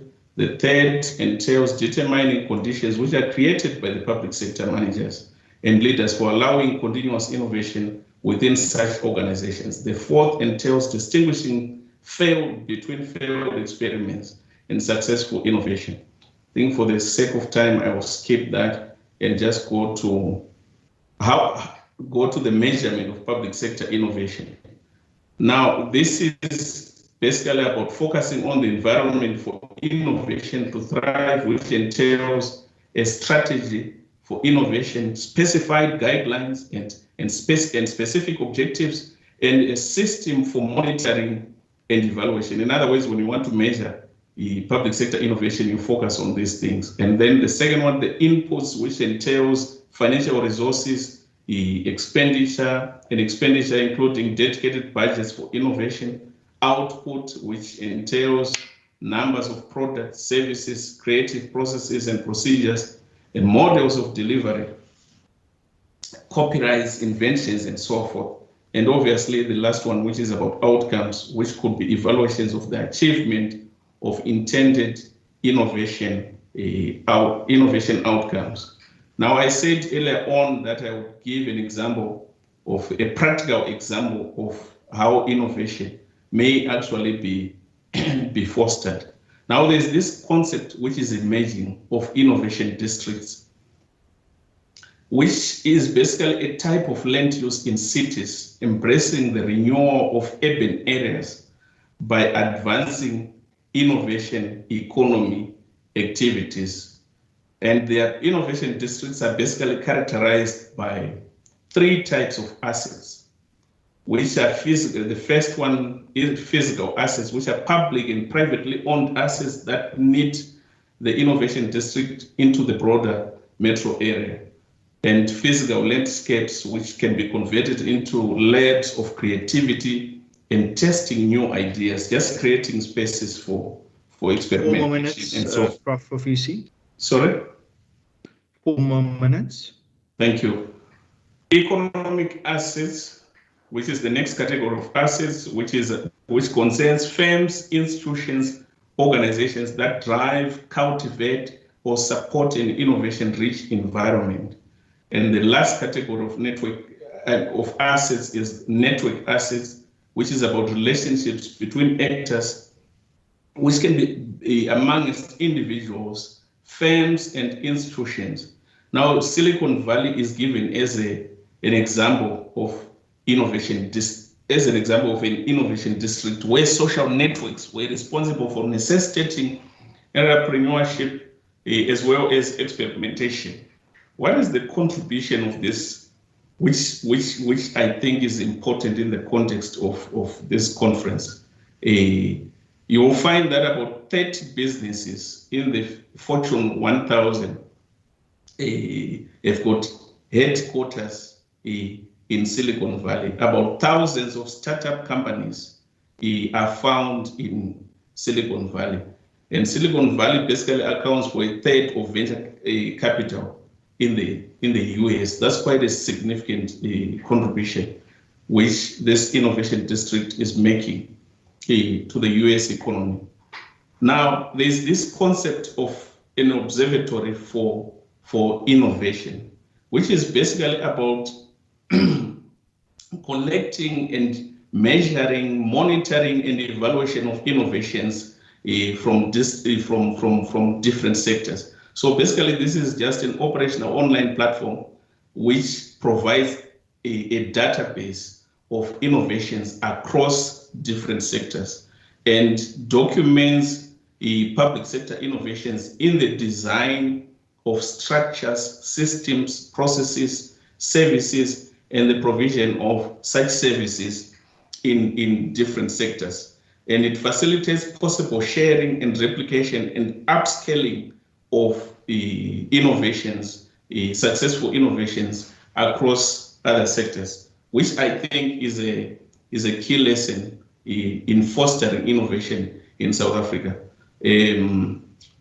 We developed a concept document of on establishing an observatory for public sector innovation, and we submitted it for possible consideration, actually, because I believe it is very critical in fostering innovation in the public sector. I will skip this and just talk briefly about some of the challenges that we have to bear in mind when we talk about innovation, lest we just romanticize the idea. Now you find that there's a reluctance to close down failing programs or organizations, or over-reliance on high performance as sources of innovation, and no rewards or incentives to innovate or adopt. In other words, if you want to see innovations in the public sector, they've got to be rewards, they've got to be incentives. Remember, I spoke about the need for HR policies which focus on this, and poor skills in active risk or change management, short-term budgets, and planning horizons. Obviously, if you want to drive innovation, you need to avoid that, and a culture of risk aversion. Now, as I draw to my conclusion, I know my time is up. I just wanted to ask a question, to ask colleagues at the conference a question. I hope I may find an answer to that. You know, I've just been thinking, you know, talking about innovation, is there any reason why we do not have, in South Africa, for example, or let me actually say even in Africa in general, or the global South in general, why we do not have a proudly made or proudly designed and manufactured a vehicle in South Africa? All that we have are vehicle assembly plants, meaning that we've got the capacity to some extent to design, right, and manufacture cars in this country. And at one conference, I was giving an example, and I was saying, if you look at our motorcades, for example, what kind of vehicles do we see there? What are we marketing? Can't we design our own vehicles and market them? Because we've got a huge market in this country. We just have to rethink our supply chain management processes, so that, imagine you have a situation whereby national government departments and provincial government departments procure such vehicles which are proudly designed and manufactured in this country. That is what thinking innovation can actually result in. Thank you so much. Thank you very much, Professor Hofisi. That was extremely, extremely interesting. And whilst you were talking, I mean, clearly the benefits and gains of having an innovative public sector. I mean, it's a given, right? We're going to have increased efficiency. We're going to have increased service delivery. Yeah. But whilst you were talking, I was thinking about the public sector, but I was also thinking about the private sector. Right? In the private sector, what is innovation? Innovation is the glue that binds your productivity and your competitiveness. Right? I'm not going to ask a question, just want to make this comment. So in terms of, yes, fostering innovation within the public sector is very, very important insofar as government using IT, technological tools to expedite processes, particularly within the supply chain management realm. Right? That is going to have direct bearing on service delivery, but also importantly on making tenders or economic opportunities within the private sector more quickly available. All right. Those are just my very, very brief comments. What we're going to do now, I have a very, very short Q&A. Professor Fisi, I haven't seen anything just besides one question for you to share your slides. So you can just make it available through to us, to Laurentia, and then we'll forward that through to everybody else. With that, thank you very much. Excellent job. It really is appreciated, and you can see why you got your PhD, because that was excellent work. Thank you. So next on the list is Ms. Annika Modleng. Just a very brief profile of her. She is a wife and a mom of a beautiful boy. She's a PhD candidate at the Northwest University at the School of Government Studies. Research interests include digital innovation in the public sector, disaster risk management, public policy and public sector human resource strategies. And her aspiration is to build innovation community networks for improved collaboration. She will be speaking to us today about the use of innovation and technology to drive economic development. With that, I'm handing over to you, Annika.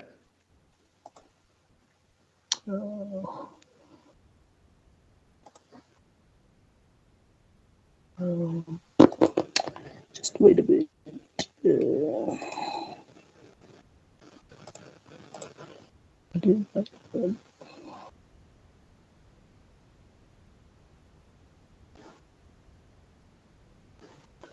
I don't know what's going on here now. Okay. No, okay, we're all good. We're all good. Let's see your beautiful face as well. You are doing absolutely stunning. Thank you so much, Meloskis, about that. My name is Onika. As you already said, I'm a PhD candidate at Northwest University. My task is to unpack the use of innovation to drive economic development. First, I want to start by defining economic development. Sorry, Annika, can you put it in presentation mode, please? At least a little bit small. Thank you. Is it there? Can you see it now? Yeah, we can see it, but if you can put it in presentation mode. Yeah, right at the bottom over there next to where you increase or lower the size. Okay. Is it better now? Are you able to see it? Yeah, no, we can see your presentation. I'm just saying that in terms of putting it into presentation or slide mode. Yeah. So you need to reduce the size and just put it into presentation mode. So look on the far right bottom corner. No, 100%. Okay. Yeah. So right at the bottom on the far right hand side corner, next to that minus sign, can you see that? Right at the bottom, right on the right hand side of your screen over here. You see the minus sign, and next to the minus sign, you see this little, I don't know what you can call that. Yeah, just press that little next icon on your left hand side from the minus sign. From the minus sign, yo, I'm not getting lost here. Right at the bottom on the right hand side. No, don't worry, you're all good. You're all good. Yeah, I'll get it. I thought I did the right thing here. But it's Through you, Chair, Monica, when you go down, you see there is a cup there, something that looks like a cup. Just at the bottom of those, yeah, right at the bottom of your screen, you would see then those apps that you see down there. Kundali Air Cup, just go to that one. Air Cup. I'm trying to get things right, but right at the bottom. You see where there's a minus and plus sign, just next to that. You see there's 70%, there's minus, there's plus, just next to minus. I can't see her cursor though. Yeah, that's what I'm thinking. I think I've lost something here. Yeah. I'm sorry guys for that.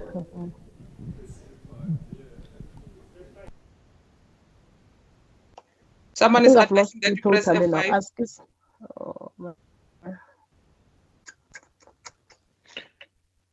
Monica, do you hear what Barbara said? You must press F5. First. Yes, I'm on time, but I can't see what he's saying. She says there's a minus sign somewhere that I can't see. Is Okay. it on the screen? Onika, are you able to fly to a presentation again? If not, we can help from you outside. We don't because I've changed some things from the presentation, so I'm now wanting to do it from this side. Can you try sharing again because it's not visible?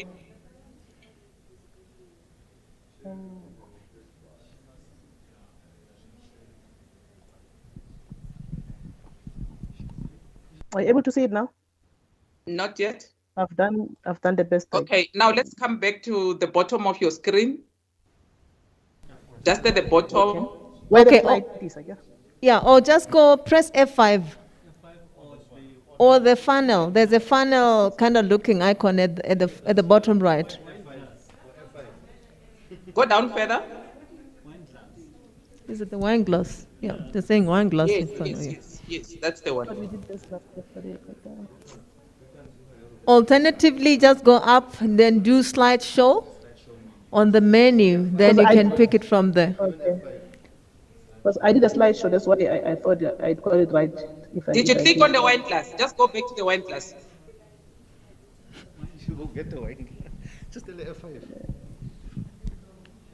F5 will work. I went to the wine glass, yeah. Oh. Okay. Now it's stressing me because I can't find what I'm looking for. Press F5. Okay. Is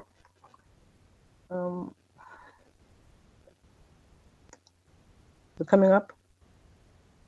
Because here it's saying stop sharing. It is sharing, so I don't know what might be the problem.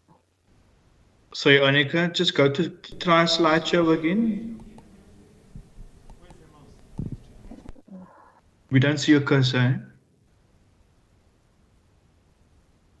No, everything is fine. You're gonna get there. Don't worry. You're gonna get there. Just go to slideshow and just click that button, and yeah.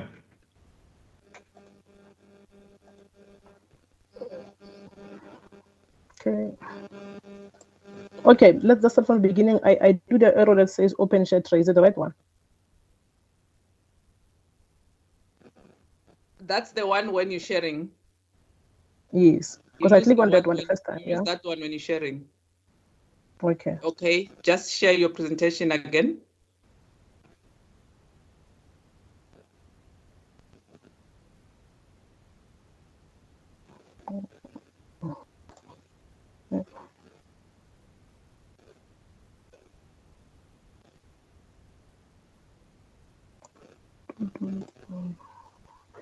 Okay, I don't know now.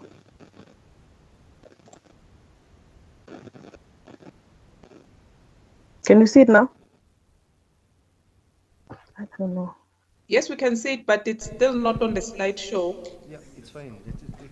Onika, I've sent you a photo of the wine glass. I've sent you a photo of the wine glass. Yeah, because I thought maybe I get it right. I know it, but since Check your WhatsApp and click on that. Okay.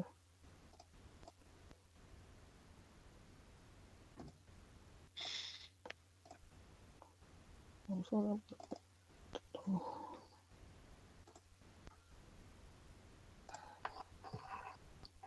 Yeah, the wine glass one is okay. Is it this one? Okay, so Onika, maybe let's proceed with it as it was. Yeah, it's fine. I'll just email it to you now. Please help me that site. Can you please do that? Have you sent it? Because I've just checked. We haven't received your presentation. I sent the previous one. I can send it now so that you can check from the site after the other speaker is done. Is it fine? I'm really sorry about that. Annika, but like the program director just said now, just continue, just put the share and then you continue and then we can help you along the way. Okay, so just do that quickly. Just share and then you speak to the presentation. Okay. Okay. Sorry about that. Okay.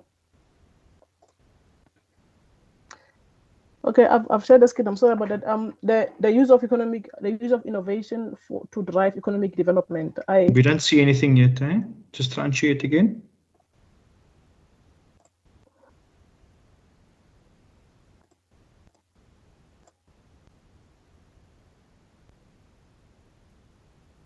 There, it's coming up. Thank you. Beautiful. Continue, Annika. You got this. Okay, I'm sorry. Okay, the use of innovation to drive economic development. Firstly, economic development is the expansion of capacities that contribute to advancement of society through realization of individuals, firms, and communities' potential, meaning you must be able to innovate that whether individual firms or the community.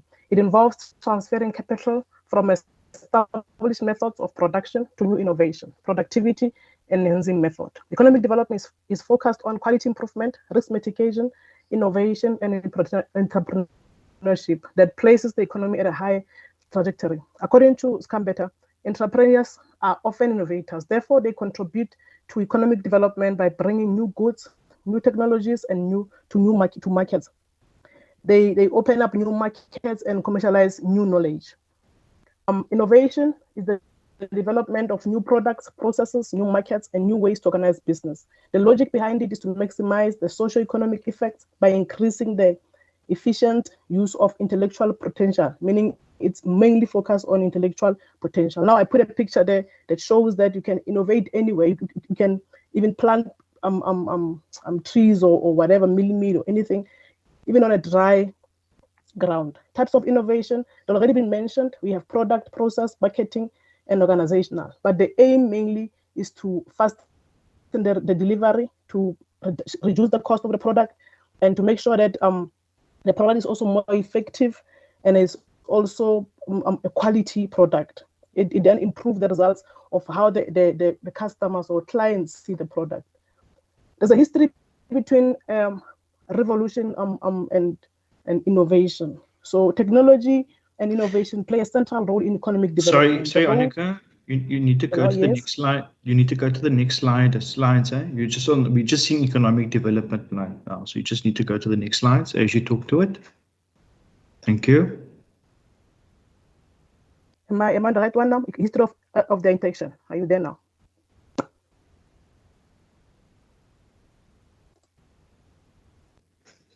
It's not coming up yet.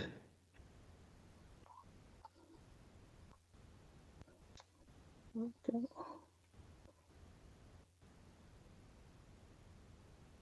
I'm on the okay. Can you just check the history of interaction of their interaction?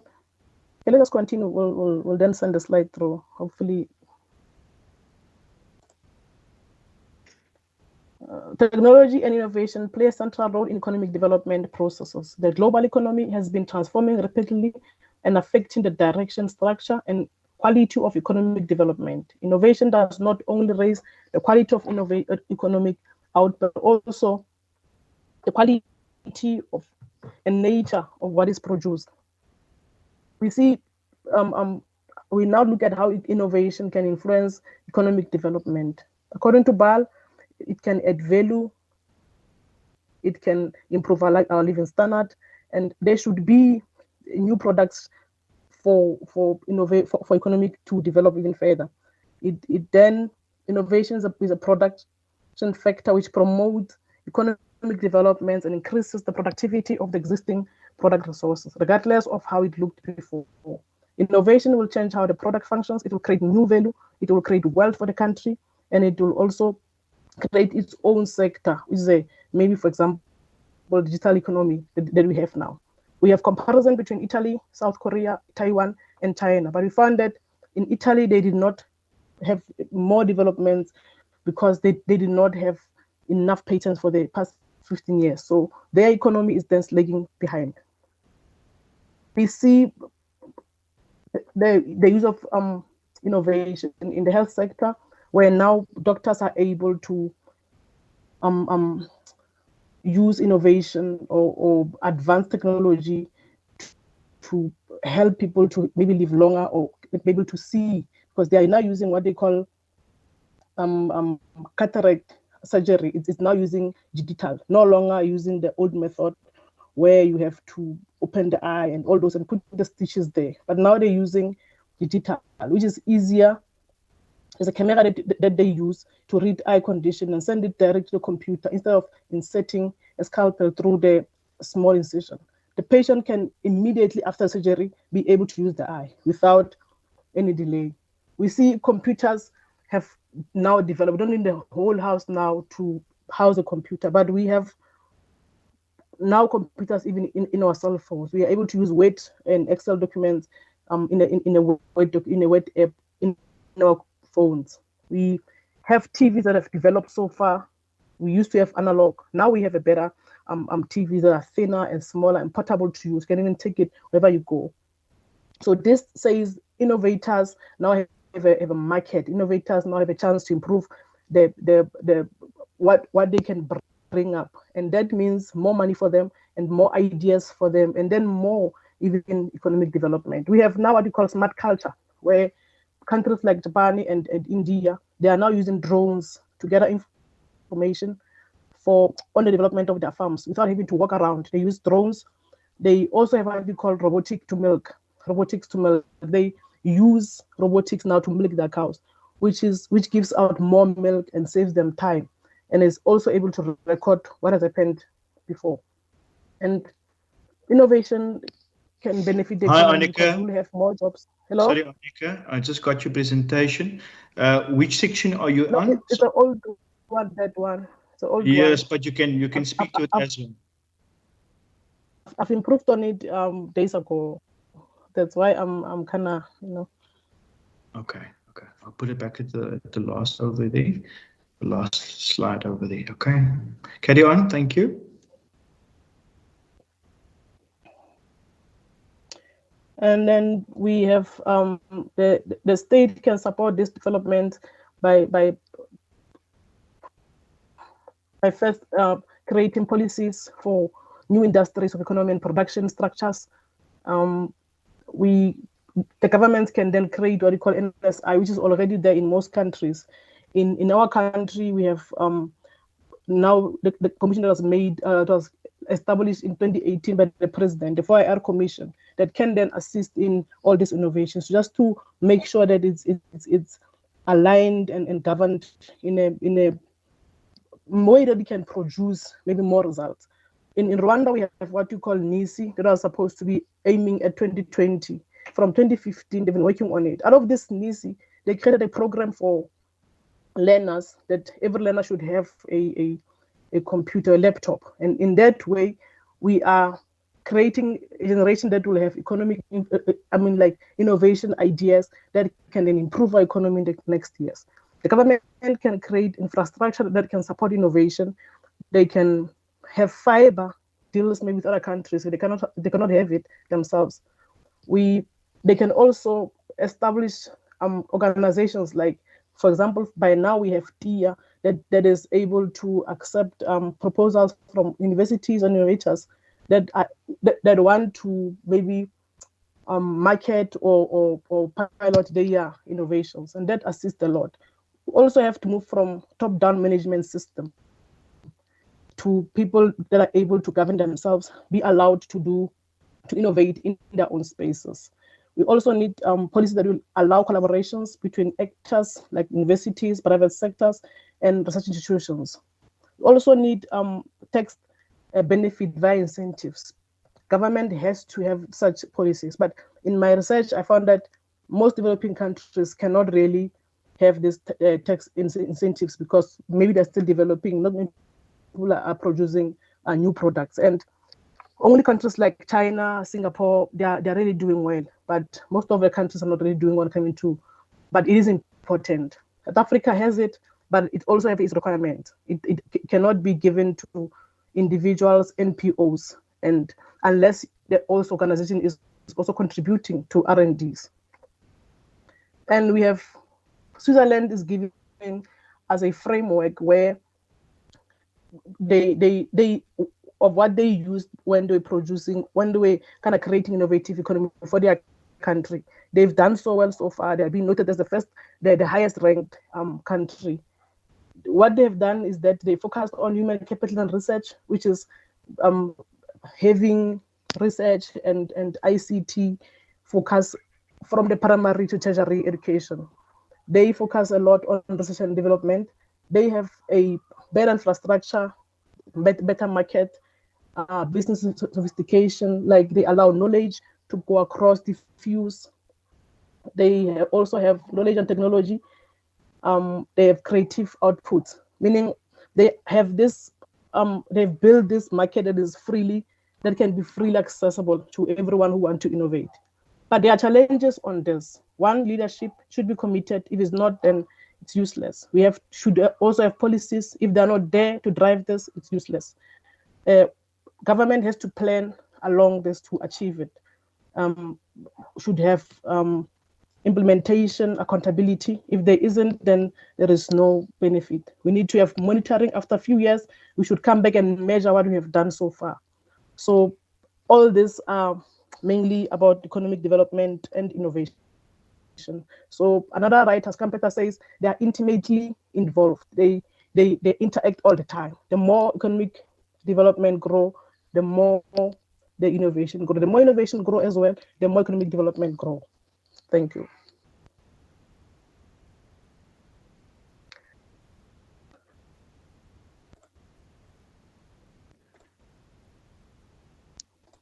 Thank you very much, Annika. We understand the technical difficulties over there, but you did very, very well under trying technical conditions. So yes, I don't see, let me just take this off quickly. Let me just unshare. I am going to be looking at the chat over there if there are any questions. Annika, what I would say is you can maybe just share the presentation with us. In turn, we will forward it through to anybody, including your email address. And then if there's follow-up questions, they can just send an email through to you. But very, very well done. And good luck with your PhD, your thesis. From that, we are going to be moving over to, there is no questions. We are going to be moving over to Ms. Barbara Ziani. She is the Economic Policy Director at Gauteng Economic Development and Tourism, Department of Economic Development, not tourism. She, just a very, very brief profile of Ms. Ziani. She's a God-fearing lady who absolutely loves to spend time with her son and her family. As I mentioned earlier, she is currently the Director of Economic Policy at the department. She holds a master's degree in economics and is currently studying towards a PhD. She will be speaking to us about the conceptual framework for government of regional systems of innovation in Gauteng's global city region. With that, I'm handing over to you, Barbara. I see that you got the screen on already. You can just unmute.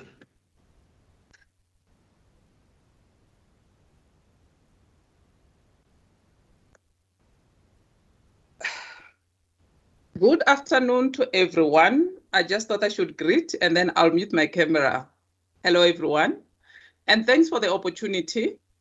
Let me just quickly sort out my screen issues again.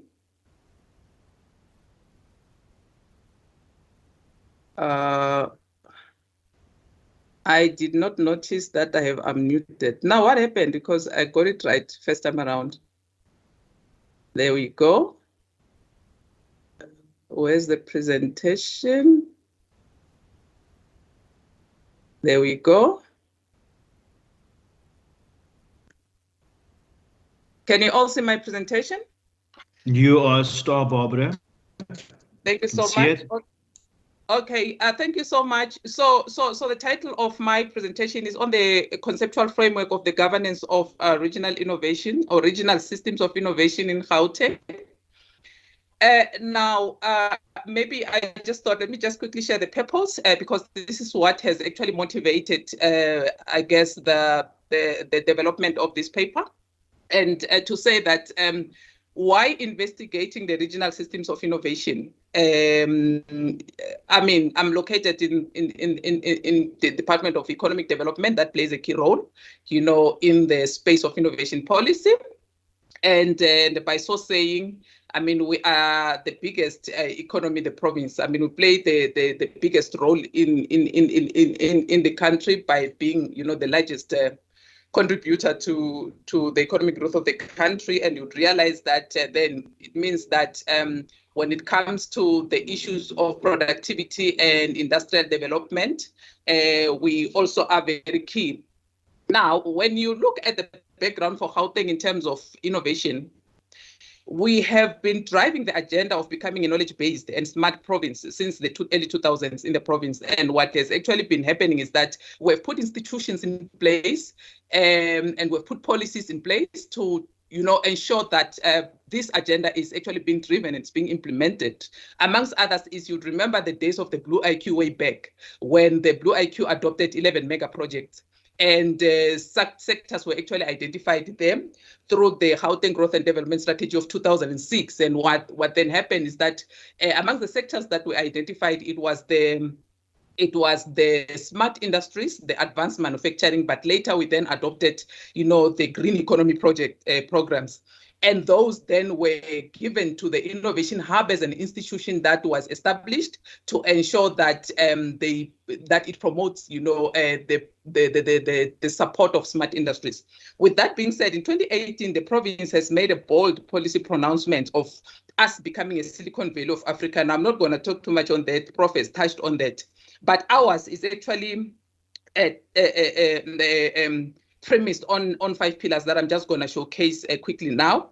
And with that in place, you would see that we are moving more and more towards, you know, digitization programs, you know, in the province, especially given the advent of the 4th industrial revolution. So these 7 pillars are basically talking about setting up a high-tech SEZ and incorporating the elements or components of innovation within them. So there are 4 components of innovation. Innovation lingo, we call it quadruple helix. If it's only 3 components, we call it triple helix. Who are those? That is the business, that is the industry, that is the academia. These are key components that are playing there. But also we are looking in terms of moving towards high internet speed and ensuring that we partner with ICT companies to provide broadband in the province, and looking at providing digital skills. I mean, these are very critical in driving the innovation agenda and eventually 4IR agenda. And further to that is that we are seeking to achieve 100% government services, seeking to ensure that 100% of government services goes digital.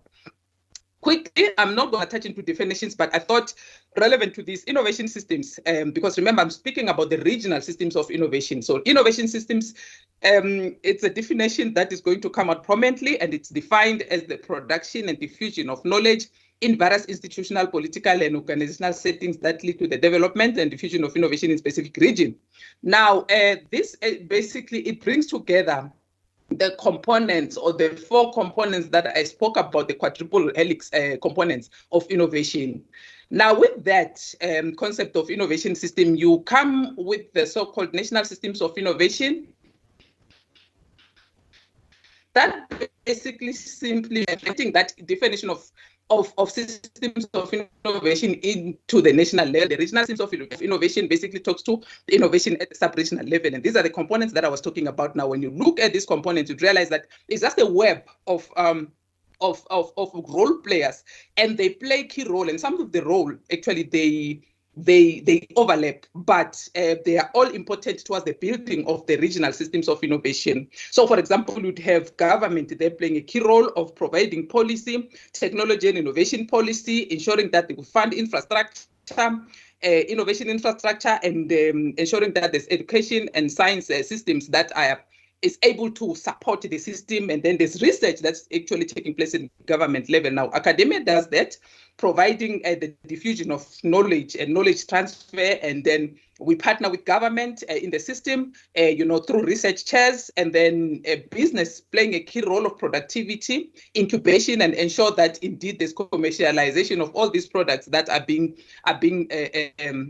innovated. And then you have society. Society in here, we call them civil society, basically because they play as a key agent between the three components of the innovation system. They are the key component that basically bring, for example, out the type of innovation that one can find on the ground that otherwise could not be discovered by the three components. And they actually lobby, for what the society requires in terms of the systems of, or within the systems of innovation. And what's important to notice is that policy dictates that sectors are being identified, and even nationally, policies, sectors are being identified or have been identified, and we have also identified sectors at the provincial level, and these then we then get the state to channel resources, to channel incentives that are basically able to support these sectors. I mean, Onika touched into that. So I'm not going to talk to the legislature architecture, just to quickly say that currently we are guided by the white paper on science and technology.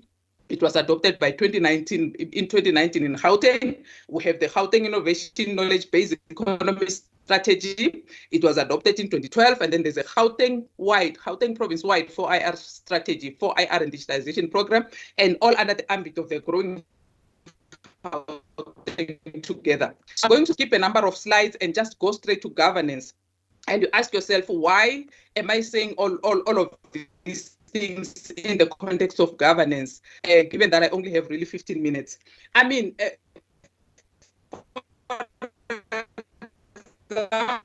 when we talk about the vision, for us at the provincial level, and what is critical is how are we going to get there from the governance perspective, and what building blocks do we need to put in place for now for us to be able to say we have a professional systems of innovation, by 2030 when we are sitting here. Now, with that, let me just quickly go through the literature around innovation. So what is basically happening is that Anstel and Gash, they outlining that there is a correlation between collaborative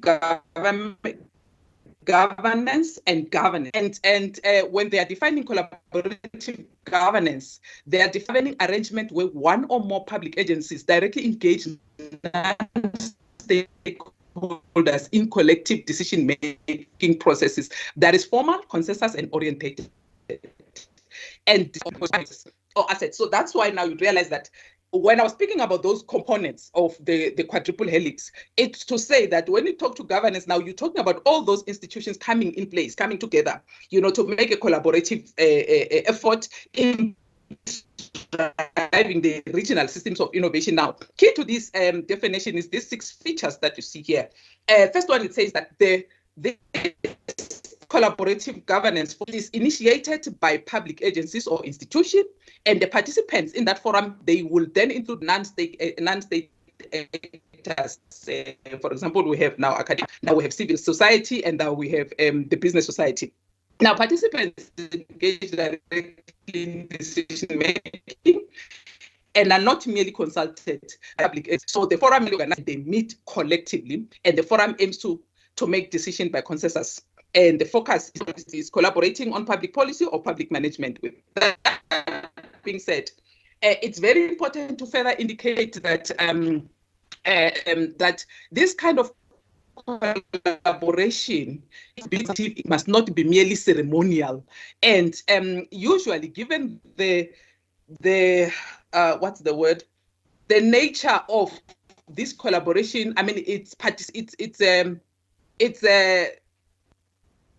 what is this word that I'm looking for? Stakeholders, they meet voluntarily. And for them to be able to participate meaningfully, there must be an incentive for that. And what is that incentive? They must be able to see that indeed what they are meeting for, what they're collaborating about, their inputs and their requirements in the national systems of innovation are actually taken seriously. So if that does not happen, then it becomes problematic, because then it means you can have a governance system that is not going to be effective. And once they realize that, then government moves alone to drive the regional systems of innovation at the provincial level, and then public sector does its own thing, academia does its own thing. Then we don't get to have a clue that it can. Now, further to this is governance. Now, governance refers to the rules and forms that guide collaborative decision making. And with that being said, so the collaborative governance, then it has to come to be formalized in some sort of a particular structure that would assist in terms of making a collective decision making. And then that means that no single individual is important here. It's a collective that is critical in this case. So now, Gushi and Governor, this is what they're saying, that innovation policy and governance are essential components of the national systems of innovation. And according to these authors, governance can be composed of 4 types of procedures. The first one would say that is objective setting, is decision making, is coherence, then steering and monitoring and monitoring and evaluation. And linked to that is now the governance. The task of good governance is to ensure that there is effective prioritization. Now, imagine all the agents coming together. Everyone has got their own interest, but at the end of the day, within the system, there has to be, a common,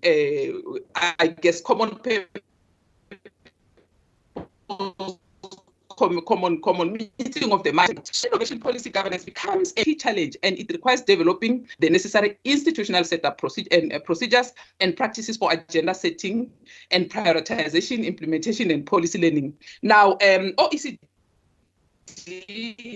further argues that the governance is really knowledge intensive, and as such, policy learning is very key to this element of a governance of innovation.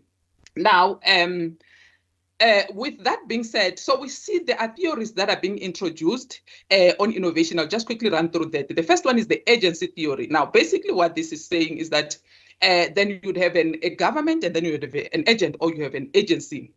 Now, the agency theory, it views government as an agent and other network actors as the principal within the national or regional systems of innovation. So the agency theory is similarly concerned with resolving 2 problems that can occur between the agent and other actors. And the first problem arises when the objective of the principal and the agent conflict, and it is difficult or expensive for the principal to verify the agent's behavior. So I think this would be then in the case of where you have a situation of, for example, it should be the department, it should be the agency, or it should be an agent or some sort of a PMO that has been established to be able to oversee, a whatever particular, and in the case, I would say the regional systems of innovation. And the second problem is the risk sharing problem that arises when the principal and the agent may prefer different actions because, of different risk preferences. Now, this research further argues that, you see, in this context, you'd have an agency, if it's given more powers, it can be able to implement, or an agent being able to implement things that are not in the interest of a shareholder.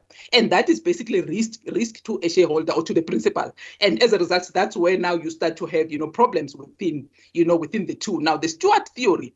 It focuses on governance structures that facilitate and empower the use of monitoring and controlling tools, meaning that what this is saying is that it supports the interest of the stewards instead of the interest of the national systems of innovation. And this, in fact, it has been reprimanded by Solomon and Solomon when they're saying, look, it would be very detrimental if we were to follow this approach, because then it means the interest of the national systems of innovation will not actually be undertaken. Now you have the stakeholder theory. The stakeholder theory, it basically looks at what kind of stakeholders are required that can be influenced, or they can influence the activities of the organization of the or the national systems of innovation. And stakeholders approach focuses on the entire network of formal and informal groups that determine how control is exercised. Having said, why am I giving you all of this? Why am I saying all of this? Why is innovation governance important? Why did I choose, for example, to even talk about innovation governance? Why can't I talk about maybe sectoral innovation governance, etc.? Now, the reason is because, like I said, there are different agents within the system. They are playing critical role.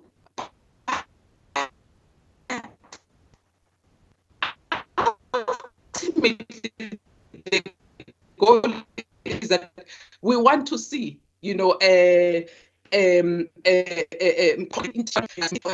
in the system taking place. And this is what OECD is trying to say that, look, holistic consideration of the national as a whole, looking at components and relationship between them, is still missing. So that's basically where the gap is. We do not have that. Yes, we have the regional systems of innovation, and when it comes to the issues of governance or looking at how to bring cohesion amongst these components, that is one thing that is missing. So effective policy coherence, coordination, and alignment is one of the main challenges, again, in the innovation governance, and that has been said by the white paper. Now, what then happens without innovation governance? What happens? Do we not need it?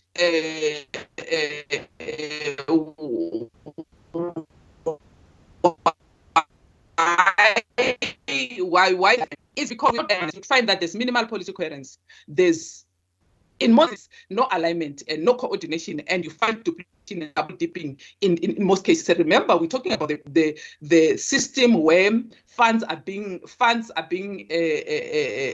pumped in. We're talking about a system where we're expecting that at the end of the day there must be technology productivity. We must see new products out there, being sold, emanating from innovation.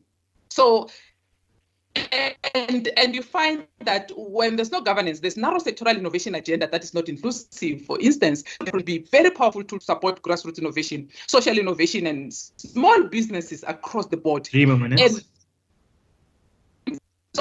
So basically to say that we really need to ensure that there's governance, so that we can be able to get the components to work together to support the system of innovation. What are the models in the regional finance? So what I found, my topic says it is a conceptual framework, but in the undertaking literature, what I found is that in most cases, regional innovation agencies are used as institutional governance model to manage innovation. So, for example, they have given a number of agencies. For example, there's Transport Development. This one is in the Netherlands. There's InnoBask and Society of Industrial Promotion Restructuring in Colombia. And these agencies are responsible to develop, implement, and advocate and govern the innovation policies in their respective countries. So, is this model working? Some of the models, they showcase how powerful the triple helix approach can actually become a resource to implementing successful regional systems or national systems of innovation. Now, what are the gaps in the literature? So globally, you find that the literature points to the models of the RSI governance using the agency and stakeholder theories, as I've indicated. And for example, in the continent, I further looked at what is happening, just as an example of Rwanda and Kenya. There, they have frameworks for innovation governance in sectoral in sectors. For example, they're focusing on ICT. OECD, though, does provide framework for public sector innovation. You heard from the prof's presentation, but they're saying governance of innovation, more reference is made to institutional architecture of the national systems of innovation. And when you drill down into South Africa, you look at chapter 3 of the white paper. It has outlined the institutional frameworks of implementing national systems of innovation. But in terms of governance, they are saying that a framework for governance of public sector research institutions will be developed. So now the question is, do we now have the governance of the national systems of innovation? So many institutions, committees, and forums, for example, they have been established by the national government, etc. And I think that the concern that I was actually putting in place is that, remember the incentives that I spoke about, when you have, again, many institutions that seem to overlap and you are trying to manage and govern, you end up in a situation where you're inviting more or less the same players. These are the same players and they're expected to give the same input at the end of the day, we're achieving less. Now, let's quickly look at the institutional arrangement for,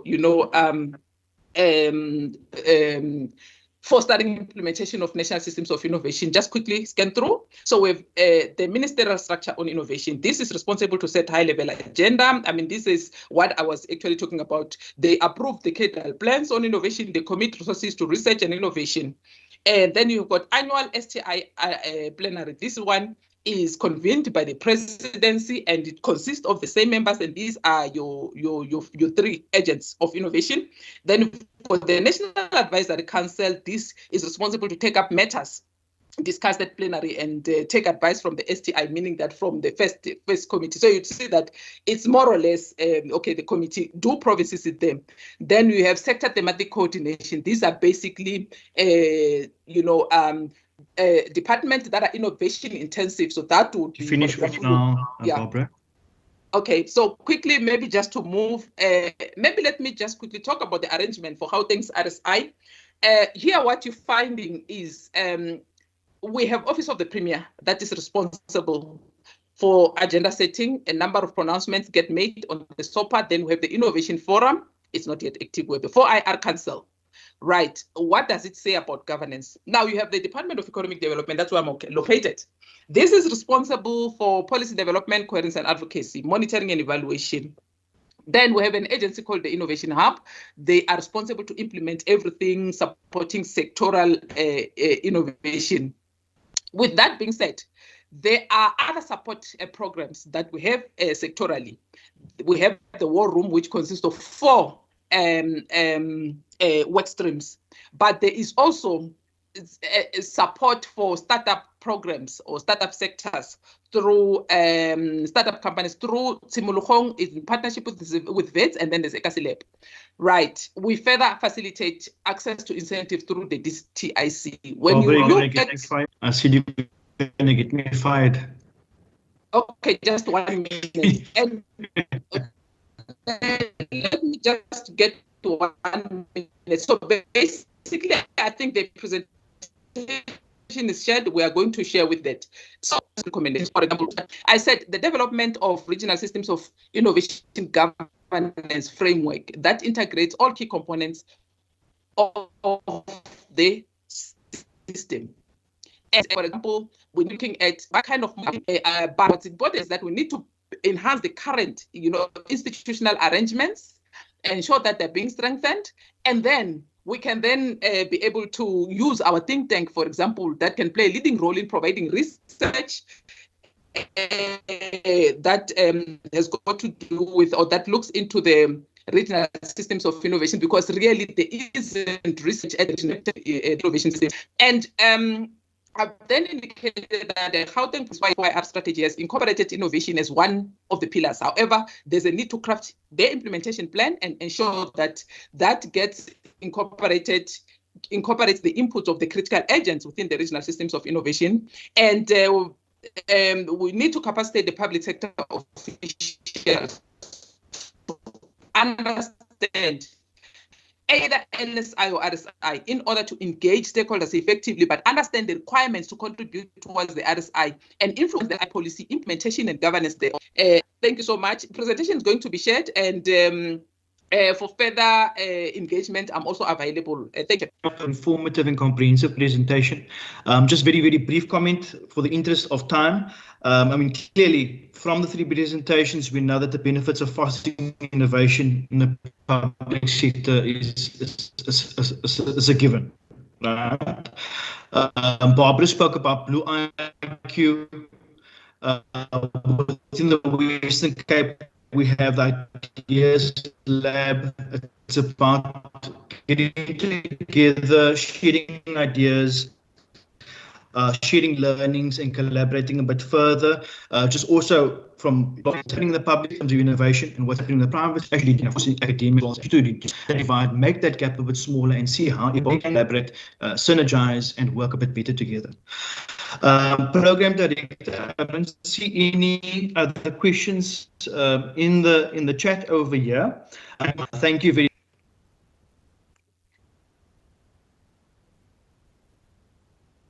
Okay, thank you, Gashan, for that. You have been a superb moderator. So we have come to the end of today's session, but I'm immediately going to hand over to the Deputy Chairperson to close off the session officially and tell us what to do. I think there is a bit of work that we're going to have to do in the afternoon. So let me just hand over to him. Mr. Kobe?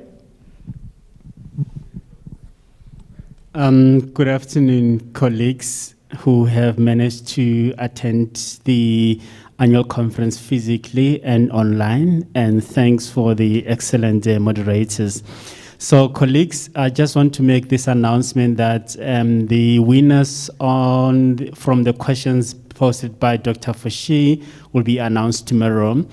And as of now, I think on the section on innovation, I'm still intrigued by the quotation from Prof. Office's presentation that says, if the idea is not absurd, then there's no hope, according to Einstein, which is quite brilliant. So we just need to see what other innovations we can actually try to normalize. Colleagues in here, we are actually breaking for lunch for 30 minutes, and then we'll be having the AGM from Kodabas 2 today. So we'll be coming back here, and I would like to ask the members to come back at Kodabas 2, log on at Kodabas 2, those who are online and those who are physically here, so that we can actually conduct the business of AGM. As you know, that Gauteng has actually led the PSEF for a period of 2 years, so we would like to hand over to the next province, and those matters will be handled during the AGM session, which will be commencing at 2:15. So for now, we'd like to break for lunch. Thank you so much.